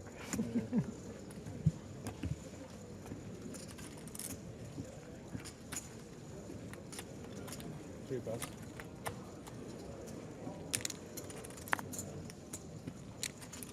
Blind v blind, Jamil Wakil with 9s in the small. So Wakil here, guys. 73 bigs. Big blind is our chip leader with 106, so they're playing pretty deep here. Some noisy hugging going on in the background as Flushy greets Felix and co. Yeah. Felix and Dennis there.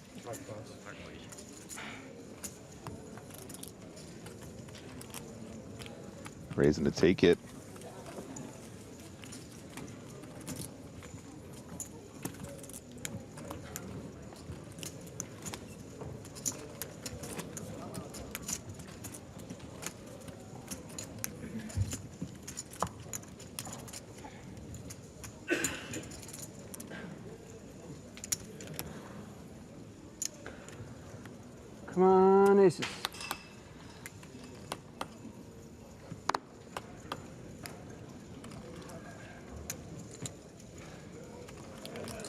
King 10 suited for Wolfgang. I've always wanted to do this in a big spot.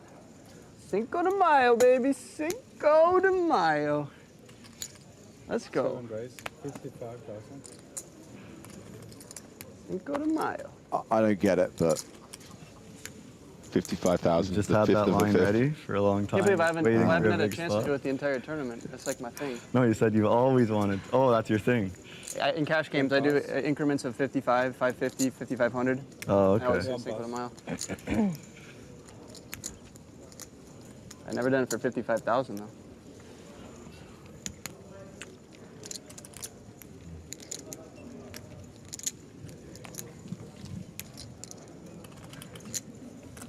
Three pass.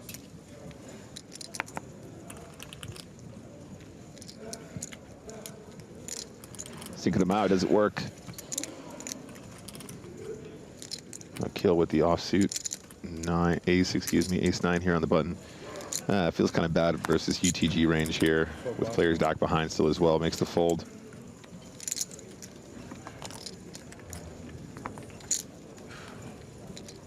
Cinco de Mayo is way too strong, baby. It's way too strong. Way too strong. Fear, May 5th. Who else is getting hammered with me on May 5th? I'll drink alone. If I win, I'll celebrate with you. Isn't that the last day? Yeah, let's do it. But you traveled too much. I'm gonna have to like. No, I'll still Why be did- here. why I did you- travel the next day. Got one after. so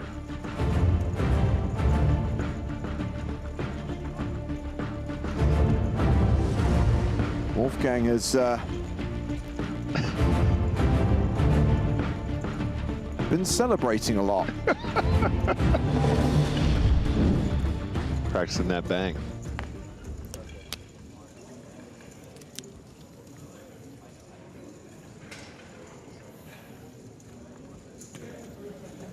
Ten pass. And 1 pass. Not gonna lie, I didn't know that was coming, and still not sure what to make of it. Hey, look. Can somebody clip that and send it to Wolfie, please? I'm sure he'll make use of that somewhere. He thinks it's good for poker. Of course it's good for poker. Everything's good for poker. Orion says, is this his first big tournament? Yes, actually, it is. 5 raise. And also his largest live tournament cash. Yes, Wolfgang is here. And look, I don't want to upset YouTube royalty, but if there are any spoilers in the chat, he will get banned. He will get banned. He'll get banged.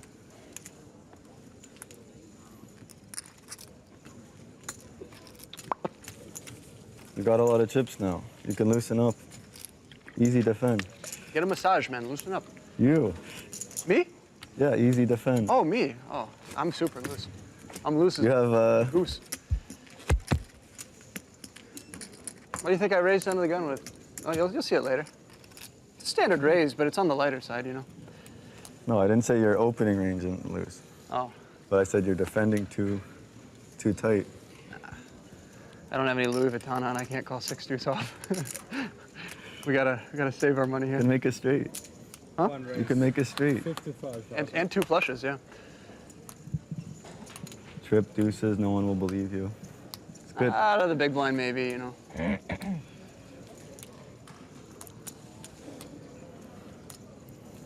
This is so much fun. 2 pass. It's the best. 4 pass.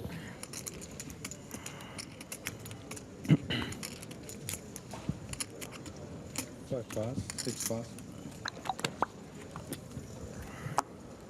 Under the gun raise, Wolfgang with 8-7 in the small.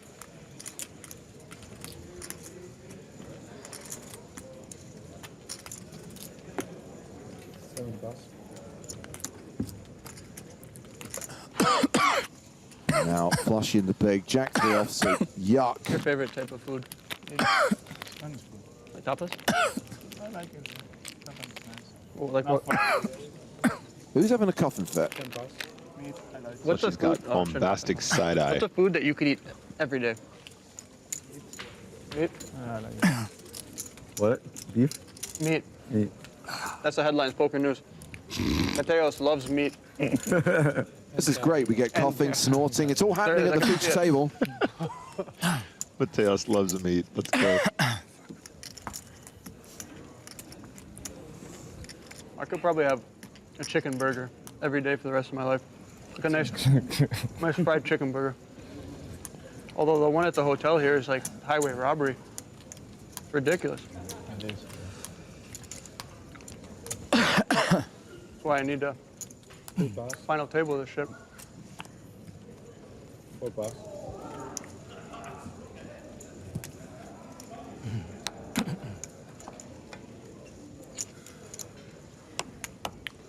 Hijack action. This is our chip leader at the feature table. Love to see a 5-4 suited V-pip here. This is amazing. I hope it continues the rest of this level.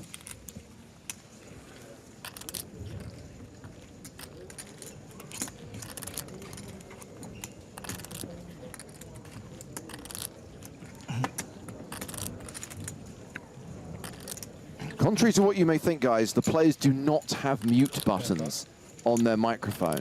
Yeah. But I would agree that coughing directly into the mic is really not ideal. It's not what we're looking for. Kendrick has a hand he can definitely defend, though, if he wants to. Kendrick got about 32 big blinds.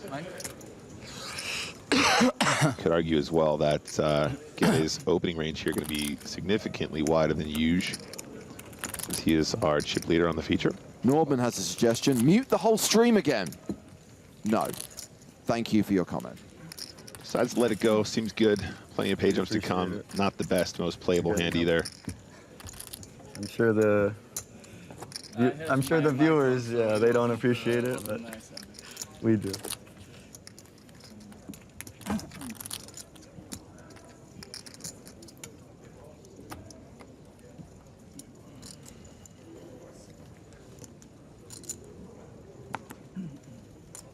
Four pass.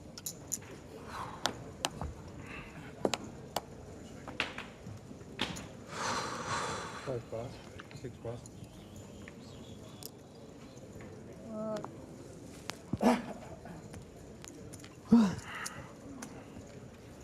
Action has been folded to Wolfgang in the cutoff. 10-7 of clubs gets folded.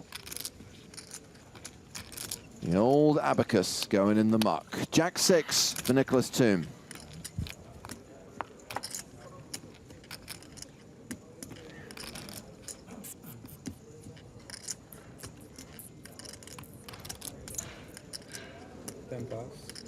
No pass.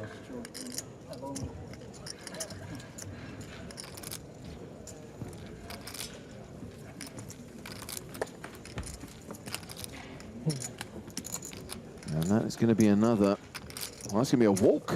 Not even a raise and take it, a walk. Can I ask some of you, could you get me some water maybe? Yeah, please get him some water. Someone get that man water.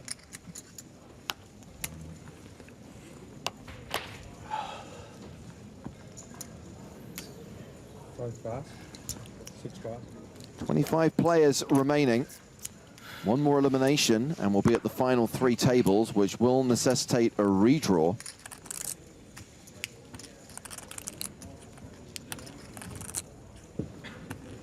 Seven pass. That scared you, huh?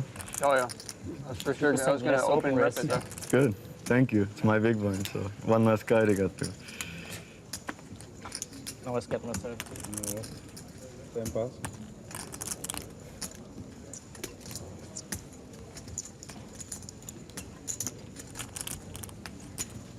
One raise. Ace 5 on the button. Ken just raising to 55,000. And it's going to be on Jamil Wakil in the big blind. King Deuce.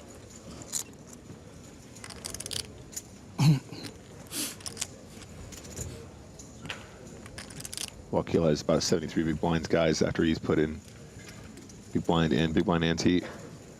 Brandon now on YouTube asking, is there a South African still in? Yep, we still have Peter Denecker, who was on our feature table earlier on, is now on one of the outer tables. Decides to turn the King Deuce into a 3-bet bluff, which I like a lot. Kenjic here, 29 big blinds after putting in that initial raise, James. This is such an interesting one. I think ace-5 off, ace-5 suited might actually be some very reasonable 4-bet jam candidates as a bluff, as we've seen so often, right? The old sourdough. It's not sourdough suited, though. One pass. Does get the job done. Nice 3-bet there. Sweet little move. Jamil Wakil, third in chips at the table, hovering around the 80 big blind mark, and we're halfway through the level, another 45 minutes till the blinds go up. And we're going to go to one of the outer tables because there is a huge 3-way hand out in the field. On the turn, Natan Shauskin has bet, Vladimir Troyanovskiy has called, and Philip Wenzelberger has shoved. 7-5-5. Looks like a fold from Shauskin, so action now on Troyanovskiy. 9-7-5-3 with 2 spades. Troyanovskiy does not look thrilled about this.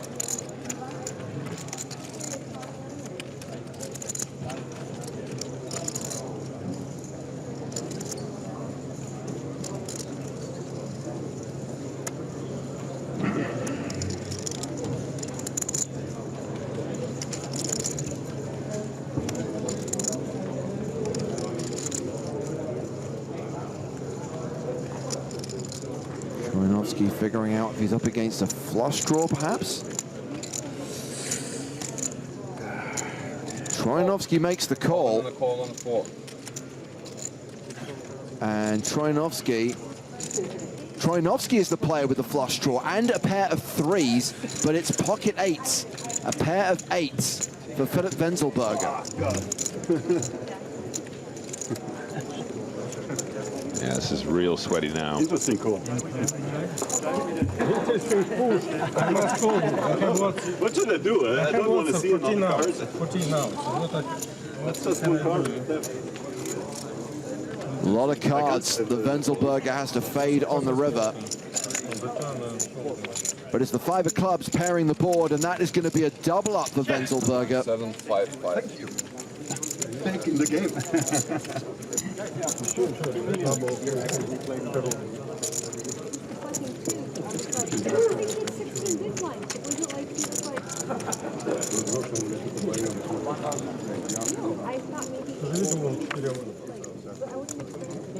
So we're still at 25 players.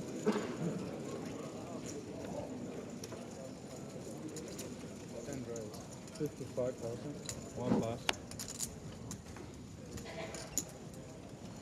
And we come back to the feature table where Nicholas Thum has kings in early position and has raised to 55,000. Scissors check with 7-6 of clubs. Joe once taught me that kings is the top 3 starting hand. It's not verified just yet, but I think you might be right. 5 pass. Pocket 3s for Mateos in the big blind. I think we're going to do some set miming.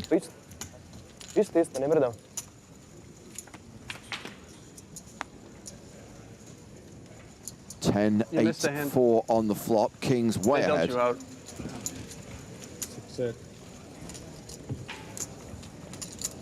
I knew you would try. I hope it was worth it. Whatever you saw down there, I hope it was worth it. I was like, okay, I'm ready for the joke. Let's just see which one. Oh, someone get this guy a muzzle. you are good, yeah. Where are you from? I'm from Serbia. Serbia. Where do you live? Serbia? 50K into 145. Oh, nice. How come you moved? Yeah, why? Give us 3 reasons. 3. Pocket 3's calls. There is exactly 3 reasons. Okay, what are they? Perfect. A woman? I'll give you 2. A woman? No, a woman. A man? Okay, what are they? Come on, bro. Oh, we're inclusive here. This is the EPT we're talking about. It's just better for poker, not better. Yeah. Can play more room, direct flights for traveling, and yeah, that's it. Oh, those are 3 reasons? Oh, third one, I'm not gonna tell you. Oh, you're not gonna tell me? No, what's the second one? Yeah, I thought that's one. That's both. Like bet for online poker and also live for traveling. No, that's one. Better for poker. Yeah, poker's one. Oh, okay. Come on, you then can I have two. Then I have two. So Mateos with Showdown probably wants to just check this river. And That's also poker. it's whether or not Fleshy is going to try and get some value on the river now. Yeah, yeah. Wow. I think my biggest issue with a value bet at this point when you check the turn, James, is Mateos can turn this river into a bluff, right? Holding that 3 of spades, obviously blocking some flushes. Yeah, I think this is actually quite reasonable. Against the right opponent, you're always going to value bet there, but Mateos very capable of turning hands exactly like this into a bluff, which is not good unless you're going to find some pretty significant big hero calls on the river. So very good at soccer. Nice pot. Okay. Yeah, I played. What did you say was your other hobby? Skiing. So a reminder, we are just days away from Scoop 2024. It starts this coming weekend. We've got live cards up coverage of the 10K main event and the 25K Super High Roller coming your way the final week of the series. The home games run tonight for the Scoop League. Now, you may have seen the draft that took place the other day with the team captains, Lex, Finton, Tonka, Spraggy, drafting team pros, well-known pros, but there are still spots on their rosters which you could take if you qualify via tonight's tournaments. So Spraggy's, Lex's and Finton's tournaments are running in their respective home game clubs. Tonka's are in the main client, and because of that, I registered for it. As an undrafted free agent, I am playing in Tonka's tournament, and I'm going to try and get a spot on Team Tonka. Wow. And approximately how many Scoop events do you plan on playing throughout Scoop? That will depend on whether I get into the team or not. Considering you win a $215 ticket, if you get on the team, if you finish in one of the top spots, then that will help. Look, I am with you, James, and I would be doing exactly the same if it weren't for this absolutely behemoth Scoop schedule that I have planned for Cards Up coverage on the Central Channel during the month of May. Adrian's the shark. Who do you think gets away from him? Which, by the way, if you guys want to check out, hit me up on social media, let you guys know when we're going to go live. It's pretty much going to be most days, but I will give you some information on what exactly we're covering, when you can expect it. And hopefully you guys will enjoy that content right back here on twitch.tv/PokerStars. Better meal for Adrian. For the shark, yeah.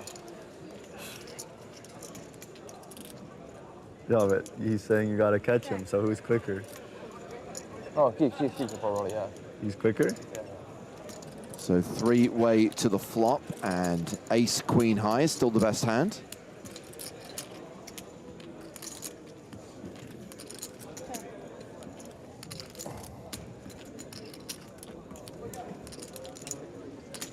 So there are 38 players currently registered in Tonka's Scoop League Community Tournament, and it starts in 3.5 hours. I mean, I'm probably dead money. It was only 50 cents to play, but it's going to be hard for me to actually give that my attention while also calling the action here in Monaco. Sure. On day 4 of the EPT. I don't think we're going to be down to 16 before 9 o'clock this evening. Yeah.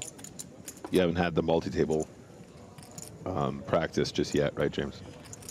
Multi-tabling not your strong point just yet. It's one thing to be multi-tabling poker games that you're playing. It's another thing to play and watch an actual poker game. I mean, that's the true meaning of multi-tabling. One online, one live, you know? Yeah, but you're not playing the live one, and you're having to pay more attention to it. It's not like, oh, if I fold a hand, I can go back to my other game. It's like, no, always have to be watching the screen and seeing what these people are doing. Quite right.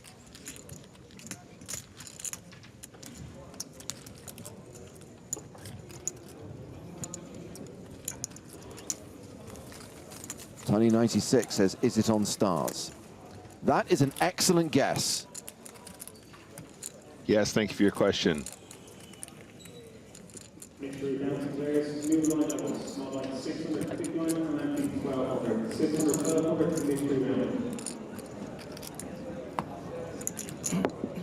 Cam reception, I love when they do that. But then the final table goes 9?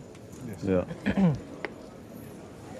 Just search League in the PokerStars lobby if you want to find Tonka's tournament, by the way. As we go to the outer tables where there's been an all-in and a call, it is the South African player, Pieter de Necker, who's at risk here against Dirk van Leek. Chips winning on the turn. De Necker has king-jack for a flush. Van Leek deuces for a boat. De Necker was drawing dead. The river was immaterial. So we lose Pieter de Necker in 24th place for 26,500 euros. My apologies, 25th place. We are down to 24.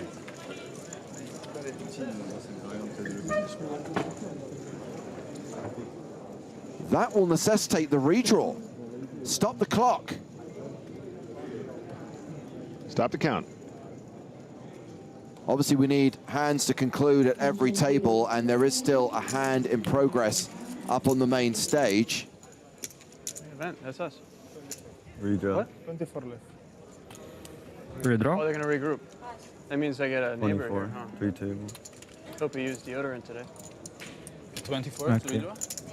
No, I think someone got out. So that was a raise and Did all take the it. tables switch? Oh, wow.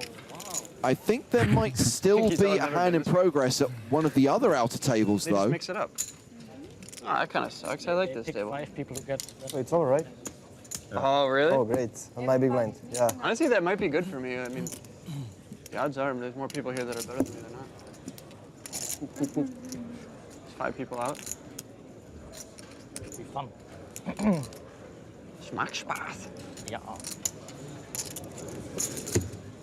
So just to reiterate, with Pieter de Necker going out in 25th place, we have hit 24. There will be a pause There's a good chance one of us and stays here, though. a redraw. Yeah. New seating assignments for the remaining players. I mean, all this talk, and if they move you. That's what I'm saying. Yeah. I'm only talking so I can stay. Yeah. I just want the TV time. Yeah, you're a smart guy. Yeah. Meanwhile, I should have, been still talking one earlier. hand Try to in engage progress. And it's David Docherty, the Irish Open 2023 champion and an EPT London finalist, who has gone to the river against Ihai Soika.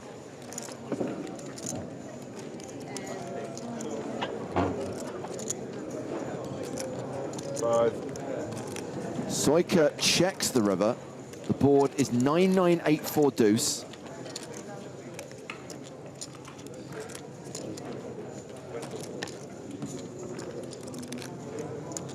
And check. Docherty checks it back. He has 10-8. And a pair of 8s with the 9s on board is going to be good. So action has concluded at all tables. The redraw will take place. Players will get new seat assignments around the final 3 tables, and we will come back with a new feature table once the redraw has concluded.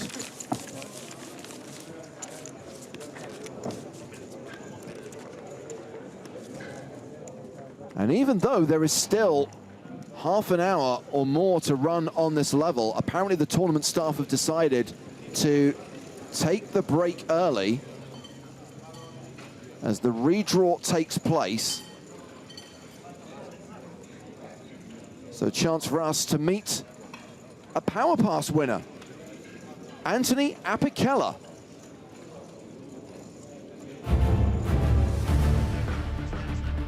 He is a 2-time France Poker Series champion. He won the first all-in shootout for a silver pass. Immediately he asked if he could use it for the FPS Main Event. He did, then got entered into the meet and greet spin the wheel promotion, and guess what happened? He won another silver pass. Well, I'm looking forward to hearing his story.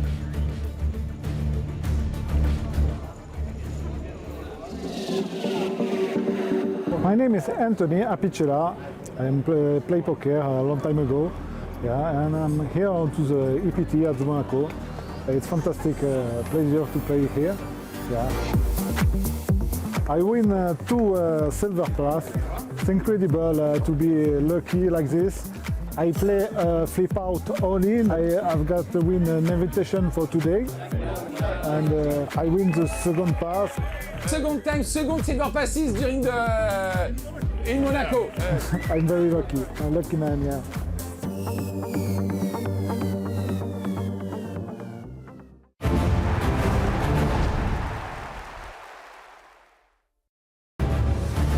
Welcome back to Monaco and the PokerStars European Poker Tour presented by Monte-Carlo Casino. Welcome back from the redraw break. And look at the lineup at our new feature table. We've got Irish Open champion David Docherty, former Monte-Carlo champion Adrian Mateos, former PCA finalist Jamil Wakil, and we still have Wolfgang Poker on the main stage, continuing to play out the 10K, 25K blind level. So yes, we did get to 24 players during the last session. That that brought about the redraw. Let's put it differently, shall we? And that means we do have this new lineup on the main stage, new feature table. Let's get to it. Cards in the air once again. It's James Hartigan with Nick Walsh. Hello, hello. Thank you for having me. The way I had them is can't be. I have to do this. Or can I put them behind here?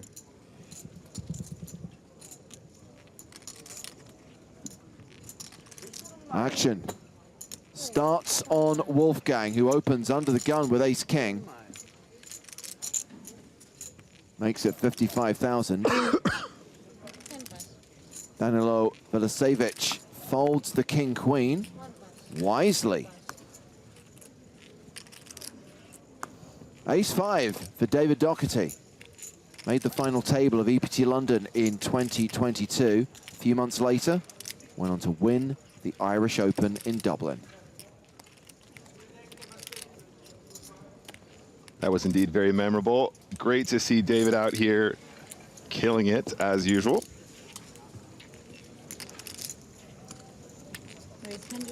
He is going to 3-bet, re-raises from the cutoff to 180,000.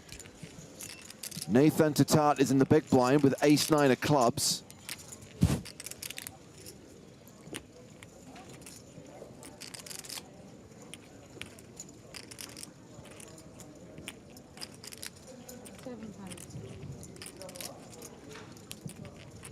An action back on Wolfgang. What's he got here? Around 30 big blinds, Nick. Do you just stick it in here with ace-king? I think 30 is a little bit too deep just to ship, but you know, you might also just, I was gonna say, you might actually just simplify it that way just because you don't want to mess around. If you want to bang someone, you've got to stick it in. You're absolutely right. Like I said, I think that there is a 3-bet non-all-in here. I think maybe you might do that more frequently with the suited ace-king as opposed to the offsuit, but oh, for you. Yeah, just not messing around, putting it in seems fine. I didn't have that hand.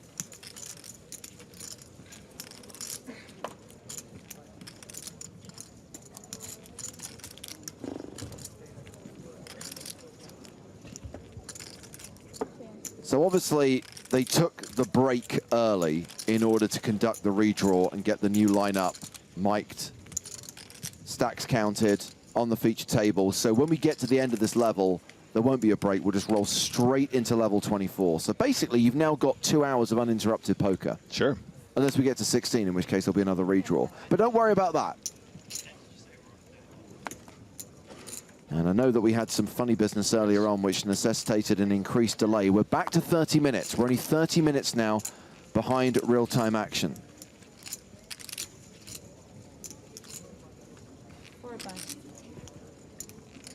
Pocket threes for Adrian Mateos. He's raised to 50,000. It's ace-king here for Jovan Kenjits. This is new. Card time bank card shuffling, now a thing. Well, now the cards are like made of a solid substance. Now they're kind of plasticky. You can do that. The old paper ones, good luck. Yeah, exactly. No, I'm loving it. Created something new. 150. Yeah, we're gonna see a 3-bet here. Just the 3x, 3 times the 50K from Mateos. Oh, jacks for Schauskin. And I think we're going to be off to the races here. Considering the size of Kenjic's stack, a 4-bet from Schauskin seems in order. A fold from Mateos, the shove from Kenjic, and then we just deal out the board. I don't know, James. I can absolutely see that happening. Not saying that's not a possible reality, but I don't know. Maybe it's just me being weak, but the jacks here feels weird. UTG +2, then the cutoff 3-bet. I like this response a lot, though, James. This makes a lot of sense. Yeah, I fully expected this to happen. And Mateos can fold the threes. And once ace-king moves all in, Schauskin will call, and we will flip that coin.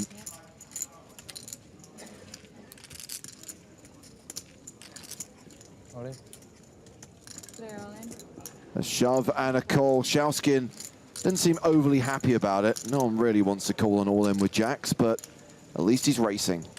Yep, Yes, absolutely. Good news for me. Didn't fall ace, fall the. Thank you. Pretty classic race. Not the most classicist, but it's pretty close.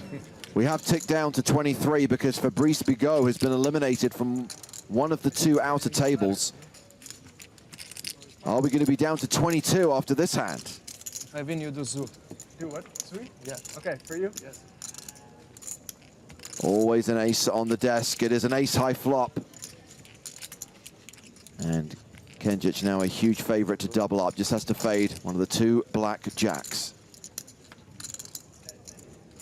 Jacks are still live for Schauskin.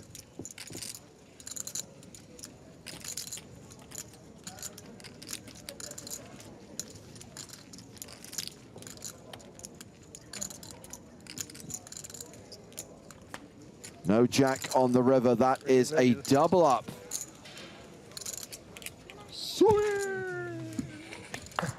Thank you, Rod. I got you. Got you. I will do it for you as well. You will? First time in my life. No way. Maybe mess it up. I don't know. I'd be honored.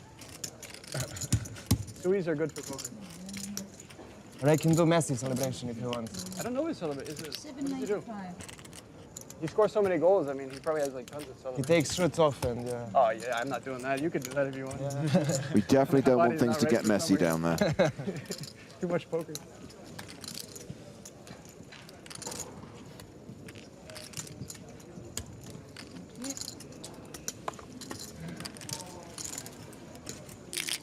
So Kenjic survives. Has 1.7 million, 68 big blinds. Chauskin's dropped down to 54 bigs. 30 minutes till the blinds go up, with 23 players remaining in the biggest EPT Monte-Carlo main event ever held.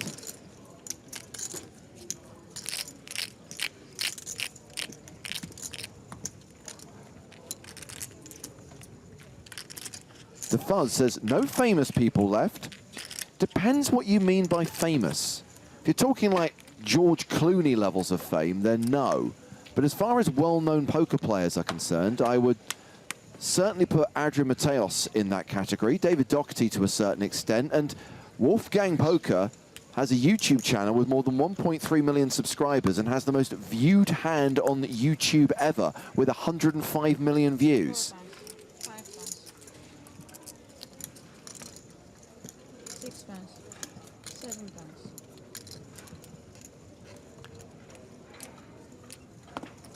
As far as players at the outer tables are concerned, Vladimir Troyanovskiy is pretty well known in poker. Francisco Benitez, granted, probably better known as an online player as Tamati on Stars, but definitely an accomplished pro. Hey, James, are you going to allow this from PokerStars Strag? Taylor Swift busted late on day 2, apparently. I'm telling you, if Taylor Swift ever plays an EPT, that is going to be not just the second poker boom, it will be a poker boom bigger than the one we saw in 2003. Absolutely.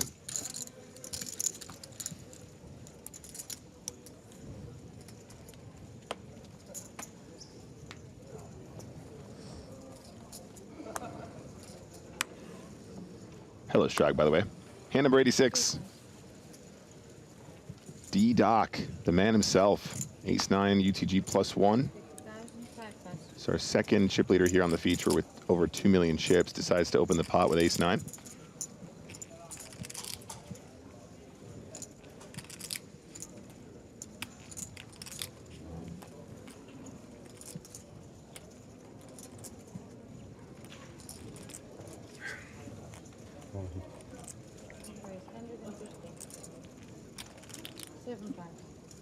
Mr. Shaoskin decides to tree bet.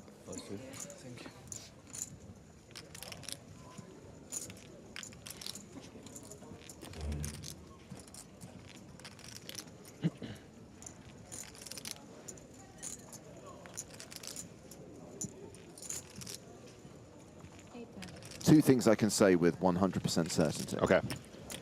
If, and it's a, look, it's a false hypothetical because I don't think it would ever happen.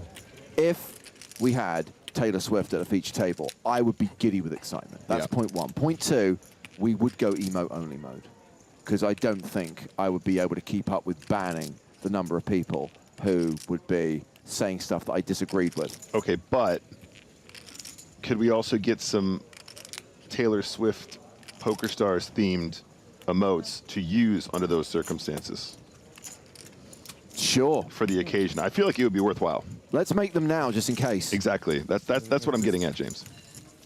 Nice move there. Ace-9 gets Ace-9 to fold.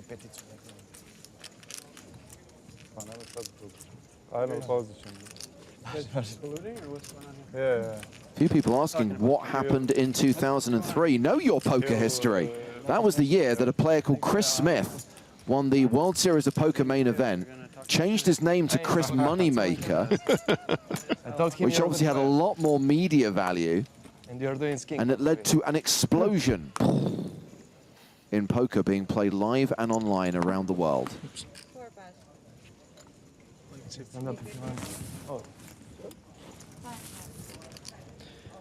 Spill 100K chip.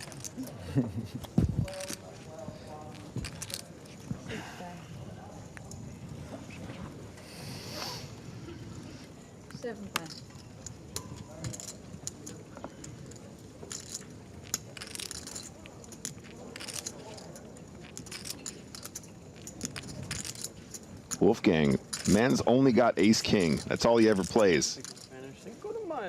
Cinco de Mayo, he says. That's 55K to go. 55,000, 10 bucks. One size.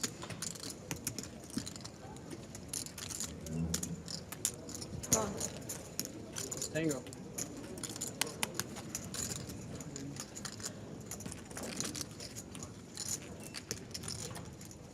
Nine, 8-7 on the flop. Mateos with a gut shot. Wolfgang ahead right now with Ace-King high.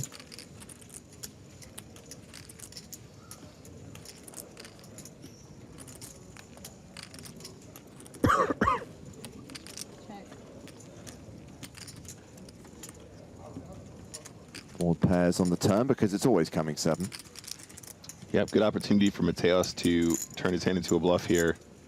Does have 2 overcards to the board and a gut shot, but more importantly, James, he's going to have some 9x, 8x, 7x, you know, hands like 5-6 that flop the straight, hands like 9-10 that defend the big blind here pretty much every time, both offsuit and suited varieties. And he's just going to overbet lead. So that was 185K into a pot of 145. And yeah, this is a real spicy. I love this move. Now, technically, if Wolfgang is going to check back Ace-King, excuse me, he's supposed to find some continues on textures like this. 145 in the middle, though, bro. Yeah, he's aware of the fact it's an overbet. It's going to get it done, and honestly, maybe playing it safe is the better move. When you're looking across the table at Mateos here, James, you're not expecting him to, you know, check to the player in position and give up the keys to the Lambo. Mateos playing more than 90 big blinds right now. Hoping to become the first player in European Poker Tour history to win the same event twice. He was the champion here in Monte-Carlo in 2015. Can he do it again 9 years later?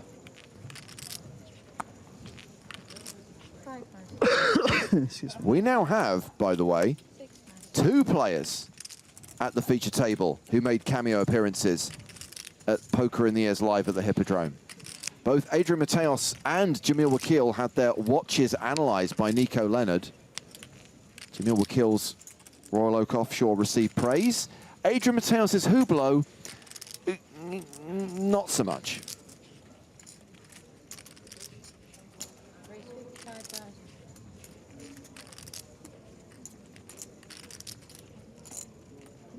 Danilo Velisevic.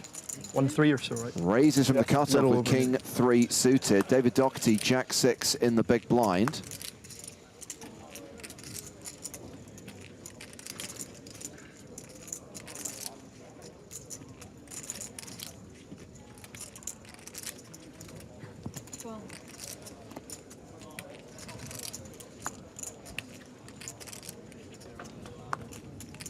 He has defended, but he has not connected with the flop, which is 8-8-3, all red.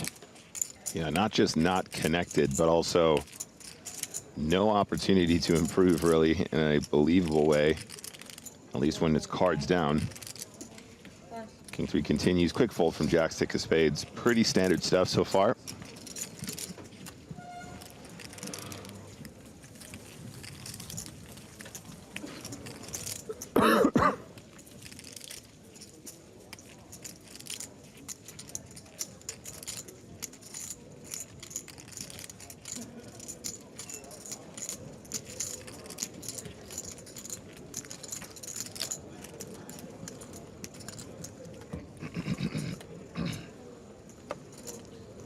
Big blind is 25. Yes. Oh, sorry. The blinds are indeed 10K, 25K, and they will be going up in 20 minutes' time. It's not GG.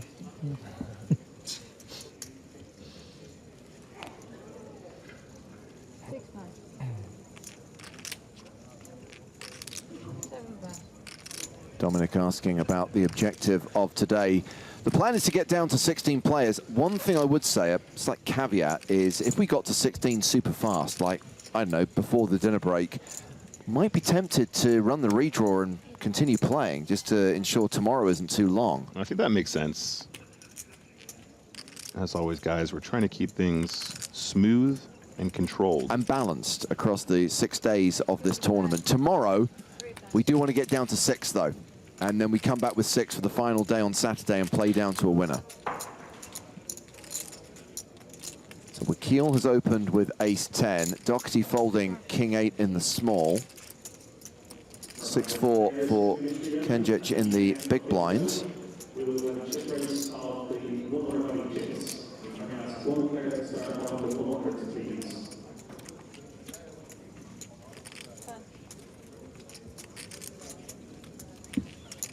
Newts on Twitch asked, what time is it in Monte Carlo right now? It is 6:18 p.m.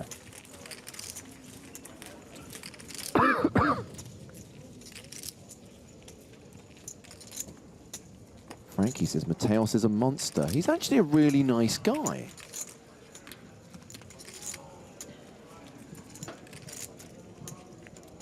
Former resident of Hammersmith. Lived in the Glory House. Some other Spanish grinders.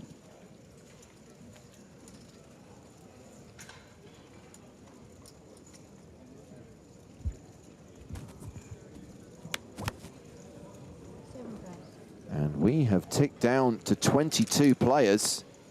Ihar Soyka eliminated in 23rd, cashing for 30,500 euros. Wolfgang definitely has a hand he might consider playing here. 40 big blinds to start the hand. 8-7 suited from this position is fine. Folds it, and that's fine too. Folding around. What do we got? On the cutoff, Mateos, ace-king. We've had a lot of ace-kings in this last session.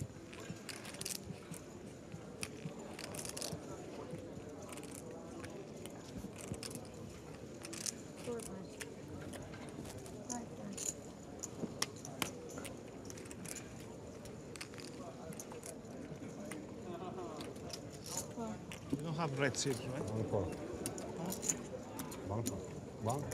1-4. So Mateos' raise has been flattered by Schauskin. We are heads up to the flop, and it is domination rotation in a big way. Trip 5 to Schauskin. 40. Mateos does find a continue. Now, I would expect Schauskin to actually fast play these 5s, James. At this level, he is going to have check raise bluffs on this texture quite often. You need to balance that when you actually have the hand. And there it is, 140. The other thing to consider here as well, James, is these guys are pretty deep. So if you don't start fast playing now, you're going to struggle to get all the chips in potentially against, you know, a complete monster. Mateos with less than 1% equity. And Mateos is never folding to this check raise with ace king. Never. For all the reasons I just pointed out, your opponent will just be bluffing here with tons of stuff. So you need to find continues, especially when you have a hand as strong as this. Turn card is a deuce. Okay, well that creates some chop opportunities, but Mateos is drawing to a chop neck. That's right. And I don't think this is when you slow it down. You don't check raise with trip fives to slow down on the turn. You might consider trap checking, James, if the stacks are shorter, where your opponent can potentially get it all in for you. Sure.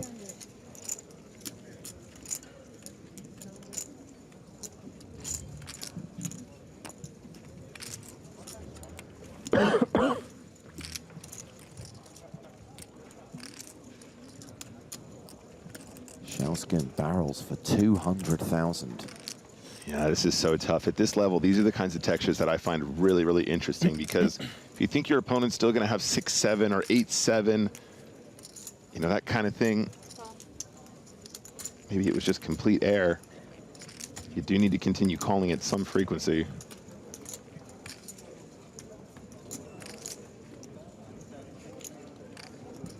Ten of clubs completes the board. So what's the size now for Shellskin? How does he want to continue here?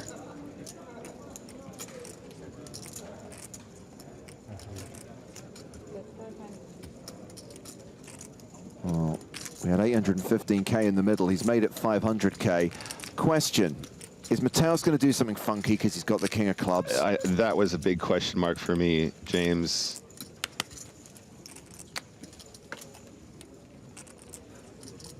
The thing about doing something weird with the king of clubs here, James, is that his interpretation thus far is that he could have the best hand on the flop, he could have the best hand on the turn.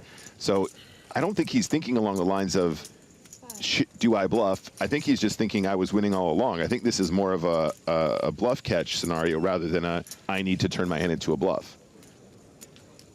And the way he's acting, his mannerisms right now do not give me the impression he's about to make a big move. It's more like, am I about to hero off with ace king? But let's see how he feels about the scenario. Would love to be in Mateos's head right now, one of the greatest poker minds to grace our screens.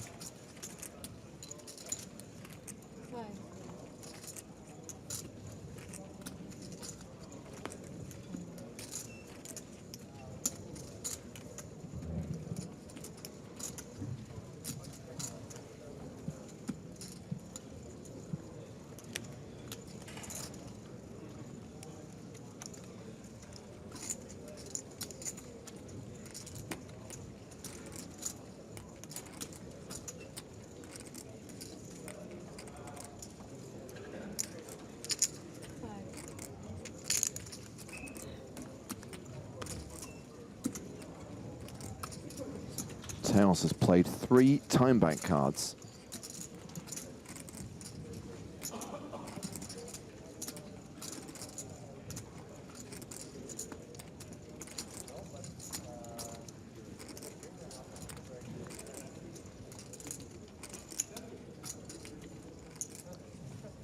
Oh, Mateos with the hero call gone wrong. Loses a huge chunk of his stack there. That was a massive pot, 1.8 million, which goes in the direction of Natan Shellskin.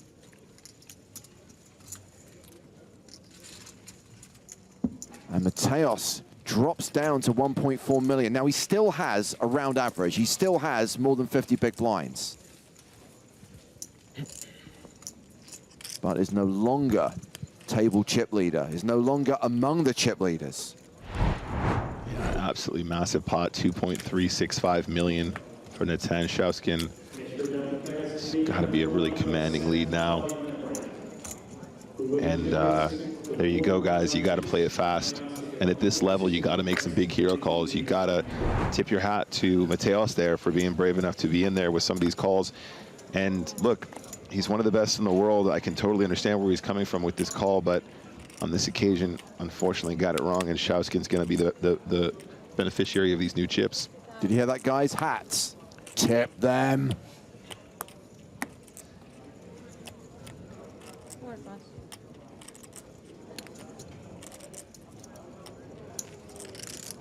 Wakil raising to 50K with Queen Jack. Kenjic on the button with King Deuce of Spades.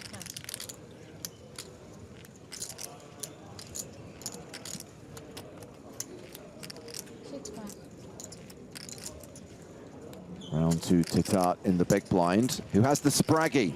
Ace, 7 offsuit, just fold. Fold it, let it go. Give up the big blind, move on to the next hand, be dumb. Good man! Someone finally got the memo.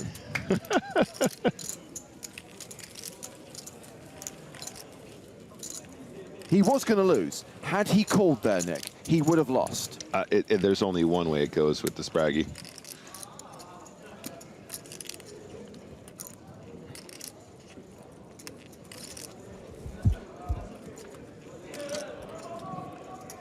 Three tables in play.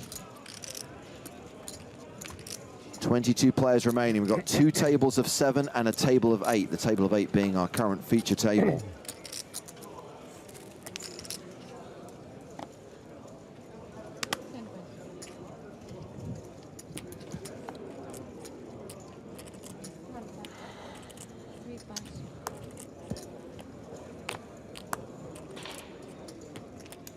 Frankie says, I'd rather have the Grafton than the Spraggy. Absolutely. I mean, yes, obviously. You mean you'd rather have the hand that wins millions and millions rather than the hand that never wins? Story checks out. So 10-8 has opened. Schauskin with 8-7 of clubs.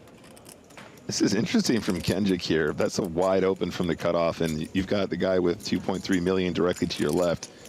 Getting pretty brave.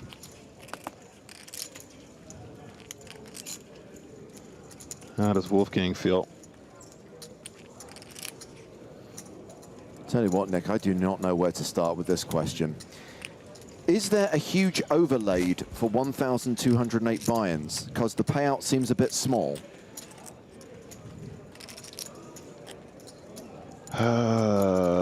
It's a record-breaking EPT. Well, hold on a second, Overlay would imply there was a guarantee. Yeah. There is no guarantees, Right. therefore overlay is not a factor, assuming you're referring to that. Secondly, the payout seems a bit small. Now, we could debate the payout structures of poker tournaments till the cows come home. Sure. And I am in the camp that, yeah, it seems kind of unfair that if you've made the top 25 from 1,208 players, you are only getting 30K. But generally speaking, and this is not unique to the EPT, payout structures are very heavily front-loaded. You've got to make it really to the top 10, ideally to the final table to really win life-changing money. And yes, $1 million up top, you've got to have that kind of headline-grabbing first prize. And yes, the winner should get more than anyone else, but how big a percentage of the prize pool they should get, how balanced the payout structure should be, can be debated forever. Absolutely. This is also a record-breaking EPT Monte-Carlo, so is it small? No, it's the biggest that's ever existed here in Monaco. Thank you for your question. I personally like smaller ladders. I like a more even distribution of prize money, because that's because I'm terrible at poker. Yeah. I can completely understand that people who play MTTs because they think they're good want it to be quite heavy and big up top. James is the let's do a deal for the 3 bubbles. Come on, guys. This is true. I have never made a final table where I haven't at least proposed or done a deal. There's nothing wrong with that. It's all part of the game. Moving on. My 7-way chop at Aria that took an hour to negotiate is now legendary. If anybody can negotiate that 7-way chop, it's you, James. To be fair, it would have been 5 minutes had a drunk guy called Jeff not needed to be told 17 times that everyone was going to get the same amount of money. My dad's name is Jeff. Are you sure it wasn't him? Dad, you in Vegas again.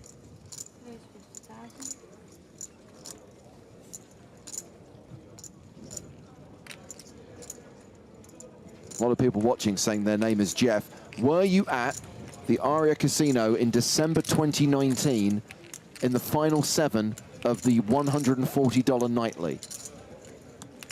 And did you insist that everyone did a shot in order to agree to the deal? If yes, then that was you. Not being funny, but as soon as I hear a $140 nightly, you just know that's raked awkwardly, and that's why it's $140. So Tatar has opened with ace-8, but Velasevic has aces in the small blind. Aces, top 3 hand. Staves taught me that.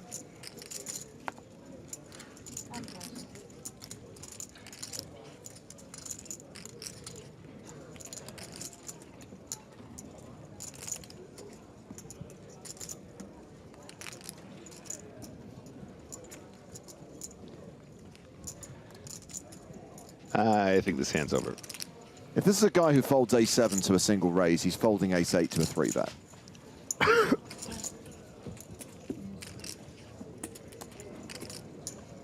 The greatest indication of future behavior, past behavior.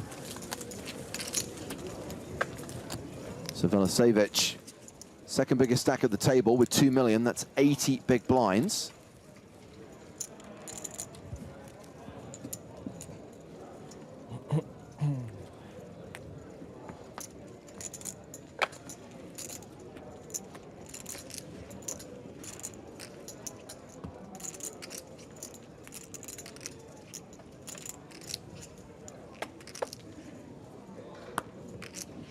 Florida Oranges watching on YouTube says, James, I've been to the Monte-Carlo Casino before and it's quite small. Where do they fit all these poker tables? This is not being held at the Monte-Carlo Casino. It is at the Monte-Carlo Bay Hotel and Resort.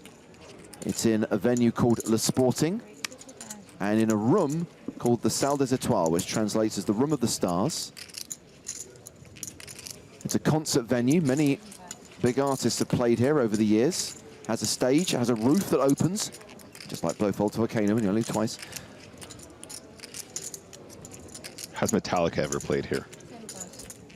I don't know. If you go upstairs to the changing rooms, there are posters on the wall and pictures of some of the artists who performed here over the years. Top of the stairs, Sting.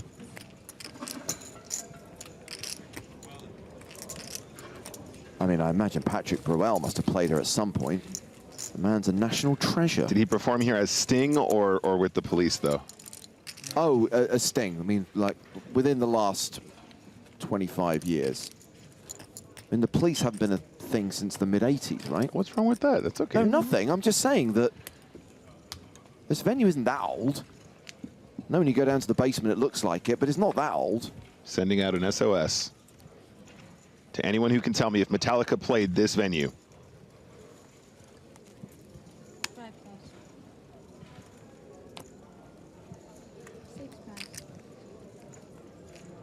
All right, moving on, guys. Hand number 96 here. Tatar. Just lets the 4s go, and I dig that. He's got 23 big blinds. These small pairs just ain't so good from early position. As we get shallower, as we get deeper, when the money starts to really matter.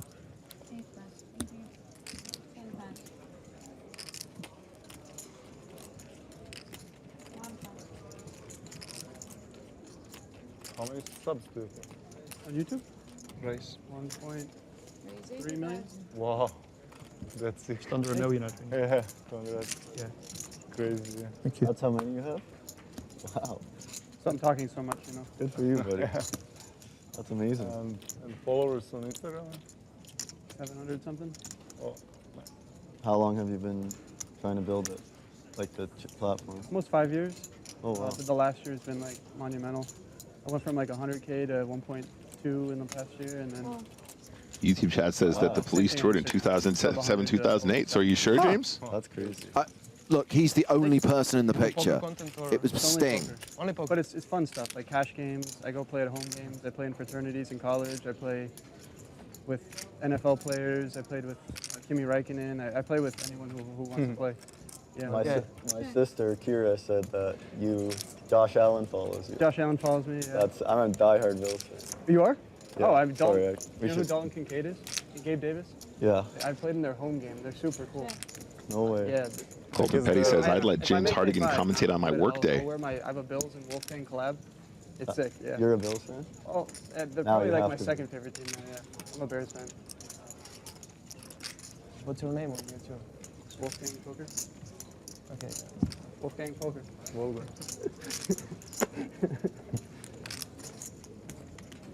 Can't believe someone just confessed to being a die-hard Bills fan. Yeah, loves dollar bills.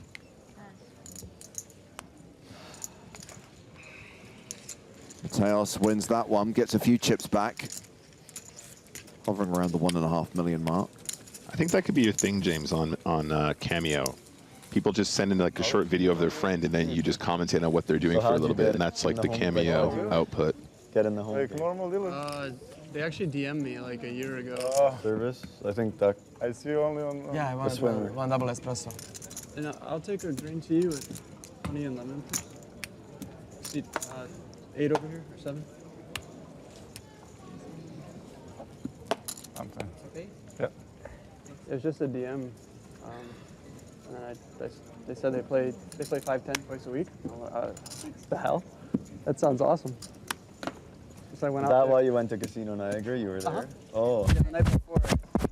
Oh. Yeah. Jesus. Shauskin, stop. Shauskin. And I went to Casino Niagara. Yeah. Okay. Josh? We've been in this situation before, an opening raise with ace-8 and someone with aces. So whenever I go to a really fun game, I'll do like a giveaway, you know? Yeah. So I've been there Teos made a big call just now. Unfortunately, misstep on his occasion. Can he get a little bit back now? I made these card protectors. It looked like a jersey on the back with their name and their number, and then on the front it was my logo. You gave it to each of them? Yeah. Oh, that's sick. It's super sick. They must have liked that. 5 plus, thank you.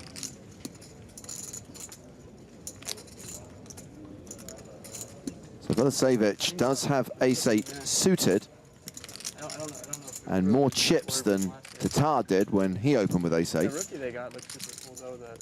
Deon Coleman. Yeah, he looks This is cool. definitely not a ridiculous defend. A lot of suited aces like to call from this position. Dalton's gonna go off this thing. But does he want to continue with this hand at this stage? 410. Oh my days, yes he does, and it's going to be a 4-bet. Okay, so does Mateos just call here? Great question. So Mateos is about 1.29 behind after the 3-bet. So if he were to call, SPR is looking pretty good to get the chips in at a later date. I just don't know if the call looks a little bit too strong, James. I guess that's the sort of leveling war at this point.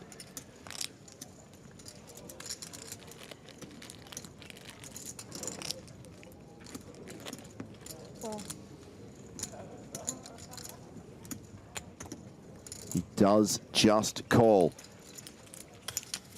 Has the advantage of position, has a monster.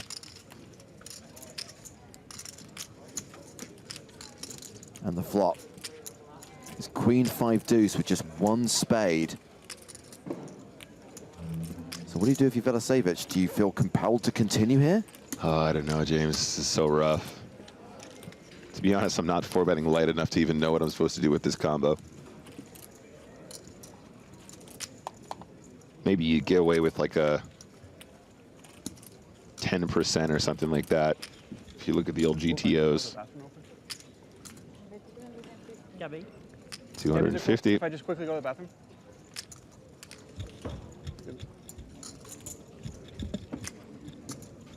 Bless him. Did Wolfgang just ask permission to go to the toilet? That's really sweet. Oh, that's so nice. He's an artist. He's respecting the process. He knows how it works. Mateos calls. Spade on the turn might be real spicy.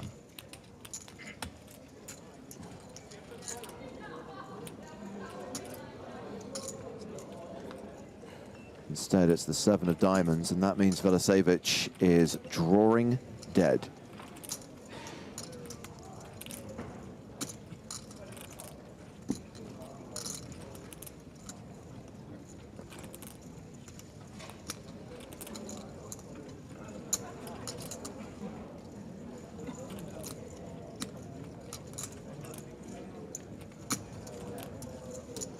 Check. Vladimir checks the turn.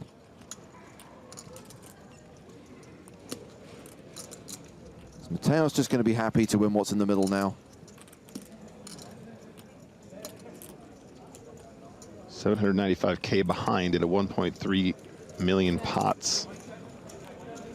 Checks it back. I guess giving Vladimir the opportunity to fire river. Yeah, I'm not sure. I think he's just shutting down now at this point. But I think if we do see a check from the ace-8 suited, we'll just see a shove from the ace on the river. That seems to make a lot of sense, as you might imagine.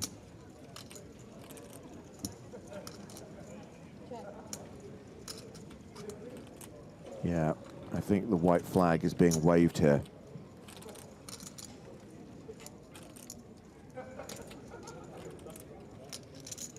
I love that from Smog. Come on, pretend you got ace-8 of diamonds. I don't think Mateos is going to fold here. And with the action check to him, it is a virtual all-in, which gets a fold from Vladimir. So Mateos chips up to 2.2 million. He's back among the chip leaders again. Closing in on that 90 big blind mark. Scratch that, make that 72 big blinds because the blinds are up. We're now playing 15-30 with a 30K big blind ante. Let's welcome back Joe Stapleton. Hello, my babies. This is getting exciting, isn't it? Very exciting. Just 22 players remaining. And as we've said before, the prospect, the possibility of not just a two-time EPT winner, but a player winning the same EPT main event, Adrian Mateos having triumphed here in 2015, is a big stack with 22 players remaining. We can finally stop talking about Vicky Korin and Nikolai Pabal and What If God, and we can just focus on a dude who won the same event twice. The rest of them, irrelevant. Griffin Benja is with us in the booth. I know you're a big Adrian Mateos fan, Griffin. I know you'd love to see him win Monte-Carlo again. Oh, don't get him started.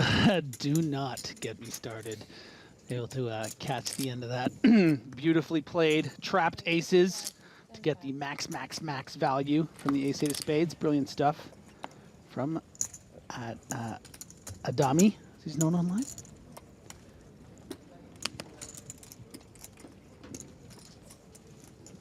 What did you just call him?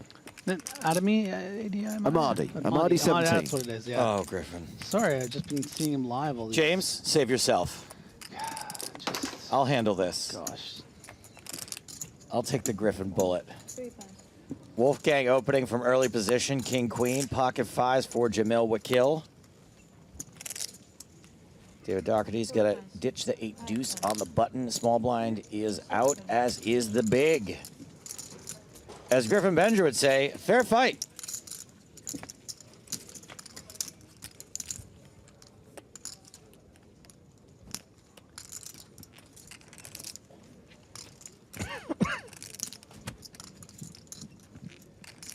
Advantage Wolfgang here. If he just finds the C-bet, which, having raised under the gun 1, I think he knows he needs to do to fold out these exact kind of hands that are ahead right now, but maybe concerned as we see the check that there are going to be some ace-X hands in Wakil's range. Certainly true, but with this combo, especially the king of spades, you can get really creative down the streets. The third spade comes out, you can even just keep barreling and sometimes even fold out an ace, so I would have loved to have seen a bet. That's my favorite Mike McDonald song, Creative Down the Streets. 40. Oh boy, oh boy. This is creative, as they say, I mean, as you say. If the guy's going to give you the lead, I mean, if you can fold out equity from hands like king, queen, I think this should be too strong with that spade in hand. But it's not an envious position to be in, to be calling down with king high. And this is why it's nicer to maybe play as a bet.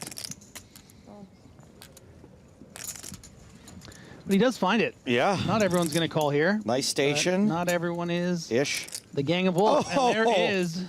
Drills the king ball on the turn.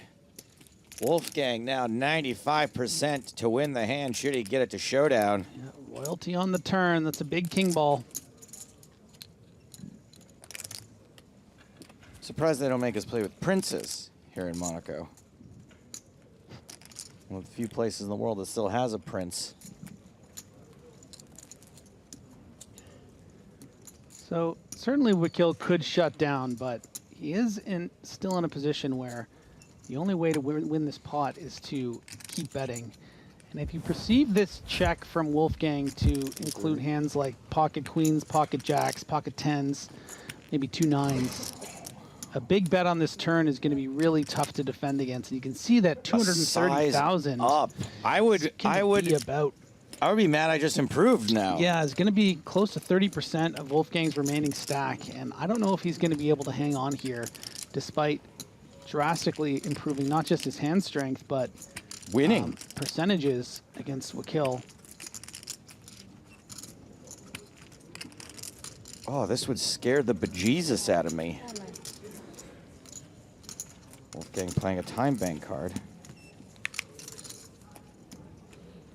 The other thing you're asking yourself, I'm sure, if you're Wolfgang, is why is this guy so confident with this stiff bet, right? I should have the stronger range in early position. Is he really going to bet this exorbitant amount on the turn here with ace-10 suited, ace-jack? Or is this more leaning into the bluffs, but yeah, is going to fold the best hand? Jamil Wakil, been very impressive over the last 12 months. Have seen plenty of him go plenty deep in EPT main events. Yeah, and I'm sure there's a lot of disappointed Wolfgang fans out there seeing him fold the best hand, but, you know, these are some incredibly seasoned players, and it's tough when you have second pair and you're facing a pot-sized bet like that. Lots of smaller poker events you can play related to the EPT brand coming up this summer. Lots of fun stuff in Europe, especially the ESPT/UKIPT crossover you've all been asking for, Malaga, June 10th through 16th. And there's always tons of fun happening off the felt as well at these events. I'm really bummed I can't go to this. I scheduled my comedy tour across the Midwest starting June 12th, so I can't go. But if this had been on the calendar first, I don't think I'd have done the comedy tour. I think I would have gone to this. That would have subjected people in Malaga to listen to my comedy, probably, to scratch the itch. But, man, I wish I could go to that. I think you might see James Hardigan there. I'm not positive, but I think he's thinking about it. Oh. I got to play UKIPT London, I think it was a year or two ago, and that was super fun. So I can only imagine how much more fun it would be in a spot like Malaga. Had to be because he made it 60 last round. Will you be in Cincinnati as Dirty Bird Chirp? We don't have any gigs scheduled in Ohio. I think we have an opening that we could get to Ohio if we had to, but at the moment we've had a couple of things fall out. We had Wisconsin fall out. We had one night in Michigan fall out. So if people have spots that they can book us in the Midwest, we might be able to make it work. But at the moment, nothing's scheduled in Ohio. Blind on blind here, Chowskin and Tata. Yeah, I like this raise from Chowskin just as a general process against the stack that's around 17, 18 big blinds. You got that one high card, one low card. You're just trying to force out hands that have some equity that might fold, but you know, a little spot of bad luck that Tatar is sitting there with the ace-jack and almost certainly shoving his whole stack in there. Unless we're not at 16 yet, yeah. T-tart, T-tart. All in. Reminds me of T-Tours. Remember that T-Tours meme? Jason Somerville? Early days of Twitch? No, I don't think so. Wow, you hate Jason Somerville. I actually spent a great deal of time with Jason Somerville recently. Yeah, you did. You spent a whole day in the green room. 2 days. Waiting. There you go. T-Tours. T-Tours. Twitch is on it. Waiting to Hopefully potentially get into in the big game. Big game, yeah. I have some big game news coming up. Really? I know I teased it earlier. It's happening in this level. No way. Yeah. Okay. And it does involve you. No. That's exciting. I'll tee up part of it right now. Griffin Benger made the big game trailer. He's in the trailer. Wow. And it ain't just a trailer we're announcing this time. We got some hard information. Really? To give you. Yeah. For the big game on tour. Remember, it is the big game on tour. Slight variation on the old format.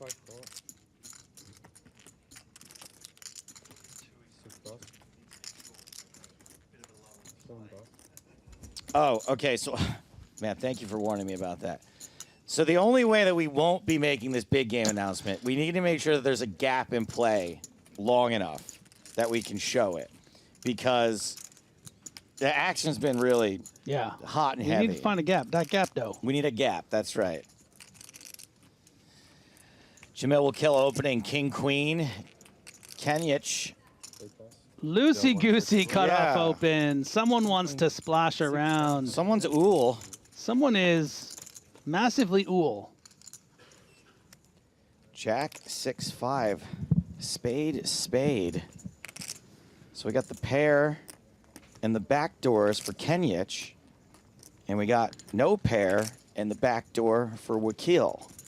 But not the worst flop for Wakil to continue on. A little similar to the principle we talked about in the Wolfgang hand, but made even better by the fact that there are no overs to your King Queen. Of course, in the Wolfgang hand, the ace was on board. But in this case, you know, with that King of Spades, making it easier to play down the streets with some picked up equity, you know, let's just say the 9 of, well, really the 9 of anything, but certainly something like the 9 or 10 of spades will incline Wakil to continue to bet and really put something like 5-4, well, more than just in the blender, but in the muck. Pretty surprised by this cutoff call from Kenjic, but all the same, you know, you need to be sort of balanced with your flats, and you can't just always be flatting the Broadway combos and pocket pairs, so maybe rolling a little loose here just to mix things up. When you say balanced, how often do you have to be, what percentage of the time are you in with this hand? I mean, this feels, as far as a flat is concerned, like probably in the, like, I don't know, 20, 25% of the time. So that's why I was so that's surprised. relatively high, higher than I thought you would have said. Okay. Yeah, I mean, it's quite loose, but I think there's obviously a lot going on that, you know, you other take factors off one, at play. You take off one level and you sort of miss some of the dynamic that might be going on. You know, maybe Kenjic is appreciating that the players, the 3 remaining players to his left, aren't going to 3-bet as light as, say, you know, an Adrian Mateos might. So it gives him more opportunities for some post-flop play. Maybe he feels like he has an edge when Wolfgang completes in the big blind in post-flop play. Pretty good run out for Kenyich. Yeah.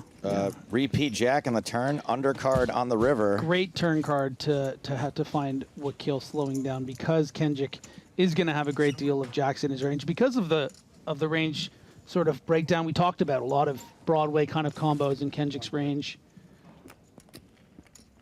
I'm curious to see Wakil's reaction when he sees how loose Kenjic was prepared to flat preflop. Even Docherty here. Huh? I think chat's having a meltdown because Wolfgang folded Jack 5. Someone is leaving. Motown. Yeah. Let's see what's going on out in the field. Georgios Karakousis has called the all-in of Celadine Bedir on the flop of 9-5-4. Karakousis with King 9, Bedir with Queen 9. Ooh. Ooh, brother, Nah, doesn't help.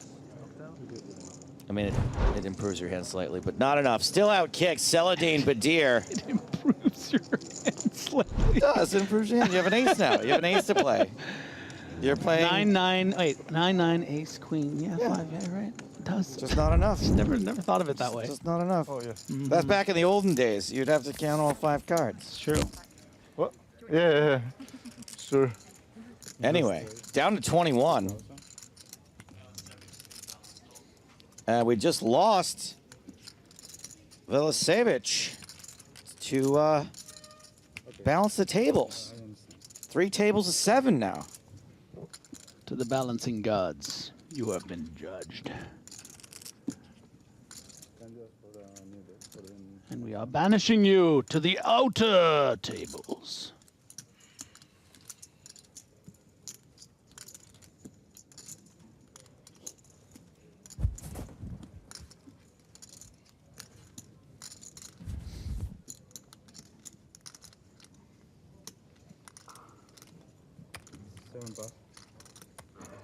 Kenya's going on a little run. Oh. Gonna run into Wolfgang. Starts the hand with 25 bigs. I would really like to see a shove from Wolfgang here. Doesn't seem to be his style. It doesn't seem to be his style. I think, you know, 3-bet calling is a bit too sort of ambitious, and 3-bet folding is a no-no. So he's going to play it the way that he's been playing this entire tournament, which is a much more sort of call-y than normal. You're now allowing Wakil to come in with the very live 10-9, and you're kind of hoping that you just flop better than these players. And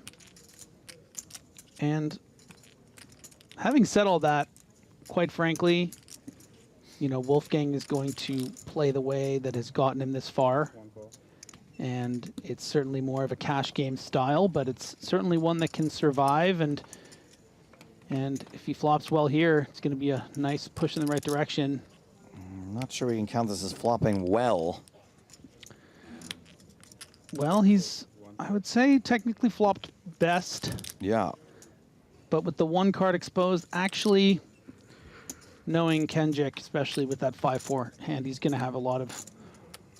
He's going to have all the King 9 and Queen 9 suiteds here. 5-bet, 30,000.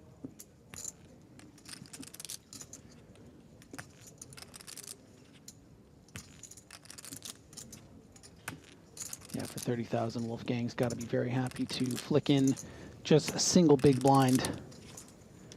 You're not going to come to this party and not at least stay past the first cocktail.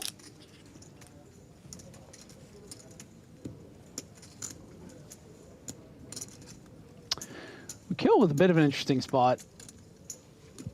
You know, you are drawing to a straight, but it might not be good if you hit with the ace-10 combos and the potential boats. So I think that's some fair discipline. A little annoying because it's just so cheap, but it's just the right play. King on the turn. Wolfgang now ahead of pocket 9s. Yeah, and also, you know, Kenjik could have just been putting out that 1 blind as sort of like a prayer with the 9-8 or 9-7 of spades as well. What about Queen 9 of spades, though?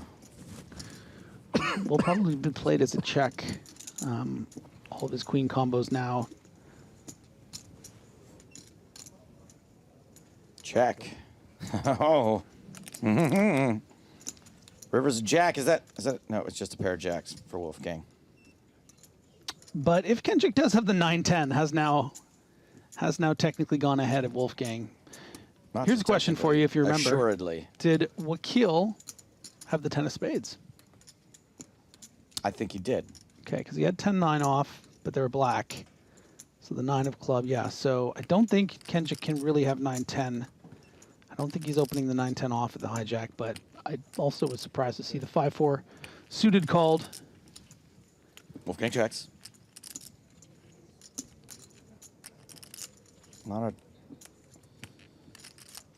Now, is that puzzled look like, now can I get ace high to fold? Or is this the look of someone that's saying, do I need to value bet Queen 9? I do think that this puzzled look is... Or do I just shut down with the 9-8, whatever? Is too much of a look, to get away with much here. Oh, wants to show it, which means it might be ace 9. Oh, it was 9-10 off! He did have it in his range! So, yeah, I'm thinking, wow, very, very lucky there for Kenjic. And I think this is because we've seen him be playing all day, and he hasn't been this loose until recently. I think he likes his seat. I really do. I think he likes opening into these particular players that maybe they're not attacking him enough. You know, you think about the kind of guys we've seen battling. I mean, he didn't get 3-bet with ace-jack suited by Wolfgang. He didn't get shoved on. Yeah. So, I mean, Yeah, I like your theory. Yeah, and again, that really speaks to why I recommended that Wolfgang needs to find more aggressive pre-flop play there in the form of a shove with the ace-jack, and then mix in some 3-bet bluffs there. You know, if he finds the ace-6 suited, why not 3-bet this hijack open who's opening 10-9 off? We got to find ways to acquire chips. We can't just be, you know, floating sort of 40% of average. You're going to run out of lives in something like this.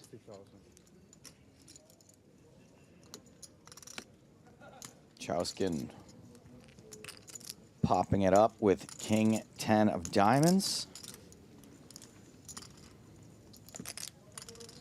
Ta-ta!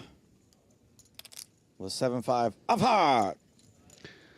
It's funny that you just did that because that's a big sort of like meme within the Montreal Canadiens. There's a player named Tatar, T-A-T-A-R, and there was a fan at one point, the camera came on him and he went, Tatar! And it became like how everyone calls him now. It's just a name you want to say with Yeah, some power. yeah, Tatar! Wolfgang again with ace-jack. 23 big blinds to start the hand and folds. You know what? Every time he's done something like this, the flop comes like King, King 10. And I know that's not an excuse. It's just... Yeah, but it's irrelevant because he could have shoved. Griffin. He's not calling the all-in with Griffin. King 10. Griffin. No. Griffin, I'm telling you. Stop. This kid is a genius. This kid is a savant. You're so results-oriented, and so is everyone else on the Then why do we keep track of nothing but results? There isn't a Hendon mob for who played the best. It's the Hendon mob for who had the most results. So, listen, I know we're all fixated on the fact that Wolfgang made this brilliant ace-jack fold, but let's also focus on the fact... This kid will tell you the time and place of your death. Adrian Mateos has flopped a flush draw and is elected to play it aggressively, which is quite fun against the portion of Chowskin's range that doesn't include trips. Is going to get called. Ooh, we saw a rare gulp from the Spaniard. Mateos catches an 8.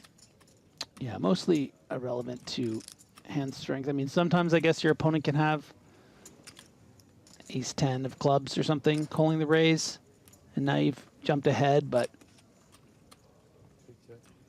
he knows he's not going to fold out a jack. And the quick check back from Chowskin. And now Mateos might think, hey, if this guy has a super strong hand pre-flop like ace-jack, maybe I've just gotten there. Ugh. Do I want to maybe put out a little baby bet to try to get value? Or what do I do? Sure, if he wants to take the coward's way out.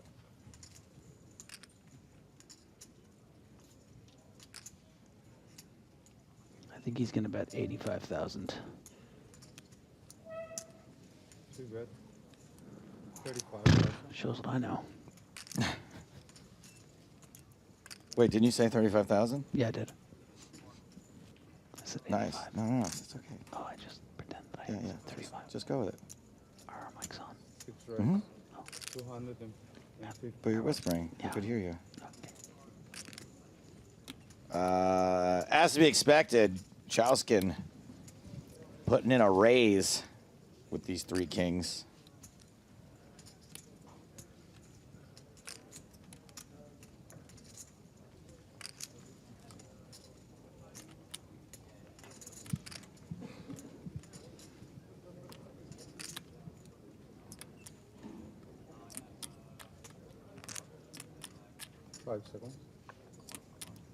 Oh boy.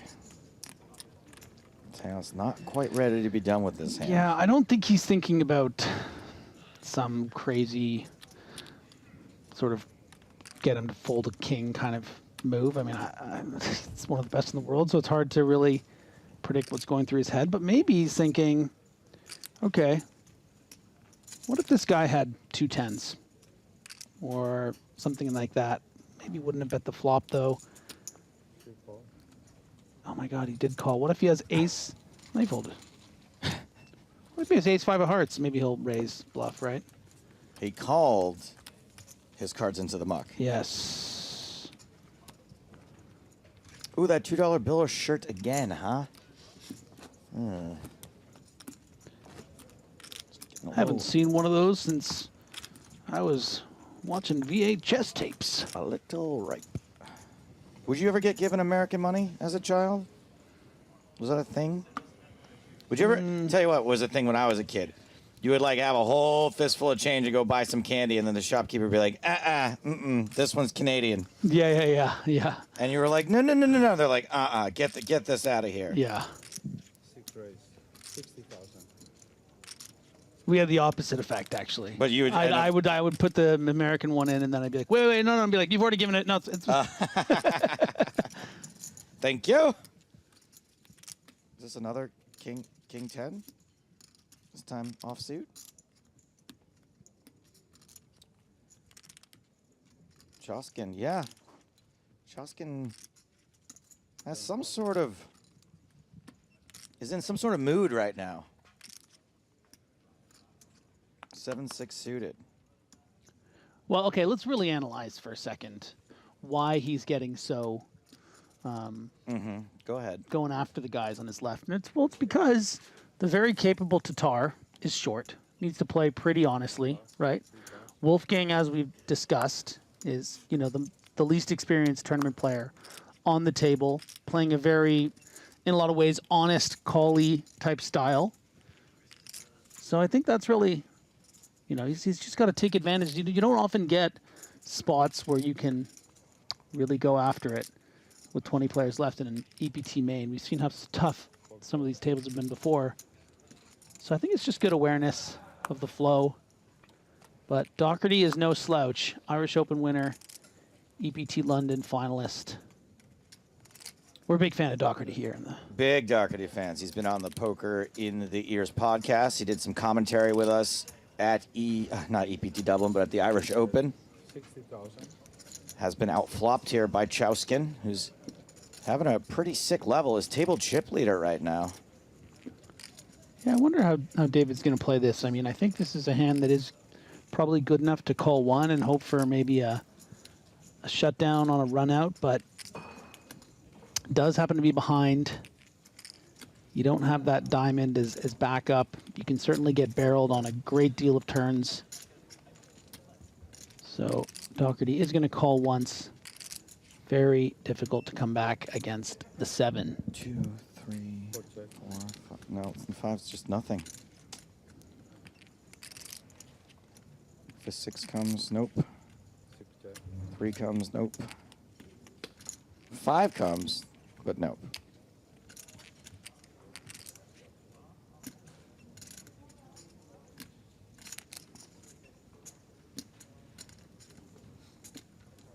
And Docherty might even put out a little blocky value bet here because his diamonds have missed.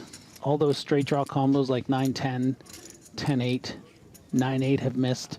So sometimes if he puts out a bet here, maybe something around 100K, he might get called by ace high sometimes. And actually going quite a bit smaller. 45. Doesn't want to value cut himself, which I think is really, really smart.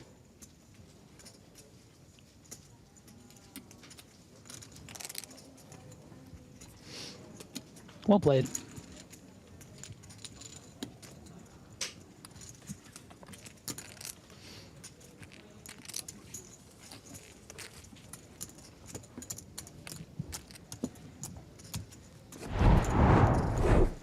Feature table chip counts. Chowskin, as noted, at 90 big blinds.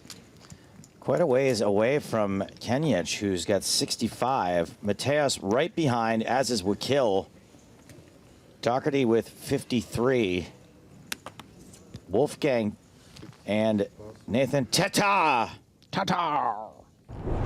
Just 23 and 22 big blinds, respectively.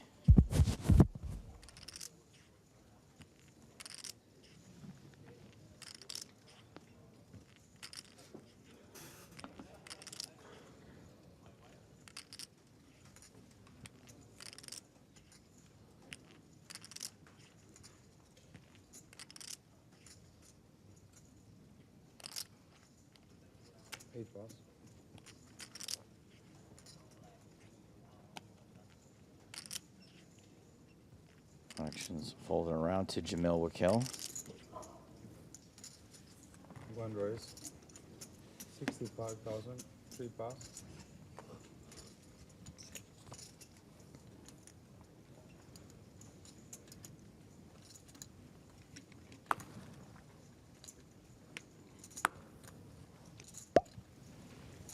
Long past that stage.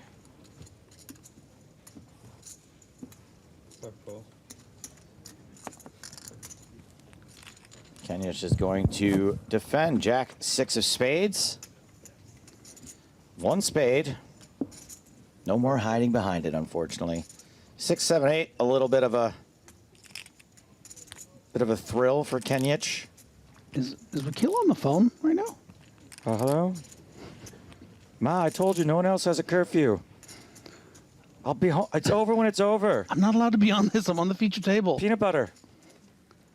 Yeah, crunchy. Yeah, I love you too.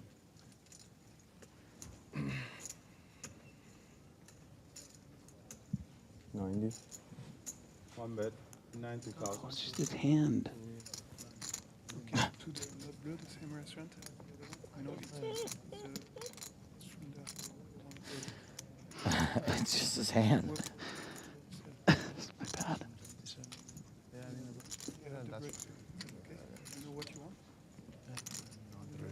Kenyich folds. The worst hand.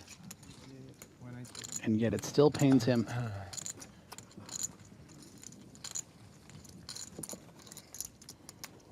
Sorry, I gotta go. I'm playing in a big poker tournament.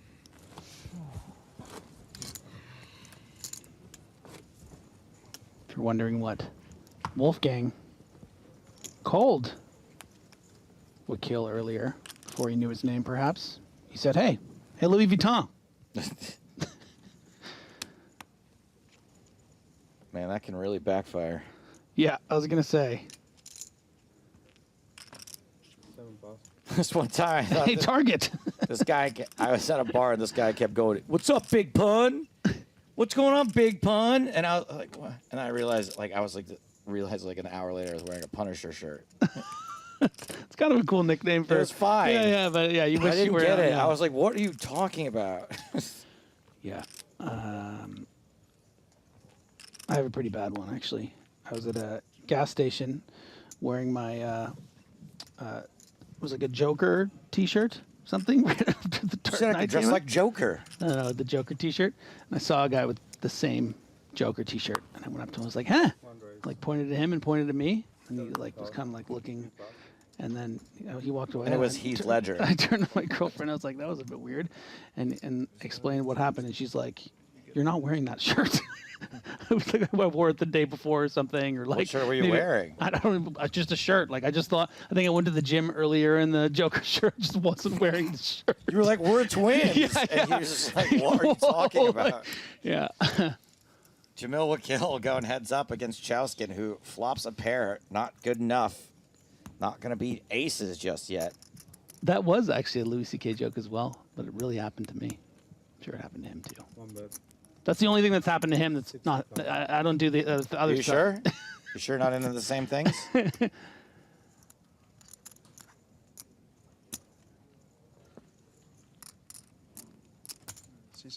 Go.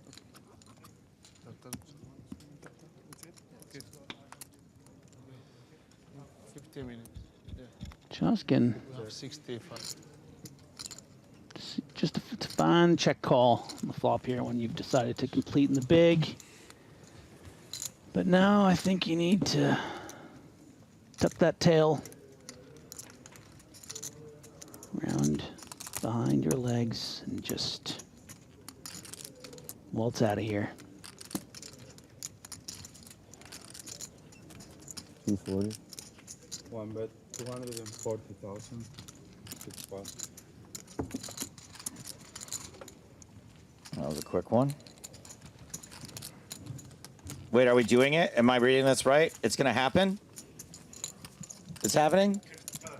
It's happening. The announcement we've been saying will be happening for the last 8 months is happening. Wow.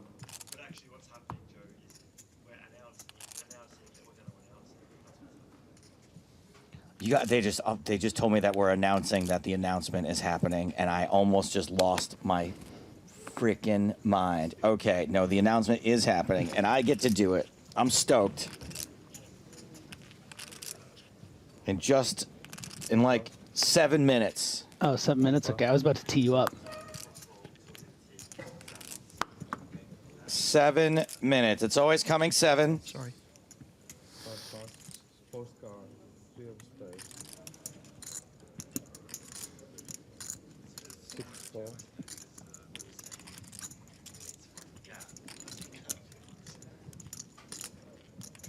We decided, who cares if we run over a monster hand? It's happening. Chauskin v. Tata! Ta-ta.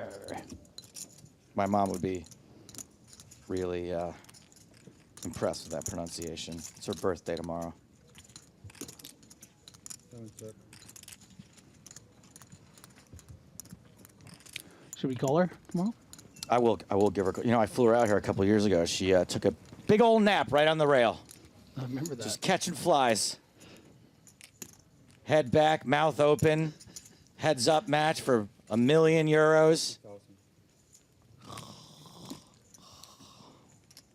Beautiful. 1 heart on this flop, up and down for Tatar. A true 50-50. Ooh, those are rare.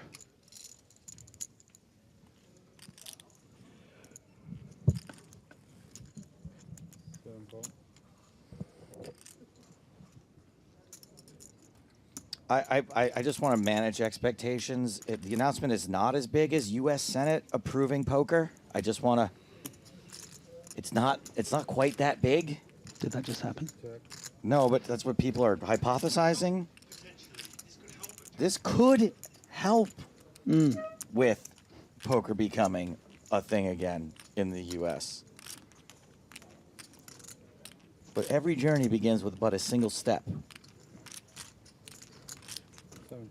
Or if it's a Griffin journey, it's a single step. Then you go back to your house, get your wallet and your keys that you forgot, and then head back out again. So running pairs for Tatar, once again, proving my theory that when you're open-ended, you almost always make a pair. It's a good theory. Which makes no sense. You have more outs to the straight than you have to the pairs. Value now, in case your opponent has a 4. Thinks you might have missed diamonds, but nah.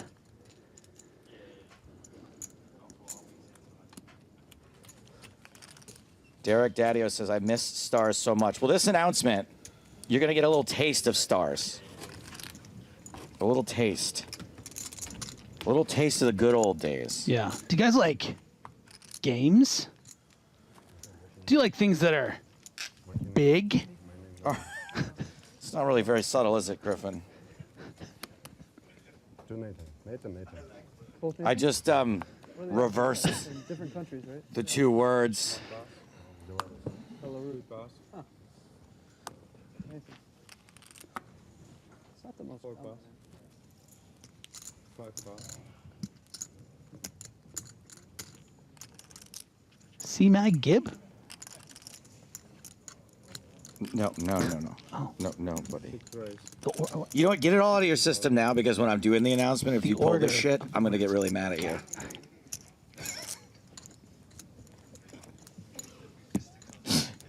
Chauskin opening 10-5 suited.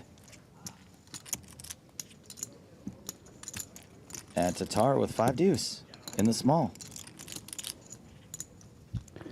How you feeling the ool levels on Chauskin with this open? You like? Maybe it has something to do with the fact that the guy in the big blind isn't fighting back enough. Wolfgang with the dominating Jack-10. This should play as just a call. Which fits his style perfectly. Exactly. Wolfgang starts the hand with 21 bigs.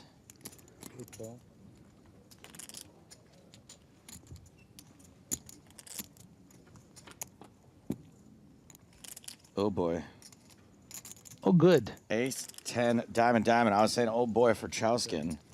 Which side are you on? The ace. Well, I just, you know, when someone's dominated, people getting coolered. Coolered? Yeah. I mean, when I saw the 10. That's a cooler. It could have been a cooler. Yeah. If there was another 10 behind it, that's a cooler. That means we're halfway to a cooler. Chowskin continues. Wolfgang calls to the turn. It's a diamond. No one has a diamond. It's a 7. No one has a 7. But it is always coming 7. It's always coming.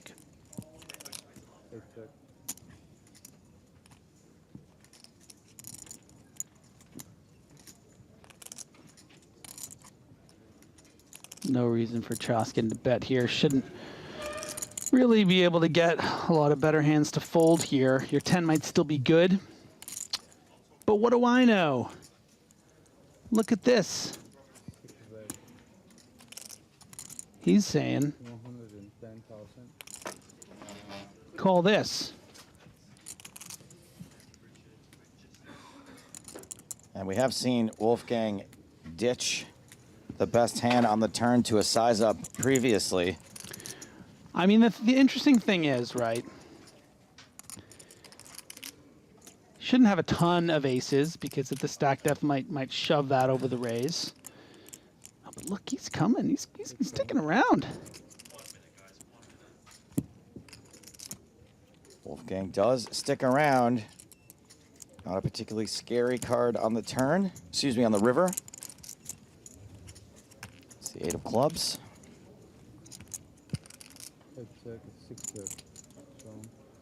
Yes. And Wolfgang does get to showdown with the 10. Wolfgang bangarang. And the better kicker. And I don't know if he's telling himself to be quiet, to get it quietly, but it is something most players in Europe do appreciate. Thank you. Well, we teased the announcement multiple times. 13 years ago, there was a little TV show called The Big Game, and guess what? It's coming back. The biggest game in town is back. Let's play some poker.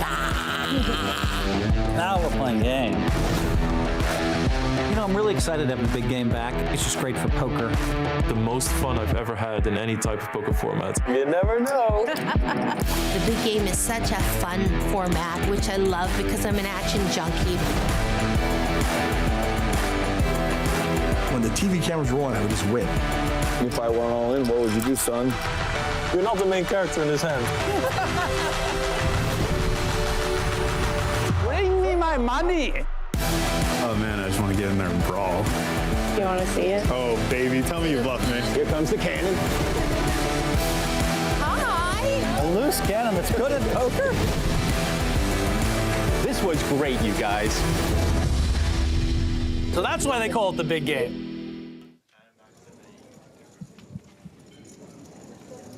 That's right, the big game on tour is back, and we have a premiere date. We do, and there are 2 premiere dates, depending on where you are in the world. US TV premiere, Joe, Friday, May 10th, FS1. Global premiere, Saturday, May 11th on the PokerStars YouTube channel, and I think this is how it's going to work for the next 5 weeks. FS1 in the States on US TV on a Friday night, and then the following day, the Saturday, available to everyone in the world on the PokerStars YouTube channel. I mean, everyone gets to see this show, and if you're lucky enough to have FS1, you get to see it 24 hours before everybody else. And James and I are going to be in the United States of America for the premiere day. I'm going to have a little premiere party at my house. And if you're a pal of mine in Los Angeles, get in touch. Let's hang out. Let's watch it together. Awesome. I can't believe that Griffin was in that trade. You were in the big game? You played on the big game? I might have snuck in there, you know. What did that appearance cost you? No spoilers. No spoilers. A really good tagline at the end. So as you probably saw from the trailer, players in the game include Phil Helmuth, Lex Veldhouse, Alan Keating, Jennifer Tilley, and Arden Cho. 5 more episodes featuring a different lineup coming in July. So you've got 5 episodes coming in May and June, and then 5 episodes in July. 10-episode season of the PokerStars Big Game on Tour starts May 10th in the US, May 11th on the PokerStars YouTube channel. Yeah, and if you like big pot poker, you're going to really enjoy the big game. Yeah, I mean, obviously, Joe and I have been working on those shows for the last few months. We've been doing the commentary for those shows. I'm really, really excited for people to see them. Vantage Docherty here. Bit of a loose small blind peel from Wolfgang. Has flopped a little bit of equity here at 22% with this bottom gutter. And the backdoor clubs. Of course, you can see Docherty well ahead, though, with the Queen Jack. And wisely, Wolfgang throws it in the muck. So Docherty still playing around 60 big blinds. Shauskin still table chip leader ahead of Jamil Wakil. There is 200k stack, right? Wolfgang hovering around 30 bigs. Nathan Tatar, the shorty at the table, just shy of 25 bigs and still half the level to play. I think I'm right in saying there's a dinner break at the conclusion of this level.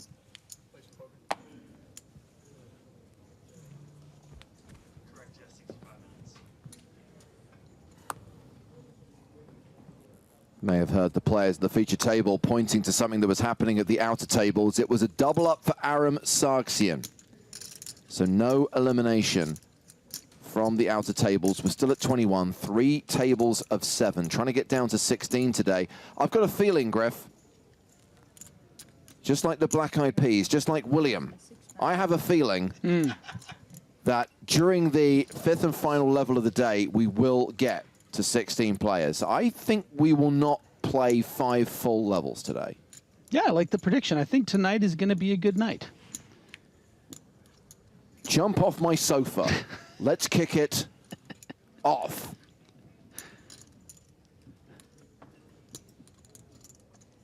Wolfgang with the King 10. No, you put that thing down.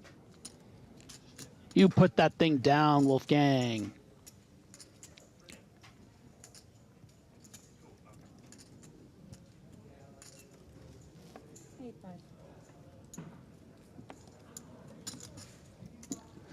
I love it when he listens. Take it down for Kenjic. Who was it? So Mateos still playing 62 bigs. I mean, with the exception of Wolfgang and Tatar, Griff, this is a deep stack table. Everyone 50 bigs and above. Yeah. Yeah, very deep stacked and a lot of very capable players. We've seen some great action on this day and even on this feature, but in general, no one getting too out of line. This table like last 1 hour. Yeah, big.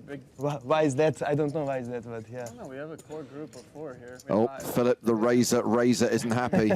Damn it, now that song is going to be stuck in my head for a week. Lucky you, it's the Peas.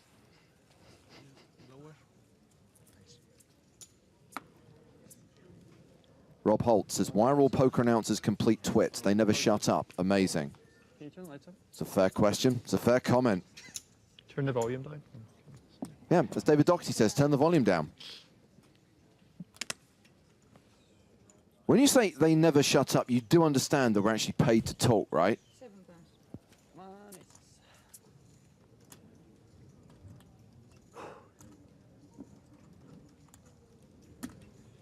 Ooh, sweat with Wolfgang. I guess this would be sweat with Choskin? I don't know. I was never really a sweat guy. But we do see the second card. It is the Ace-Jack suited.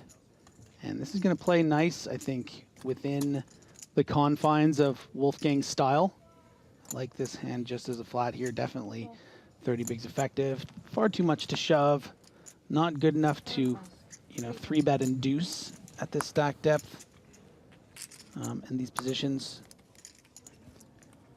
So this is the way to play it. Docherty gonna get a great opportunity to have a cheeky set mine. Let's go, 3 ways.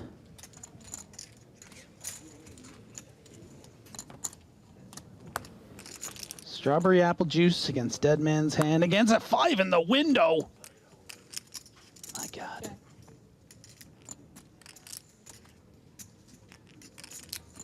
Check. Check.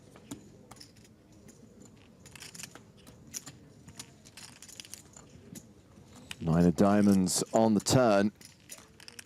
And Docherty's set, still good. Yeah, and as far as turn cards go, I think Docherty would probably have preferred something like a queen, jack, or a king, or even an ace to check raise on.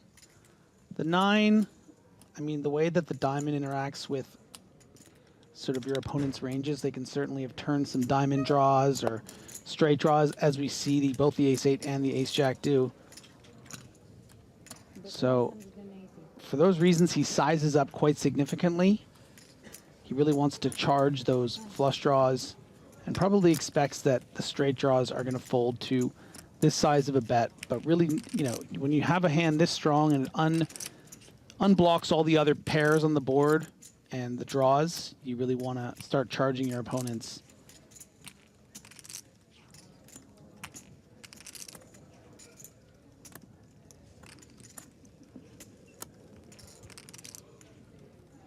Yeah, good discipline there from Wolfgang.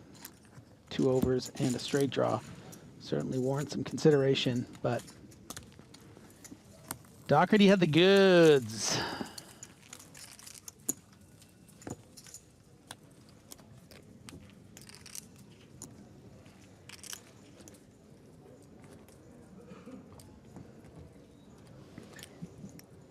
"35 minutes till the level concludes and the blinds go up.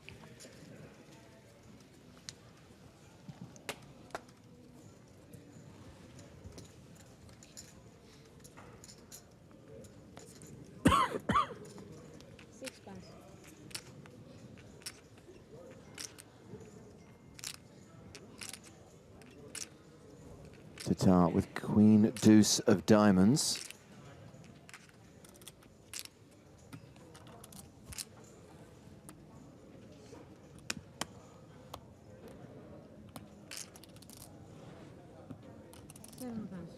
Took him a while to fold that. Yeah, balancing his timing maybe a little bit. Tatar, no stranger to features. We've seen him quite a bit on the tour. We have indeed. We've got 7-6 suited for Wolfgang. Not going to play it from early position.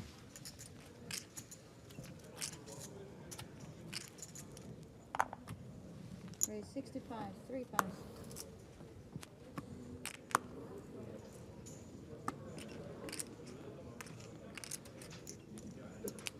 Definitely expect to see it continue here from David Docherty, whether he elects to sort of mix in some calls with these kind of combos sometimes from the small, certainly possibility, but more often than not is going to lean aggressive, I think, For sure. and probably find a 3-bet to that $250,000 plus.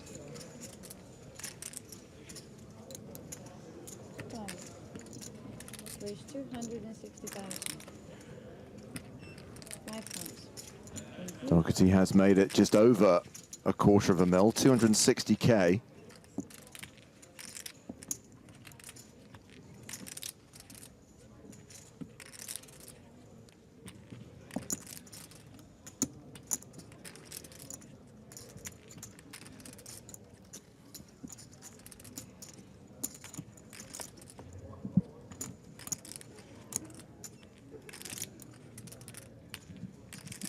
Hasn't folded yet, and this is a, you know, could be an opportunity. Now does fold. You know, sometimes you got to find those light 4-bet spots, and that would have been one that may have worked, but the thing about these suited wheel aces, might have just shoved all in with the ace-deuce. Well, we saw the field ticker reduced to 20 because Aram Sargsyan has been eliminated in 21st place, cashing for 30,500 euros.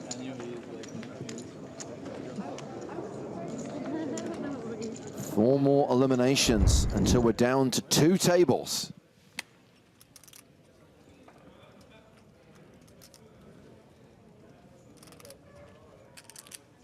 Alan Liu asking how many people in the money. The final 175 got paid.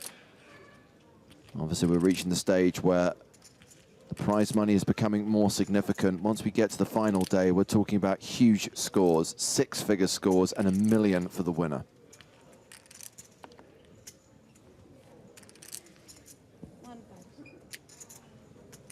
Raise 60,000.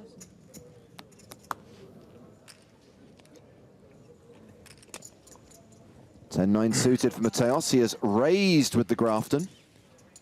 Made it 60K. 20 players. And Schauskin folds the big. In the mystery bounty, we're going to restart in about 3 minutes. Please start retaking your seats.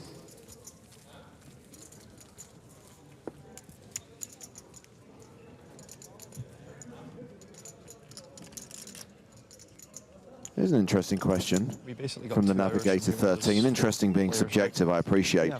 If I say raise... I think we'll play on. I think we'll get a 16 and we'll play on to the end of the level. I think it'll... You have the minimum of... Yeah. But for sure we are playing to enter level. Next level. Yeah, that's what I mean. But I think we'll get to 16 before the end of the level. I don't think we'll be playing any longer. Yeah. If you don't... Not to go super late. Yeah, I prefer to end it now. Yeah, you would. Yeah. So the Navigator was asking about the shot clock, Griff. If I say raise, but it takes me more than 30 seconds to count the chips, do I need to use a time bank card? Stupid question, I know. I don't think it's stupid. I think it's fair. Does anyone even use any of the pools here? The ruling used to be, and I don't know if it's the same, if you say the word raise and have not completed your bet by the point that the shot clock ends, it's ruled as a min raise. Hey, you guys all want to meet up Because you've verbally declared raise. If you have not followed that up with the amount, either verbally or with the chips you're counting, then it would go as a min raise. I don't know whether you can use time bank cards to extend. I would assume maybe you can. We need to ask Toby Stone.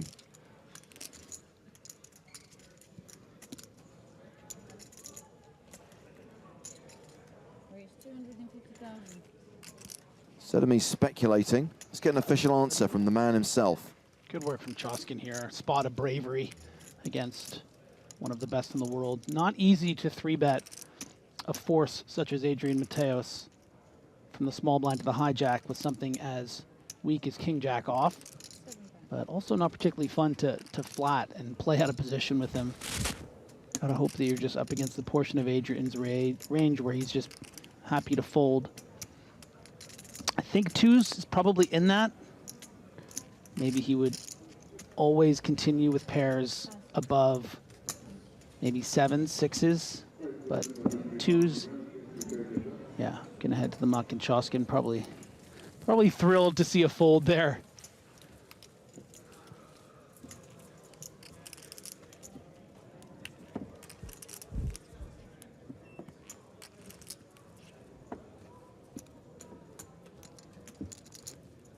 Oh, we heard the players speculating about whether we would stop at 16 or play to the end of the 5th level of the day. News from the tournament staff, we will stop when we get to 16. They will do the redraw overnight and we'll come back with 2 tables tomorrow. So we play all the way until 16? Yeah. Okay. Which I think David Docherty is right. I think all the other players agree. It's likely to happen during level 25, during the 5th level of the day. Initially, there was conversation about doing the redraw and playing to the end of that level. But I think it makes more sense to just stop there, not go do another redraw, take another break, come back and play for 25, 30 minutes. Let's just end the day, come back tomorrow. Gotcha.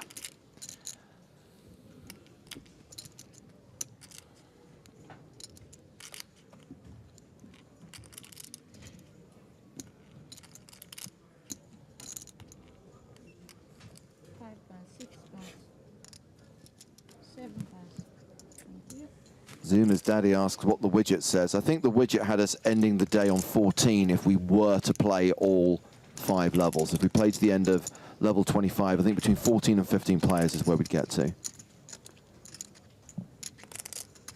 Nice opportunity for Wolfgang to just flick in 30K here. Getting such a good price. You know, you never love playing post flop with ace-4, but this one's not going to be bad. Just hope you flop well, or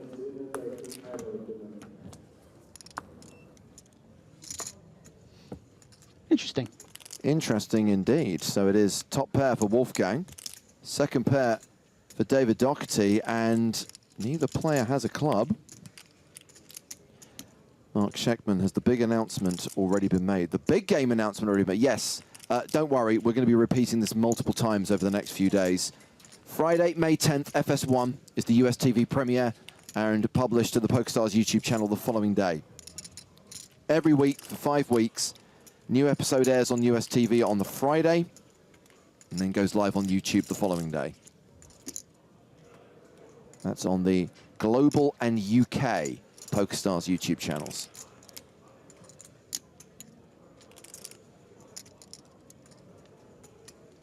So this went check, check on the flop. Wolfgang's checked the turn. David making a delayed c-bet, 55,000. Yeah, and this is just a sort of protection value bet now with this king-jack. You know, you don't want to give a free river card to a hand like 8-7 with the 8 or 7 of clubs, right? And you don't really think your opponent should have an ace too often checking twice. But I think the goal here is just to get to this river and probably check back.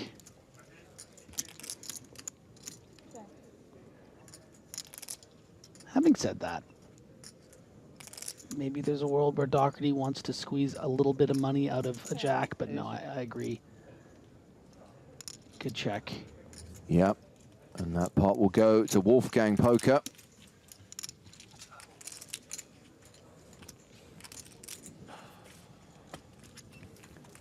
And you can see the muted pumped upness of Wolfgang after every pot he wins, almost like he's speaking to all of his fans out there.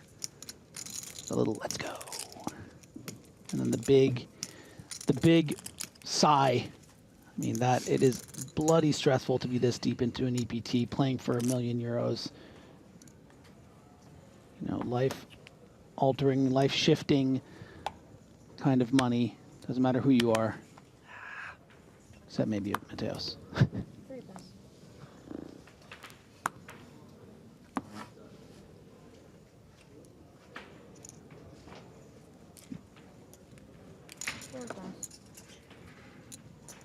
Kings. Whoa, whoa, whoa, whoa, whoa, whoa, whoa, whoa, whoa. Kenjic raising from the hijack. 65,000 to go. Round to the blinds. Wolfgang in the small.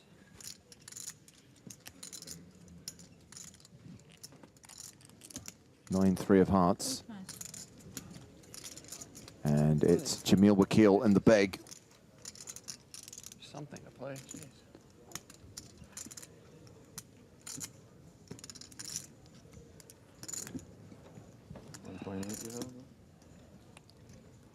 By the way, I've got the official answer from tournament director Toby Stone on the raise question. Stand by for the answer after this.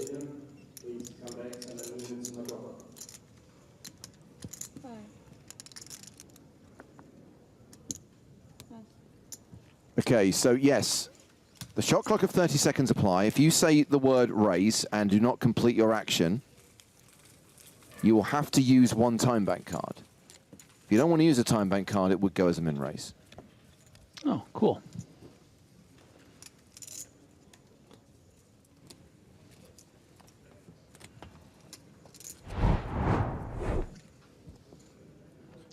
There are the chip counts for us here at the feature table on day 4. Pretty even between 1 and 5, Wolfgang and Tatar. The one's in a little bit of trouble, but Oh, we like to play deep structures here at these EPT mains, 90-minute levels. Many styles prevail, as we've seen from Wolfgang, playing a sort of cash gamey style, but you know, he's well below average, about half of an average right now, so gonna have to get something going here. So Mingo on Twitch asking for clarity on what happens if you don't have time bank cards. As I said, if you don't have the cards or you don't want to play them, you've said the word raise. That verbal declaration is binding. So if your shot clock then runs to 0 and you haven't announced a number or haven't put chips out, it's ruled as a min raise. Your hand wouldn't be folded. That would be awful. This is what I say, we'll say too, because it is interesting, this question, but also, unless you're re-raising a player, most of the time you're min-raising anyway, so, you know, the result is probably going to be what you're looking for. So, Wolfgang. I've done it 100 times, doesn't it? Yeah, folding the ace-10, I believe, which makes sense considering we saw him fold ace-jack to someone raising in a much later position earlier. 60% of a royal between us. Smokes like a... And I followed queen. Oh, so you were dead, basically. You guys are going to exploit me now that you know I'm folding 10 of diamonds. It's all over for here. Classic poker joke.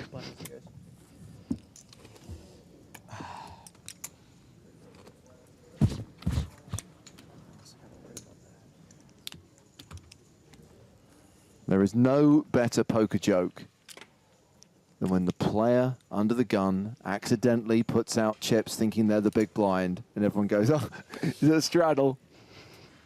Oh, chuckle every time. Good. Every single time. 65. Raise 65, 6 pass. Joe Abs1 asks, is Joe going to be in Cyprus?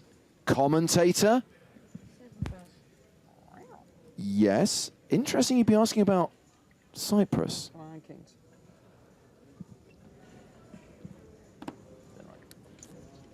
Are you thinking of coming to Cyprus? Is Joe Stapleton your hero? Would you like to meet him? He said that's where he wants to meet fans in particular, right?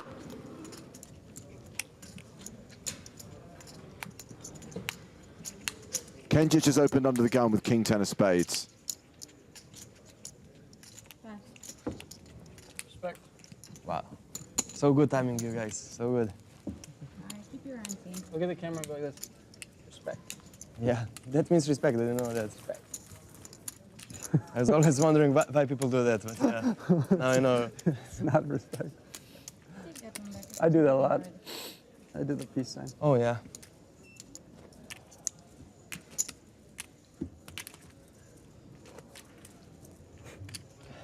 I need to get in a spot so you can do the sui. Yeah. The camera needs to pick that up. I think sui is overrated, but... Where are you from again? Bulgaria? No, I'm from Serbia. Serbia. Yeah, the Serbian people, they want to see you hit the sui. Yeah. That's going to be so good. There's 2 of us. I'm going to put you on right on the newspaper. Just cue the segment. Oh, that'd be so good for poker. 7 pass. 25.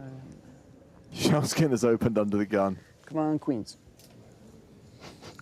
You don't have queens, you have the Dolly Parton.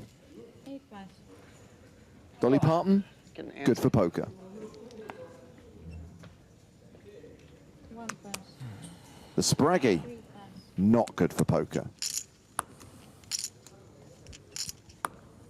The hand either. 9-6, terrible for poker. 4 pass. 10-5, mediocre for poker.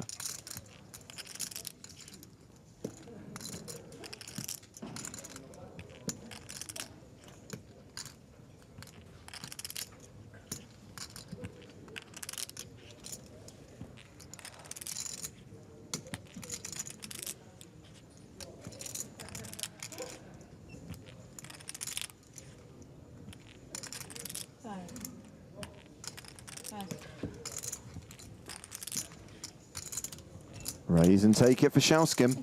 Still table chip leader with 2.3 million. 76 bigs at the current blind level.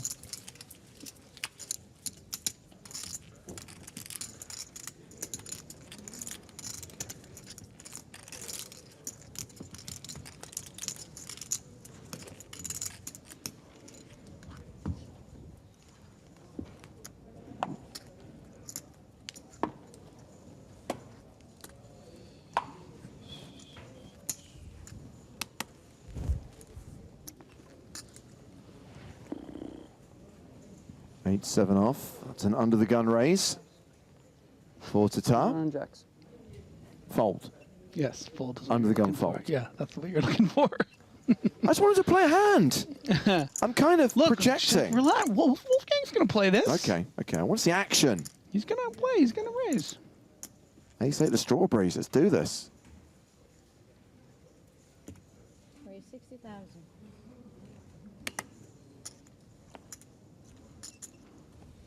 One pass, 3 pass. Pocket nines for David Docherty.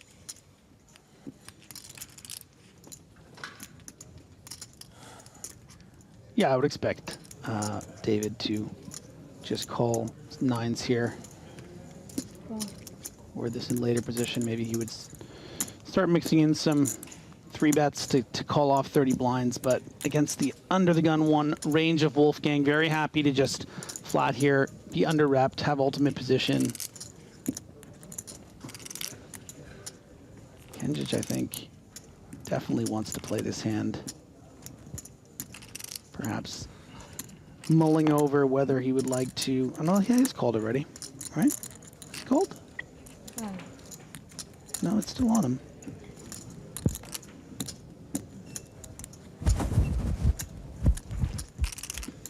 It's funny because it's such a hand you do just want to see a flop with, but what Ken just realizes is, you know, maybe this hand's going to be better long term as a squeeze here, because if I can get past Wolfgang, I don't really expect Docherty to be trapping. So I can just take this down pre-flop a lot.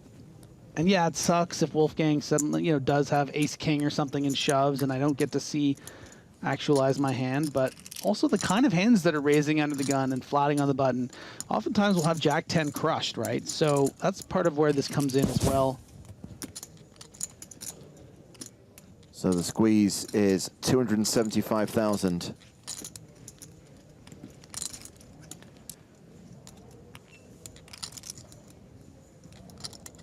Gets a fold from the original raiser. Started with like 900, right?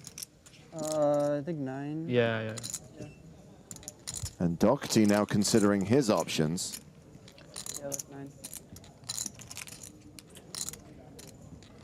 Yeah, I mean, Ken just happened to fallen right into the top of Docherty's range here, flatting the button. So I think Docherty's going to be aware that he needs to defend with the top of his flatting range here. It's going to be, you know, not that easy to play with this inflated pot, but it's going to be too tight to fold here because that means you're basically folding everything. Hate to break this to you, Griffin, but we're firing you and replacing you with the Dark Knight. With analysis like this, you can't go wrong. You never raise with Jack-10 suited. You have to limp and call. So Don't forget that. That is very interesting that Docherty folded, because that tells me that he's folding 100% of the time when Kenjic squeezes there, which makes it an amazingly good light squeeze spot. Yeah, pretty interesting. Really been impressed by the way that Jovan Kenjic has played on this feature table today, all the way up to near 2.2 million.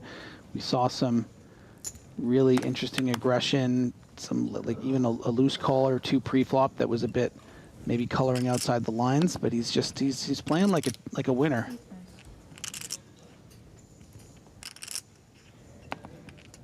I don't think Griff got the memo that I fired him midway through that hand.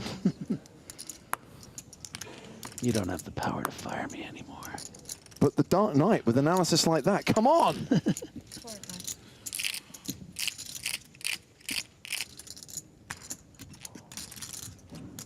Still at 20 players with 12 minutes to run on the clock until we hit the dinner break. No, the final table will not be tomorrow at Mass Non-Effect. The final table will be on Saturday. Tomorrow we play down from 16 to 6. And Kenjic continuing with the Ool vibes. Are you with the Ool stuff yet here, James? You been hearing about the Ool? It's this new thing that Joe and I created. You're going to have to explain it to me. Yeah, that was kind of one of the rules, though, that we can't really explain how it connects to its original... Do you want your job back? Explain it. I'll say how it originated. It originated as the OOL, out of line. Right. So we decided to call it OOL. Got it. Yeah. But the thing you have to also remember is that there is no Dana. Only OOL. Yes. Okay, so you're all caught up. Oh my God, you nerds. That's the thing I love about you most, Griffin. However big a geek I am, I know I will never, ever reach the height/depth, delete as applicable, of nerdery that you can inhabit.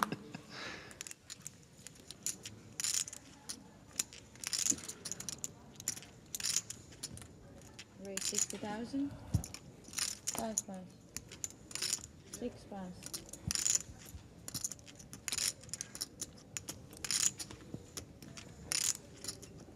Docherty's raise being considered by Nathan Tatar, who's got king-queen in the small blind.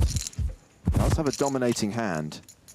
Yeah, I think a hand that you can shove sometimes here on these 18 blinds, but it's never an enviable spot to just sort of be at the bottom of what you'd be prepared to shove, and then whether or not to do it. But instead, is going to find a cheeky little 3-bet where he doesn't have to commit everything. I don't mind this either. You know, you do end up burning your equity against something you'd be flipping against, like a 10s or jacks, or 9s even, which is not ideal. I mean, this is an incredibly small size. This is quite a bit unorthodox. But against hands like this for Docherty, it's like, how do you even... It's difficult to continue, you know? You don't want to just... I mean, Tatar has been so quiet as well. You perceive that he's playing,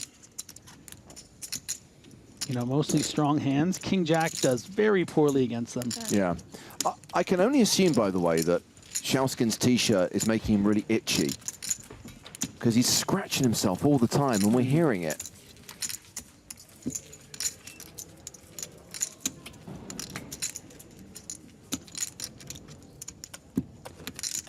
Just under 10 minutes left on level 24 here. 20 players remain. And then, as I understand it, we'll be going on a dinner break? Yeah. An hour-long dinner break has been inserted into the action today. Hitting up the cafeteria? I hate to break this to you, I've already eaten. Oh, yeah? How was it then? I got hungry. It's not bad tonight. What is it? Bad. It is it's a beef stew with gnocchi. Ooh, I like both of those things. Tomato mozzarella on the side. Oh, boy. Hope they're keeping it warm for me. I'm coming, guys. Well, I like this hashtag fun fact from Slow Poker. In the Ringo Starr film Caveman, the word ool was caveman speak for food. There you go. Look at the connection. Has Ringo Starr ever performed here at the Sporting? Oh, apparently he lived in the building next door. No way. Apparently Shirley Bassey lives there now. Tatar finding another 3-bet, 2 hands in a row this time. One of the biggest pairs, near premium, 10s. Have to imagine this would be with the intent to call off for the 23 total big blinds. Bit of a weird spot with ace-jack, right? The times you're getting 3-bet light, it'd be nice to just sort of shove and end this hand, but don't want to run into the top of your opponent's range. We can see, of course, this would be a flip. But you haven't seen much ooling from Tatar. Again with the itching. And a call seems a bit loose, but it's also, you know, it's not even a 3x. You put out 65,000. It's only 95,000 more to call. With how active you've been, it's just difficult in Kendrick's shoes to know what the right answer is here, right? Is my opponent just 3-bet folding king queen, or, you know, is he just always have it here, and if I go all in, he's going to snap me with kings, and I have to play this 1.3 million chip pot? All in. There it is. There it is, and the Dark Knight would concur. He has ace and jack blocker. Good enough hand to 4-bet, not to call.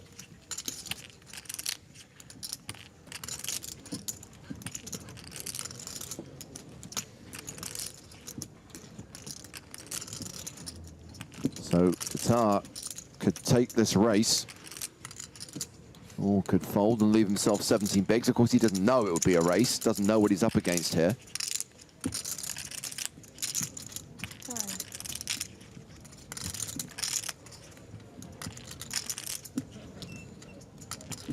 I mean, I know what Tatar is thinking about, but he must know that he needs to call here. He can't be 3-bet folding this hand strength against this player in late-ish position. You know, this is just simple principle stuff. You know, if you're not gonna call off the all-in, you need to just flat pre-flop. 3-betting hands pre-flop like this to see where you're at, and then folding. It's not really how we do things. Just realized we've dropped down to 19 players, hearing that Danilo Valisevic has been eliminated in 20th place, cashing for just over 35K. Be very curious to hear how Kendrick feels about this tank, right? Because if it's a real decision, it's probably something like 10s, 9s, ace queen off, also ace jack, and you're not doing that great against that range. You're never dominating, right? It wouldn't be ace 10 wouldn't be thinking like this.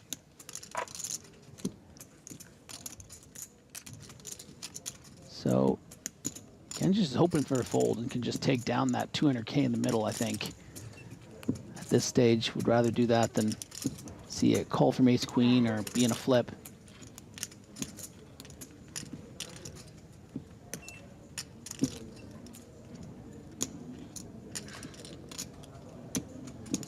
What was he in for now? 4 time banks.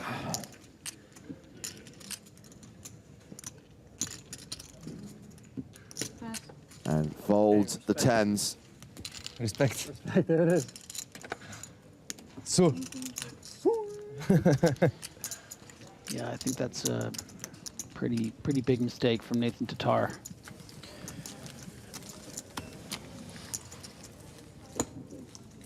I didn't want you to leave. So current payout is 35 grand. Next ladder will be when we get to 17. I think you might have the best. Right now we are at 19, 3 away from being down to the last 2 tables.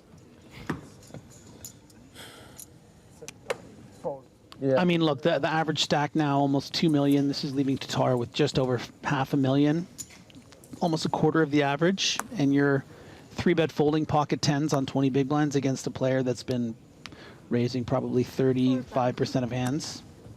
That would probably take pocket 6s and go all in on you when you 3-bet. I mean, yeah, I know people in the chat. I saw one person say good fold because I guess it's like a flip or whatever, but it's not always going to be a flip.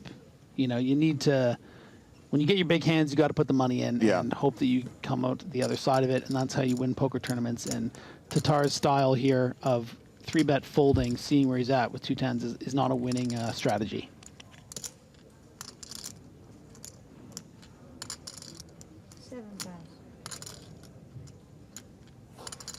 Shalskin with ace 10, Wolfgang with ace queen.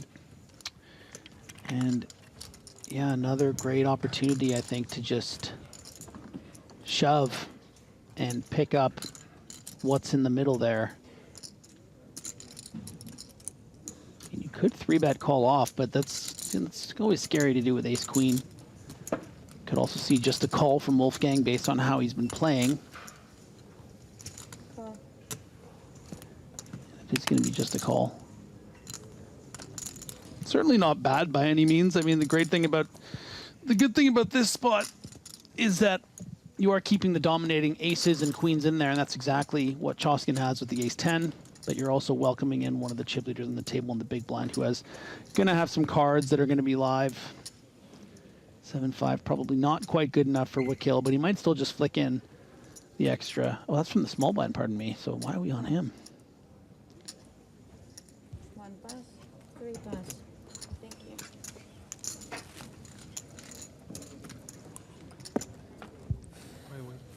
Oh, sorry. Eager. Oh, domination rotation, big style. What the hell is this? It's a full house. So are seeing some GG RIPs in the chat, but I can assure you that I don't think Wolfgang's gonna bust on this hand, but he's not gonna like what he sees if he gets to the river.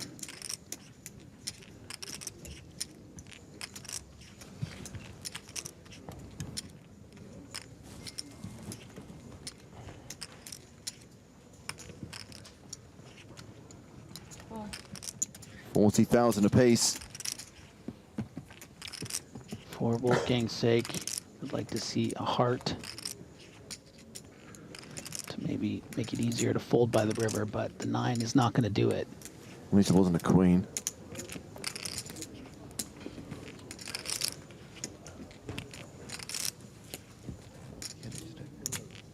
Choskin's thinking, okay, what kind of size do I want to bet here to get max value from another ace and, you know, big combo draws like your king jack of hearts, those kind of hands.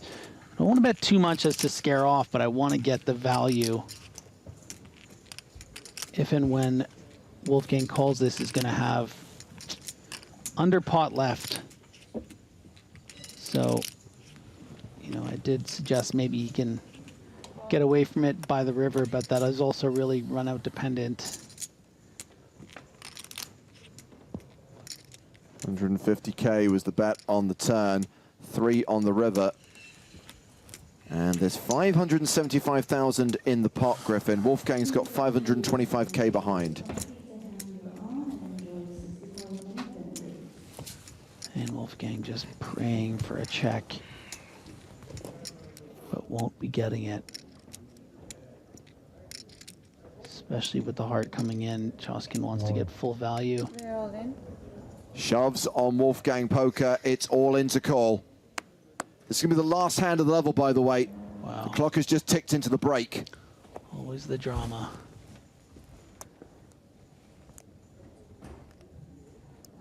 And if you're listening to this right now, Wolfgang, on your dinner break, whether you're eliminated or not, you put on quite a show for everyone over the last few days. And I hope you survive. Hope you get away from it, man. He survives if he folds.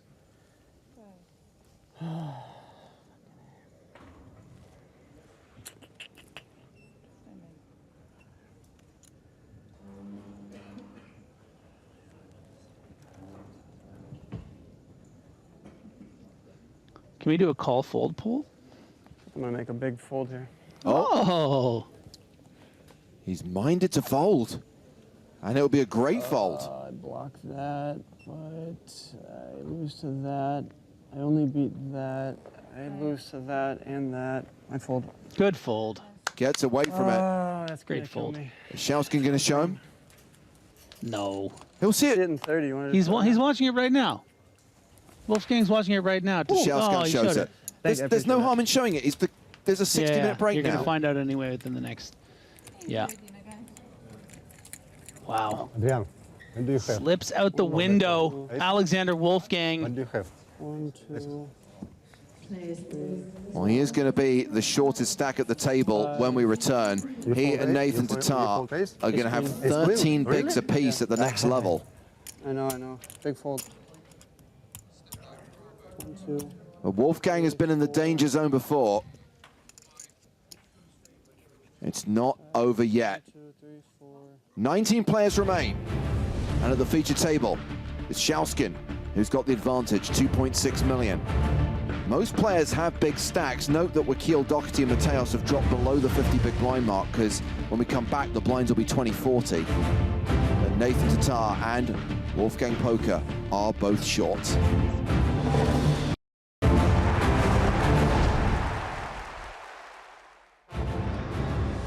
Those were highlights from earlier, and now we are back here at the PokerStars European Poker Tour presented by Monte-Carlo Casino as day 4 continues, back from dinner break in the main event at the Monte-Carlo Bay Hotel and Resort. 19 players returning from dinner, and these are the current chip leaders. Philip Wenzelberger has the advantage right now with a stack of 6.4 million. The biggest stack at the feature table is Natan Shauskin, who is 5th overall. And a reminder that the objective today is to get down to the final 2 tables. So with 19 remaining, we need to lose 3 players, then we'll be at 16, and then we will be done for the day. It's James Hartigan alongside Joe Stapleton. Hello, my babies. And the most recent EPT main event champion. He's still got a bit of a tickly throat. It's Barney Boatman. Hello, yes, I'll be the most recent for about another 48 hours, I guess. That is true. Then I'll be history. First prize here in Monte Carlo, not quite as good as it was in Paris, Barney. €1 million, but you wouldn't sneeze at it. It would do, well, I might at the moment, but yeah, that's, I'm taking something for that. 6-figure scores, of course, for everyone who makes the final table. A significant percentage of the €5.8 million prize pool still to be paid over the course of the next 3 days. And a reminder of who we're watching on the main stage right now. We have got Shauskin, we've got Jamil Wakil, a PCA finalist, we've got David Docherty, last year's Irish Open champion, Andrew Mateos, who won this exact tournament back in 2015, and Wolfgang Poker, the YouTube sensation. Now, Barney, we can reveal at this point that you played poker against Wolfgang on Saturday when we filmed the 2nd season of the PokerStars Mystery Cash Challenge. We can't talk about the results, we can't talk about any specific hands, but overall, were you happy with the experience? It was great, and Wolfgang was very good fun, and I didn't know anything about him before, but he was, as he likes to say, it was all very good for poker. Oh yes, every time he wins a hand, it's good for poker. Funny how nobody else winning is ever good for poker. I mean, I just want to know how much money he has to pay Barney every time he says that. Undisclosed. Now it's 40. So action folded here to Nathan Tatar, who is one of the 2 short stacks at the table. Both Tatar and Wolfgang have 13 bigs. Both are very much approaching the danger zone. Danger zone.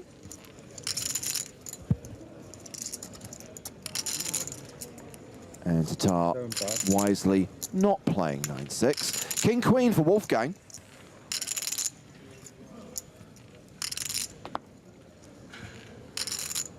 Very playable at this point, I think. He's got to make something happen soon with the stack that he's got.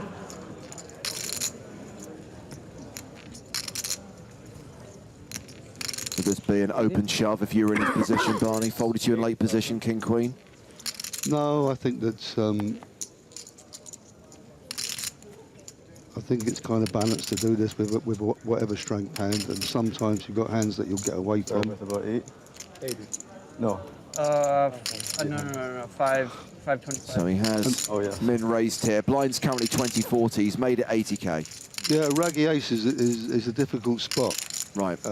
When you're facing a raise, because you're not in great shape against many things that are going to come with you if you raise them. 180. One raise, 180,000. 3 pass. But he's happy enough that an ace in this situation is strong. He'd love to see a fold from Wolfgang.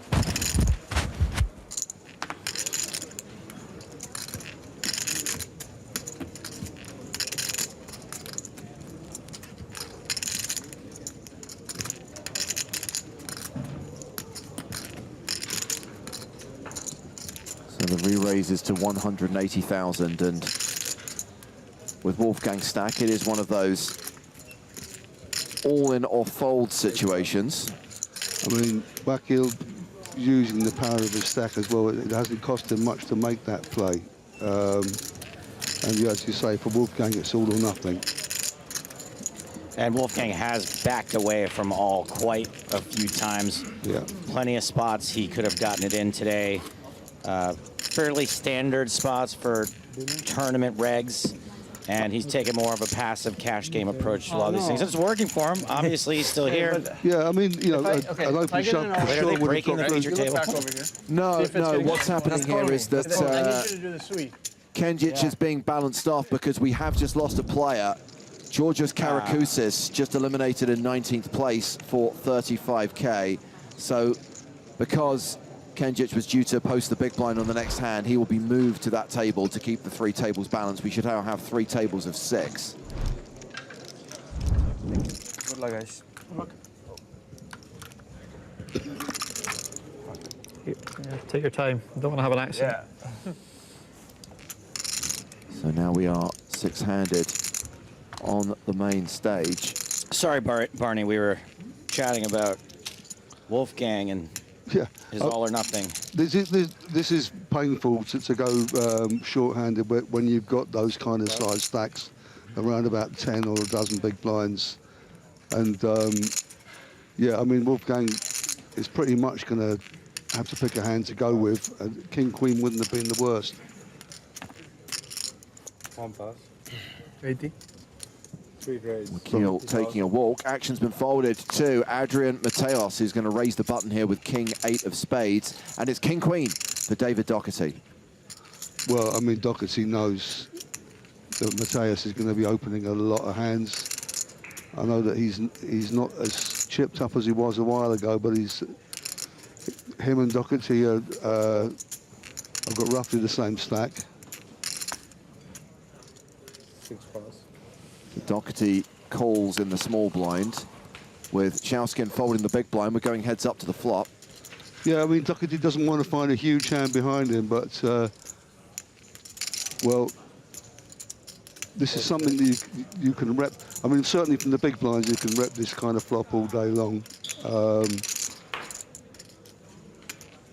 And Docherty knows there's a very good chance that he's still in front of whatever Mateos may have, but Mateos, as it happens, has flopped a 4-flush, and he's going to play this fast, I reckon. Mm-hmm. Tends to play most things pretty fast. Well, we have got a post-flop flip on our hands here. Percentages roughly even as Mateos continues. Although, I mean, you're going to like your position much more of your Mateos.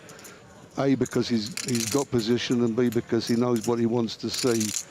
Docherty's in the guessing game. I mean, I think he might call. He's a bit too strong, especially with backdoor straight as well there. A bit too strong with the 2 overs just to give it up for 1 bet. He'll probably just call.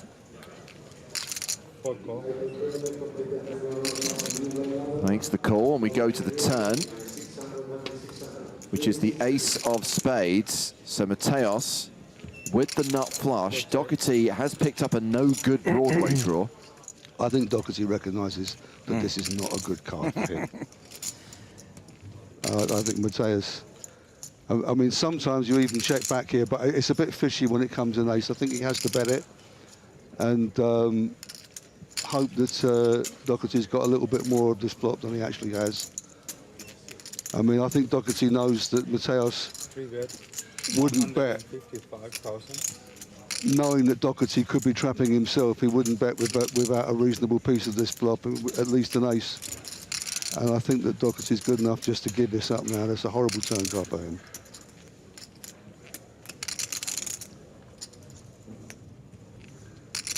$155,000 into 540,000. And David does indeed fold.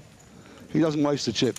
He's a great player. I mean, he won the Irish Open, as we all know, and I've never seen him hurry, and I've never seen him waste chips. And you know, sometimes it's your passing game that can be the most important part of your game in poker. Poker and basketball. Yeah, and obviously we're delighted to see David make another deep run. It was EPT London 2022 where he made the final table, but busted in 7th, so did not come back for the final day. But great to see him in the top 18 here in Monte-Carlo. And the subject of Monte-Carlo, Barney, we were talking the other day. It's been a fair few years since you were last at this event. Did you work out how many years it's been? I didn't have to work it out because when I checked into the hotel, they said, welcome back, Mr. Boatman. Where have you been since 2006? Oh, wow.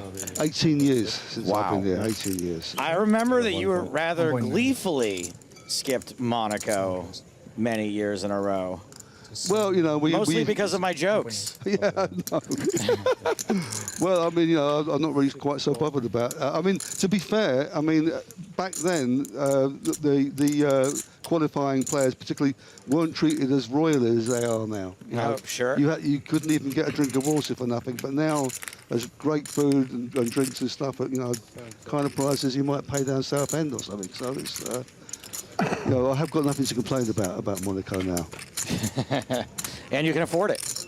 I can afford it. Okay, well, while I wasn't looking, Chatskin seems to have smashed this flop. Yes, he does. And I don't think that, unless Terhart decides that he wants to just check raise it, you know, to rep the board. But I mean, with a king high board, I think that Terhart will just get out of the way.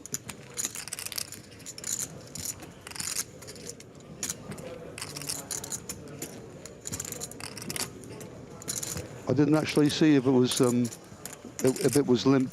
It was. Okay. Chatskin It's completed the in the 2 small. blinds, right? Yeah. Well, even more easy to get out of the way, really.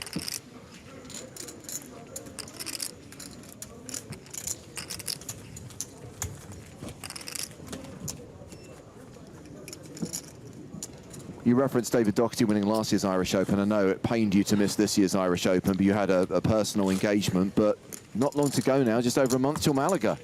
Oh yeah, I'm really looking forward to that. That's going to be brilliant. That's the UK IPT and Estrellas merging for a big poker knees up on the south coast of Spain. Sounds super fun. What could possibly go wrong? I love it. Why did we not put that in the strap line? A knees up. It's a great way to describe it.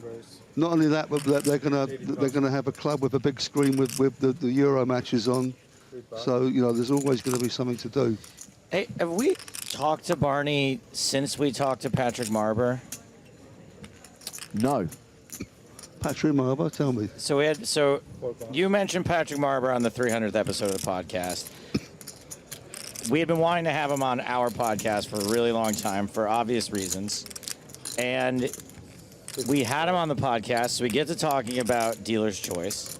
And he says that dealer's choice is based on his home game for whatever it is, like 30 years ago or whatever, 25 years ago. And that there is a character in the play that was based on the worst player in that game. And that player was you. Yeah, well, he couldn't base it on himself, could he? Because that just would have been too boring. I mean, the great thing, I love Patrick, and he's great to play with because he hasn't learned a single thing. I still play with him. He still plays like a complete. He plays rock. 2005 poker He still. sits Yeah. down with 50 quid. If he doubles it up to 100, he don't see him for dust. You know, and he only knows how to play the nuts. And yeah, he used to get a little bit baffled by me trying out a few different hands and all the rest of it. He couldn't get his head around it. He did somewhat concede that you were a little ahead of your time and that you did play a wider variety of hands than most people. And at the time, they considered that, quote unquote, bad. I mean, there were times when I thought we were playing high-low and we were actually playing high only, and you know, things like that. We did drink a bit at the same time, but it was great. He was great fun to play with, Patrick. He does all the silly voices and sits there and locks up a seat and passes for a couple of hours. I was intimidated to talk to him because of his success, because Closer is such a dark movie, and I thought maybe he would be a very serious guy. And then once we started talking to him, I'm like, oh no, this guy's silly. He's a funny dude. Oh, he's very funny, yeah. So, okay, this is there's a little bit of something for pretty much everyone here. Yeah. Wolfgang defended in the big blind, and he's hit the second pair, which is often good. But against an under the gun raise, you've got to be wary because aces are out there. And you know, a pair of eights doesn't necessarily want to give up for one bet either, because Wacker will represent this flop a lot of the time.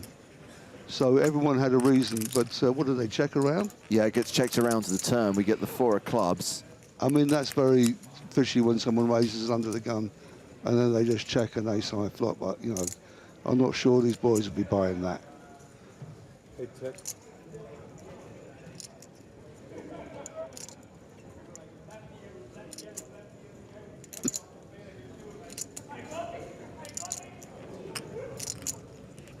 So Wolfgang checks a second time. A reminder, it was Wakil who was the pre-flop aggressor, and Wakil does have the best hand.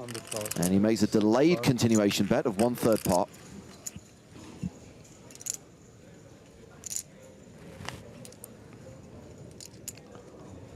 Yeah, the eights get out of the way quickly. He wasn't a bit fooled. I mean, for Wolfgang, it's a little bit more difficult. He's got no one behind him.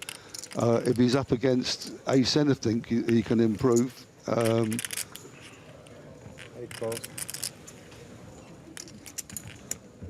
Yeah, it's not surprising that he called that one. I don't know if he'll. Well, I mean,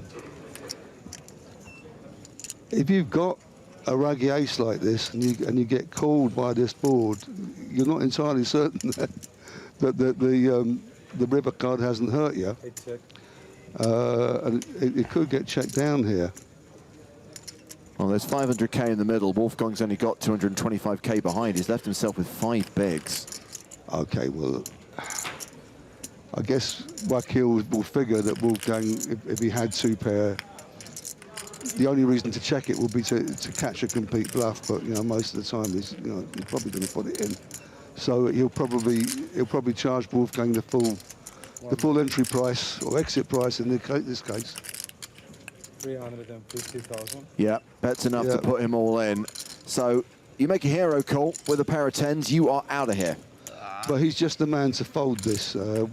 We know, I know even from playing him in the cash game that he was more likely to make laydowns in marginal spots than most other players. And he's made this laydown in very similar circumstances multiple times throughout the course of the day today. Some of the times when he's good. I mean, he's only got a complete and utter bluff catcher here, obviously. Yeah, and well done, Wolfgang. Was that fold good for poker? Well, yeah. Well, it's kept him in the tournament. Exactly. So yes, it was. So he has left himself with 5 big blinds. One time bank left over there. Yeah, I know. No, I was just asking. I wasn't sure if it's Yeah, like I got one. Yeah, I wasn't sure if it's just a sticker or not.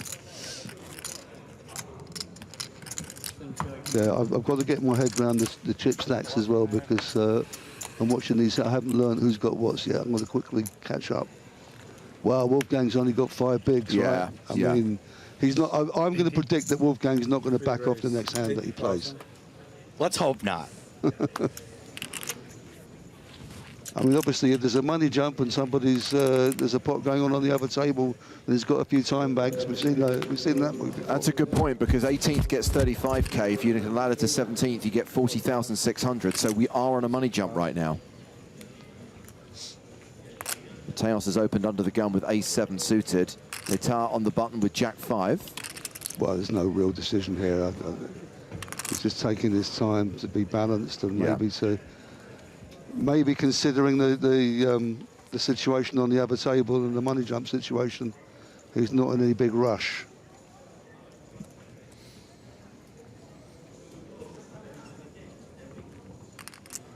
He's also, he's got a huge stack compared to Wolfgang, so he'll be, he doesn't want to go before Wolfgang goes, does he?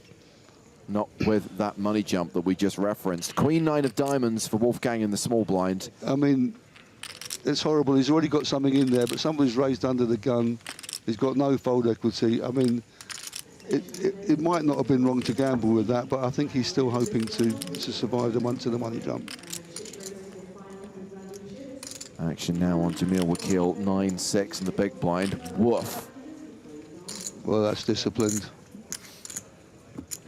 Folds it, and Mateos hovering around the 2 million mark, near enough an average stack, the average being 2 million at the moment, 50 big blinds. I think no one wants to give themselves difficult post-flop decisions to get Mateos, especially out of position against, Adrian Mateos, one of the best.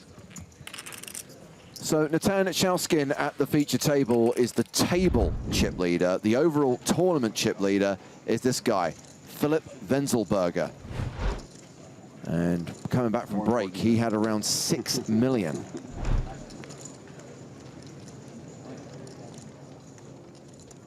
Well, I'm glad he's smiling at least. I mean, that's a $6 million smile right there. Back to the feature table.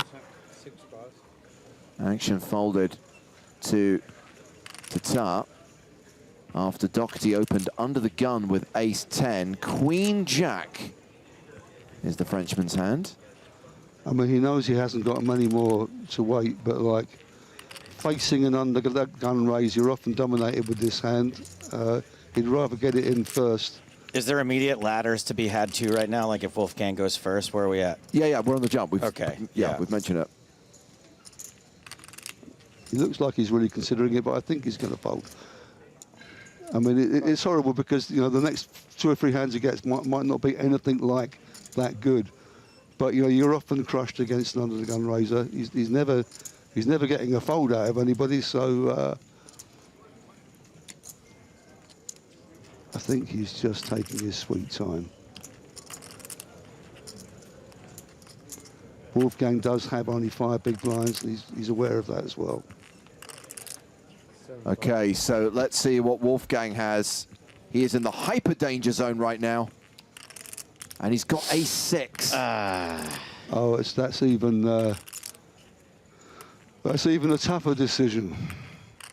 Man, we saw Wolfgang all in for his tournament life, I don't know, 8, 9, 10 times over the last few days. And he has survived all of them. I think it's going in. It is. There it goes. Yeah, I mean, the thing is, he's more likely to be ahead of some hands. You know, he can be ahead against the queen jacks, the king queens, all those sort of things. And there's no point in him waiting. Now Mateus on the big blind. I don't think he's going to be able to help. The trouble is that the action's open. He doesn't close the action by calling. Otherwise he would have done it. Docherty makes the call. It's a domination situation. Wolfgang Poker at risk and behind. Good luck, my friend. Thank you. It was fun. Uh-oh, he sounds resigned. You know all the tricks anyway. Getting yourself that additional equity, you know what you're doing in an all-in situation. Just have king queen suited at one time. There's so many people watching right now. Just the 3 of us. And the old 6. I don't have a backpack with me, so I'm drawing thin here. You just gave yourself 3 more outs. Well, if it does come a 6, we know a 10's gone. Oh, no 6 on the flop. And those are Wolfgang's 3 outs. And having low cards there below the 10 doesn't help Wolfgang's chances at all either. Not good. Split possibilities are very limited now. King That's on a the good turn turn. for you. What do I need? Pinch up. What do I need? 8 or a 3? Yeah. Or a 6? Or a 6. You want all of it. I get emotional. It's just because I had fun. Yeah, the split possibilities just went right up with the king coming. Yeah. Like the best 4 days. 8, 6s and 3s save him. 6 is what he really wants to see. There's a jack on the river, the 10 plays, and we see Wolfgang Poker eliminated in 18th place. Yeah, nice play, me man. I think he's legit emotional right now. Yeah, I'll come back. This was Wolfgang's first ever EPT. He cashed it. He made day 4. Thank you. Made the final 3 tables, exits in 18th place for 35,100 euros. His biggest live result to date. And the happiest man at the table is Nathan Tetart. Yeah. Because he just jumped and now, you know, he's the shackles are off him. We'll see him ramming those 10 bigs in pretty soon, I think. I got to tell you, to see someone care this much is good for poker. Well, if there's anybody there that doesn't care, please give up their seat. But I think... He'll be all right. You got probably his biggest score for a tournament. Yeah.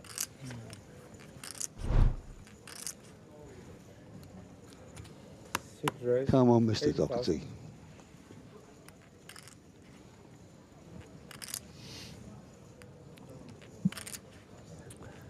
Docherty now playing 40 bigs.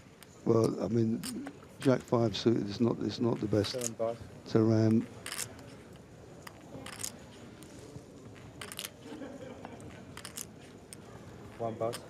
Oh, there's been a raise already. I didn't even realize. Yeah, Schauskin's opened under the gun with king 8 of clubs.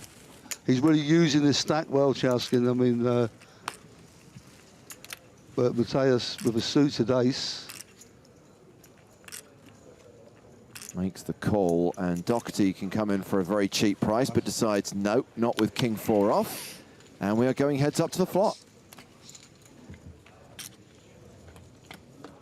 Interesting if it does come an ace-high flop, I'm going to say, because this is something that you would expect Schauskin to represent all day long. And the fact that there's 2 threes on there is going to help Mateus with his kicker issues. Oh, wow.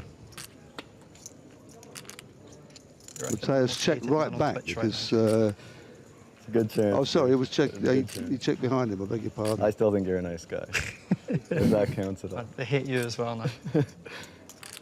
I did not come up. The hate's on you, buddy. Don't put it on me. We've seen this delayed C-bet move before, and a very similar situation. Targeted. That'll help.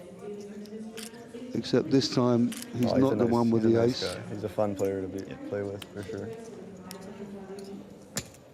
I think Mateus would like to see a biggish card, or you know, pair to 6 or whatever, in case he's got kicker problems there. A little late for a flush draw.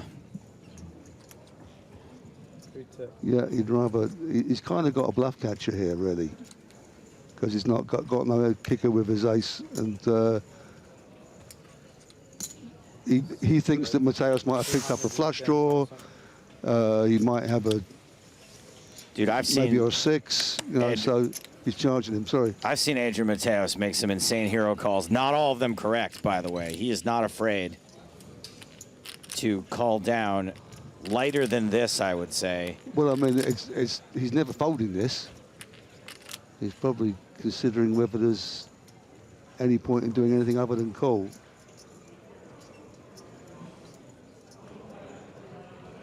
I mean, if it is really a bluff catcher, because if Schauskin has got an ace, well, he's really he's considering this.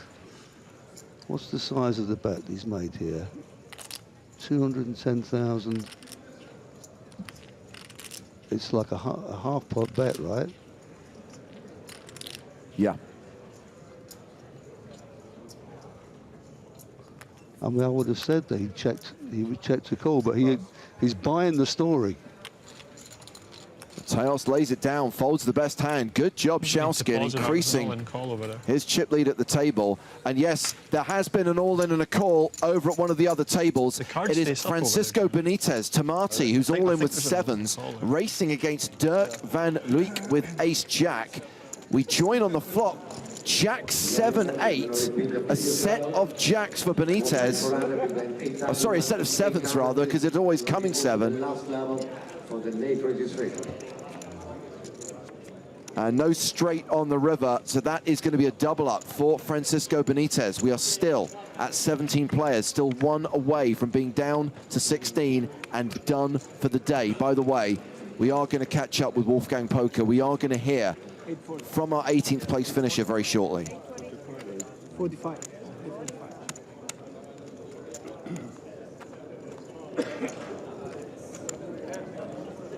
Very nice. Yeah. Thank you for loses, never loses, never loses. Benitez, Not my decision. very tough opponent, a very accomplished player. A lot of big results online.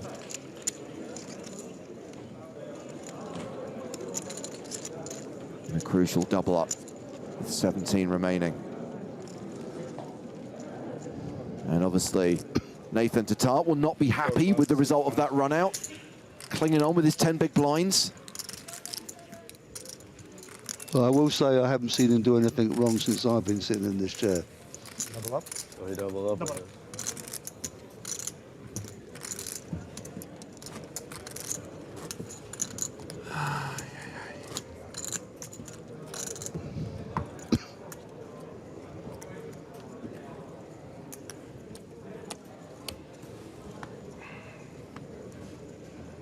Well, I think Mateus was thinking a bit about the fact that the guy was prepared to bet with all that stuff on the board, which which Mateus could easily be trapping with, and he was still prepared to bet it, and he just decided he was up against a bigger race. One race, 90,000. Jamil Wakil opening under the gun here, raising to 90,000 with Jack 10. 2 calls.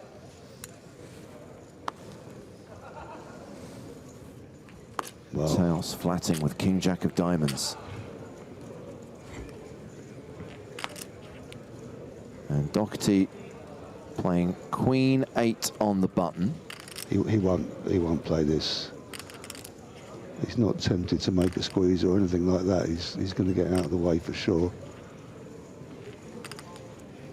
And Mateus has no idea how much he's crushing Wakil with his hand at the moment.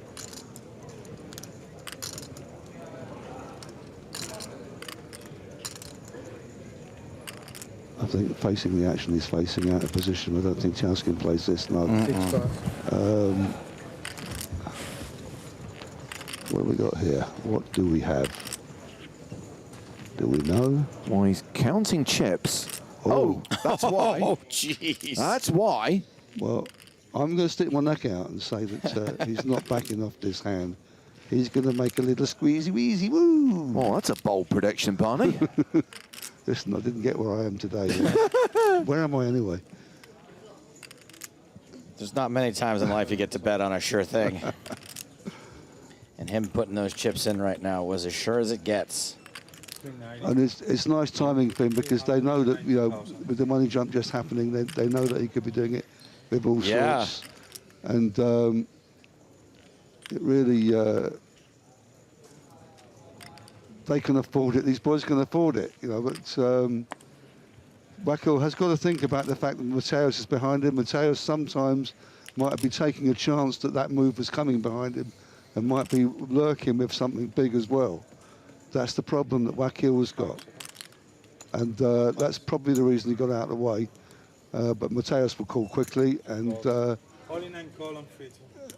it's not the worst hand to have against aces, but with what we've seen, the king and the jack passed. Tatar, you know, very deservedly a big favourite here, and he'll be right back in the game. Absolutely. Bit of dead money in that pot as well. More than a double up coming if aces hold.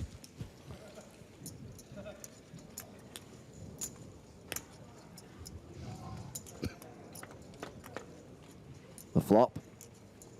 It's 5 deuce deuce. Just the 1 diamond. It's about as good as flop as you can see with aces without actually hitting an ace. Even if he hits 1 in 2 pair, he still loses Mateus because of his pair on board. Lights out. Yeah, Tatar's the only one with a club here, so there we go. Never resist. Mateus is drawing dead on the turn, and Tatar is up to 23 big blinds. He must feel like a millionaire now. I mean, after being sitting there behind the 10 big blinds for all that time, all of a sudden he feels like he's back in this game. He's starting to dream about that trophy all over again. Fold a little more. He folded. Cannot be in a little bit more. He folds, you call. Is that how he's been playing? No, not necessarily. I just mean you have some breathing room, right? You're just like not desperate for a hand.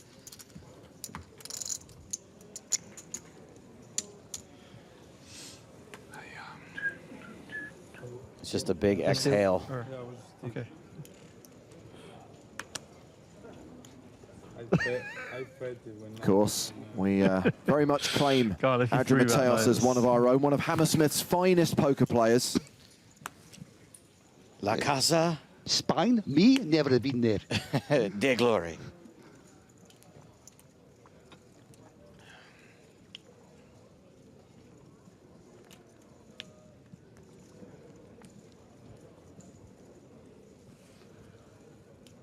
Well, what are we thinking about here, mate?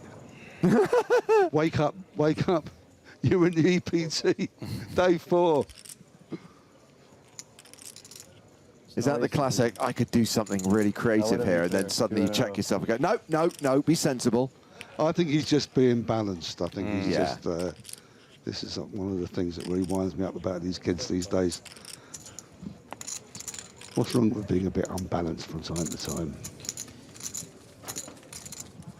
can't really weigh in because I'm not good at poker, but it seems like folding your bad hands right away doesn't.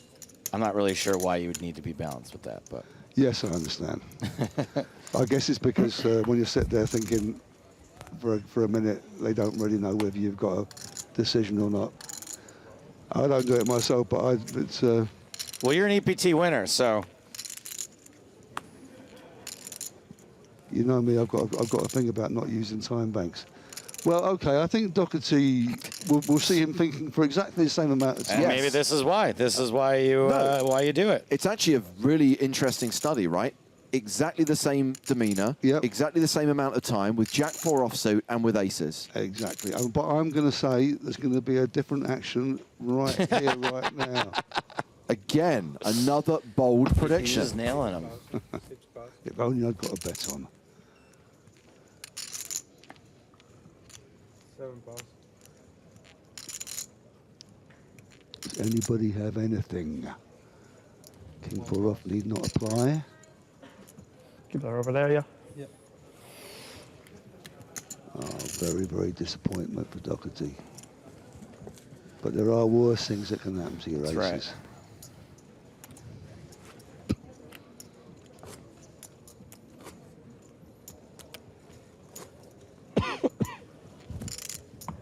I think we found the phantom coffer. Barney Boatman. Leaving a trail of strepsils. Yeah, but I've got a little button I can push.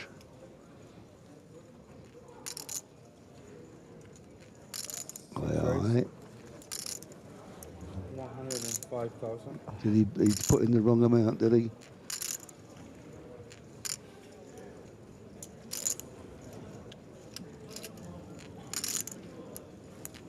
So we're at the 20-40 blind level. 105,000 is on the larger size of the opening raises we've seen. I think he meant to make it 100 and he accidentally a fiver stuck to his fingers. He looked annoyed at himself there. I might lose my action with that extra 5. What they're going to think, what does that mean? But I mean, on the big blind, you're always going to defend with King Queen, 6-handed.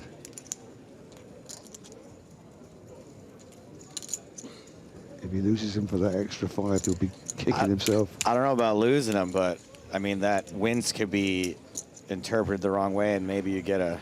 Okay, yeah, maybe you're going to get a unnecessary 3-bet out of it. No, I think Docherty knows better than that, and as long as it well, he's got a piece of this, so Docherty's certainly not going to be folding on the flop. So apparently he did want to raise to 80k, but accidentally threw out a 25k chip as well, which is why we got to 105,000. Yeah, I could see that he'd accidentally put the wrong amount in. It's worked out well for him because Docherty's always check calling this one. Way too strong to fold for one continuation bet.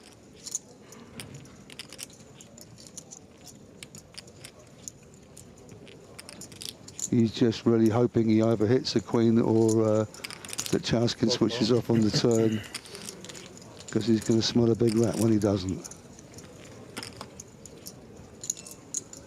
5 of clubs on the turn, and Chaskin now has 95% equity. That's a real blank, and everybody knows it. So Chaskin, right now, he's hoping that Docherty has got a weak ace.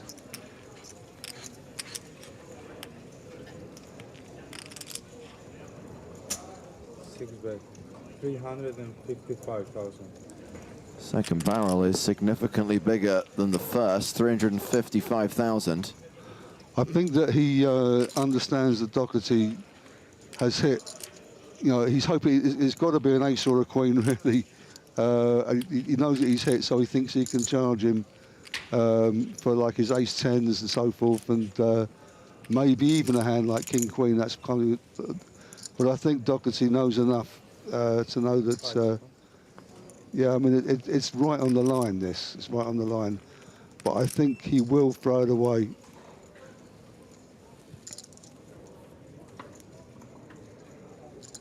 this is the kind of moments when he saves chips that other people don't.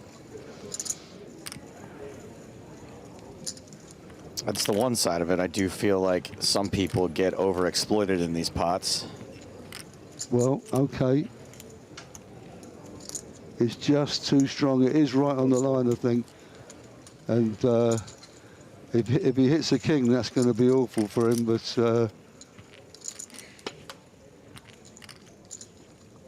well, he doesn't hit the king. Does put a potential flush out there. Some wheel draws get there as well, but I guess they're unlikely. well, particularly the wheel, that's Yeah. that's not there. But like you know, sometimes somebody accidentally gets there with a flush, but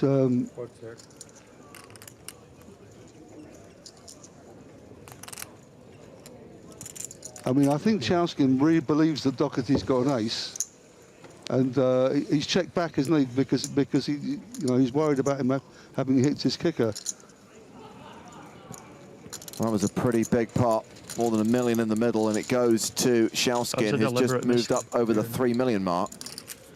David Docherty drops down to 1.1 million, now playing fewer than 30 bigs. That was a really tough spot. It was a really tough spot. He put it in and then side as well. It was an accident. David now the second shortest stack at the I think I'm table. winning when you say that on river as well. Like. Honestly, I don't think he did. Docherty suspects a little bit of angle shooting there with the side bet. But I think that it's stinging because he lost a bigger pot than he would have done. But from where I'm sitting, that was a genuine mistake. Genuine misclicks do happen. Yeah. That disappointment wince he had is really tough to fake. He's probably calling a shove as well, to be honest. I expect that you've seen it a couple of times. Received it, done it, yeah, all of the above. So Tetat under the gun with threes. We are playing five-handed at the feature table. Yeah, I mean, in full ring, he probably, with his stack, he probably just dumps threes, but a little too strong. Five-handed for sure. Wakil with king-9 of diamonds in the cutoff. You have $1 million now? 900. Yeah. At the beginning.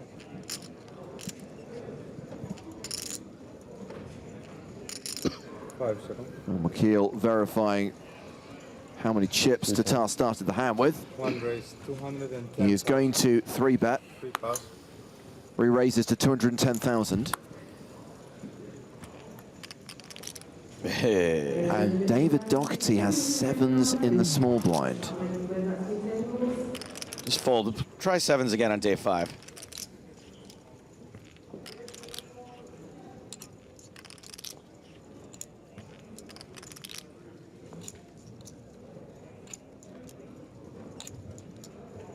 So the free bet is to how much? 210.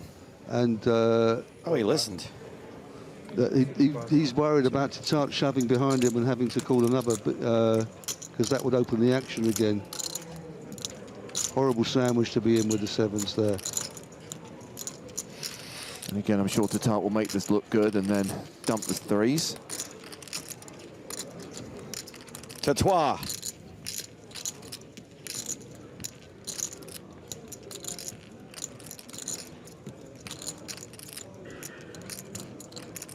How about a little set fracking, Barney? I like that one. Yeah, I never did manage to get that into the lexicon yet. We're working on it for you, don't worry. I need your help, yeah. And I credit you. Thank you. For now. Once it takes off, I'm taking the credit, but... I'm used to it. Do you think there's anything that you have... Maybe for another time. Well, John Duthie will confirm that I was campaigning for the big blind ante years before it happened. That's a big one. Looks like we got something happening, though. We've got an all-in at one of the outer tables. It's Vladimir Troyanovskiy at risk. He's all-in with ace-8. Jovan Kenic has ace-queen. It is a domination situation, and Vlad's putting his bag on already. Vladimir Troyanovskiy.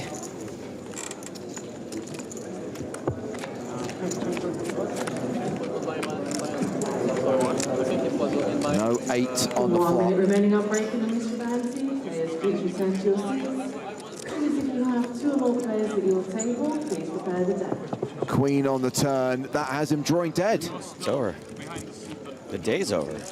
Vladimir Troyanovskiy is 17th place finisher in the EPT Monte-Carlo main event. Can't quite believe it. We'll cash for 40,600 euros. We are down to 16. We are down to the final 2 tables. Joe, you're not wrong. That is the end of the day. However, there are still hands in progress at the 2 other tables, including the feature table. You know, when you say domination situation, you know, it's really good because it rhymes. Did you know that? Uh-huh. It's like, it really kind of, you know. Beat poetry and poker. They were meant to go together. So we have got Docherty 3-betting Mateos, Adrian opening with 6s, David re-raising with Queen Jack. I mean, he knows Mateos is opening a lot from the cutoff, a lot. And I like this from Docherty. And Mateos will call here. He's because he's, you know, he's certainly not anywhere near the bottom of his range for a cutoff raise. King 4-4 on the flop. And again, it's not the worst. There's only 1 card, overcard to his pair, so it's not the worst flop either. But Docherty has to represent this when it's checked to him. I would be awful suspicious.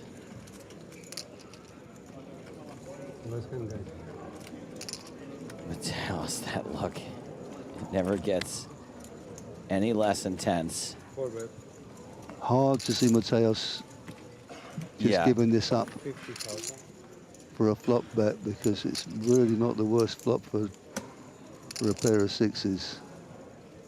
I just don't think I would ever expect to get Mateos to fold to 1 bet. No. In any hand.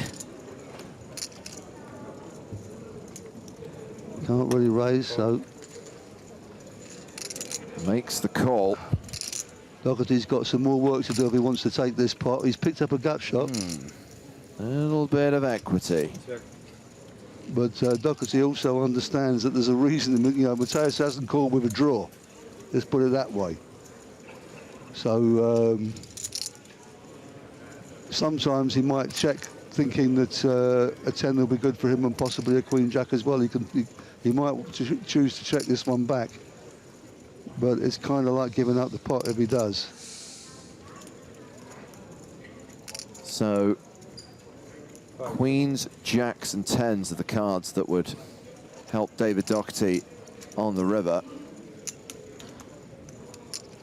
He's played a time bank card on the turn, deciding whether to bet again, having continued for 50k on the flop.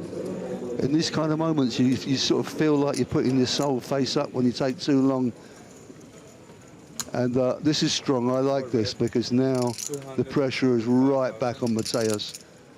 1 call, maybe 2 calls against someone who's re-raised you. Very, very tough now to call this.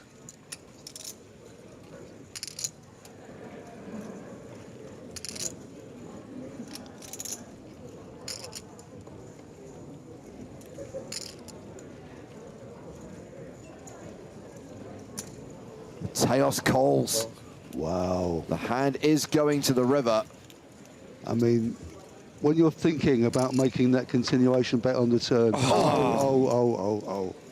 I hope for David's sake he gives up now, because Mateos has just rivered a boat.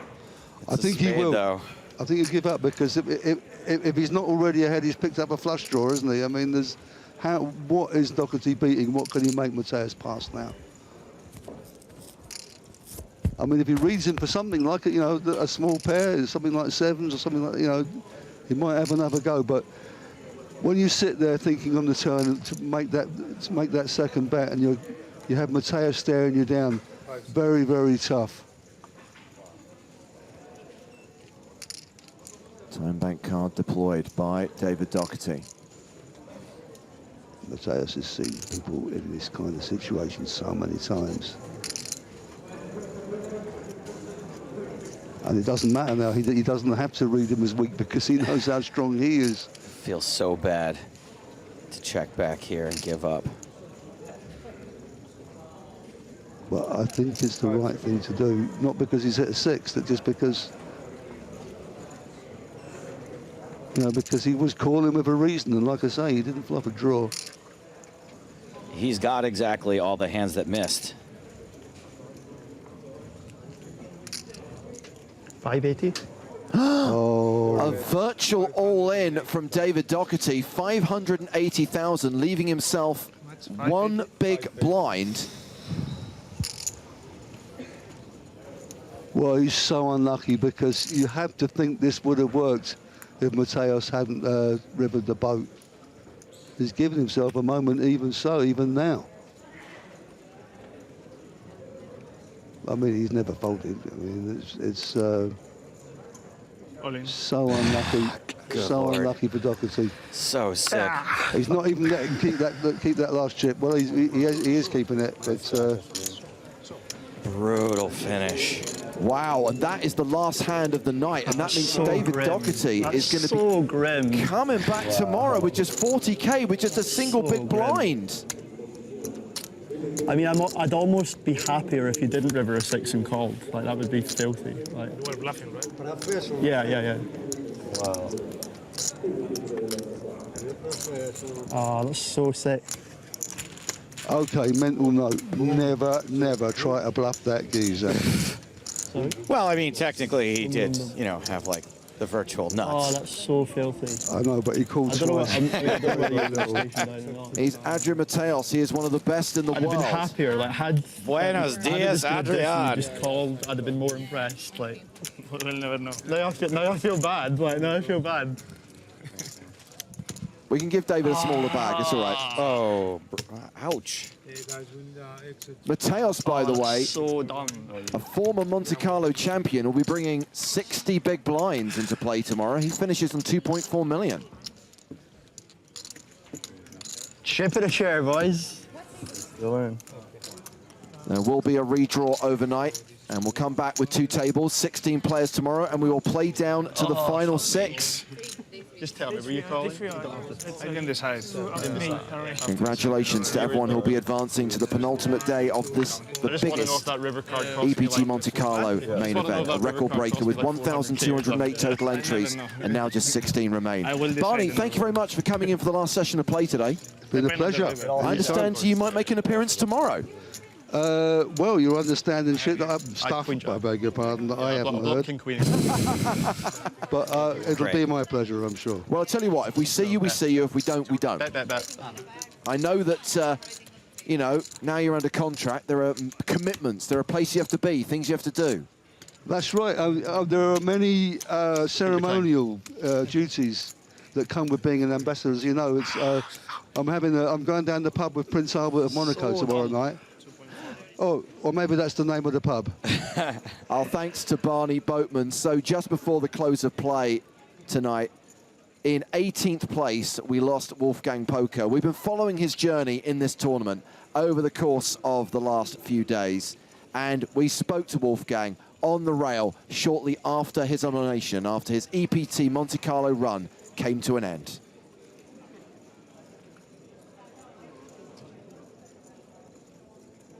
Feeling amazing. Many people don't know I'm a super emotional person, and it's hard for me to express like everything I'm feeling right now. But I'm very grateful for a lot of different things, and I'm not even sad right now. That's the crazy part. It's just 4 days of grinding. I'm not a tournament grinder, and I mostly play cash, and so just being able to represent for cash game vloggers and people who love poker. And being an ambassador for poker is really what's getting me emotional right now, because I really wanted to ship this thing. Good for poker. I'm going to make t-shirts about it now, but I'm also super thankful everyone that's been blowing up my phone. My phone looks like a Webster's dictionary right now of just like who's who, everyone I've met in my entire life. So huge shout out to all you guys, all my best friends, and everyone in Texas at the fort watching. I'd like to give a huge shout out to my family. My sister, I'm wearing her socks. My dad's. My dad just beat cancer, and so he's watching from the hospital, and just.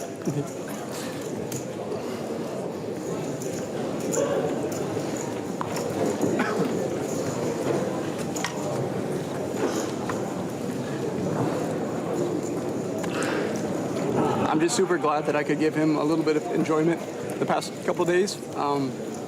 That's pretty much it. I mean, I had a blast mixing it up. Hopefully I wasn't too annoying to everyone that was watching. But yeah, if you guys like my stuff, for sure check it out. Wolfgang Poker on YouTube and Instagram. I'm my genuine self. I never portray anything that I'm not. And hopefully I can take a tournament down, maybe in Barcelona or EPT Cyprus in the near future. So thank you to everyone for having me. The Mystery Cash Challenge was amazing. I'm walking away with a ton of money, but it's not even really about that. It's much more. It's the memories, the friendships, the PokerStars ambassadors that I'm going to be friends with. And I learned a lot of things. These guys were insane. And maybe I got it in bad, but I feel like a winner. It's been a delight having Wolfgang Poker here in Monte Carlo, and we look forward to seeing him at future stops on the EPT. Sadly, we will not be seeing him tomorrow. He will not be advancing to day 5, but we do have 16 players who will be returning and playing down to the final table tomorrow. And it's still a talented field, Joe. There's still some names to look out for. Plenty of names to look out for, and I, for one, am glad we got banged. Those names include the players we were watching at our feature table today, including Adrian Mateos and David Docherty, who'll be returning with just that single big blind. We still have half the level to play. We still have 45 minutes to run at the 20,000, 40,000 blind level. So that's how it finished at the feature table, but who are the chip leaders coming into the penultimate day of this tournament? Well, it is Philip Wenzelberger who'll be the biggest stack. 6.5 million chips. You'll notice that Mateos is in the top 10, as is Jamil Wakil, PCA finalist, and Tamati, Francisco Benitez, who rounds off the top 10. And the story now really is whether Adrian Mateos can make a second Monte Carlo final table, whether he can win the same tournament twice. Check out updates on the PokerStars blog, stories from the European Poker Tour from here in Monte Carlo, and do make sure you join us tomorrow for our penultimate day of live coverage. Hopefully, a day that will not be beset by gremlins. Live at 12:30 local time, we'll see you then. Until then, from Barney Boatman, Griffin Benja, Nick Walsh, Joe Stapleton, and me, James Hartigan, it's good night from Monaco. Thanks for watching the European Poker Tour.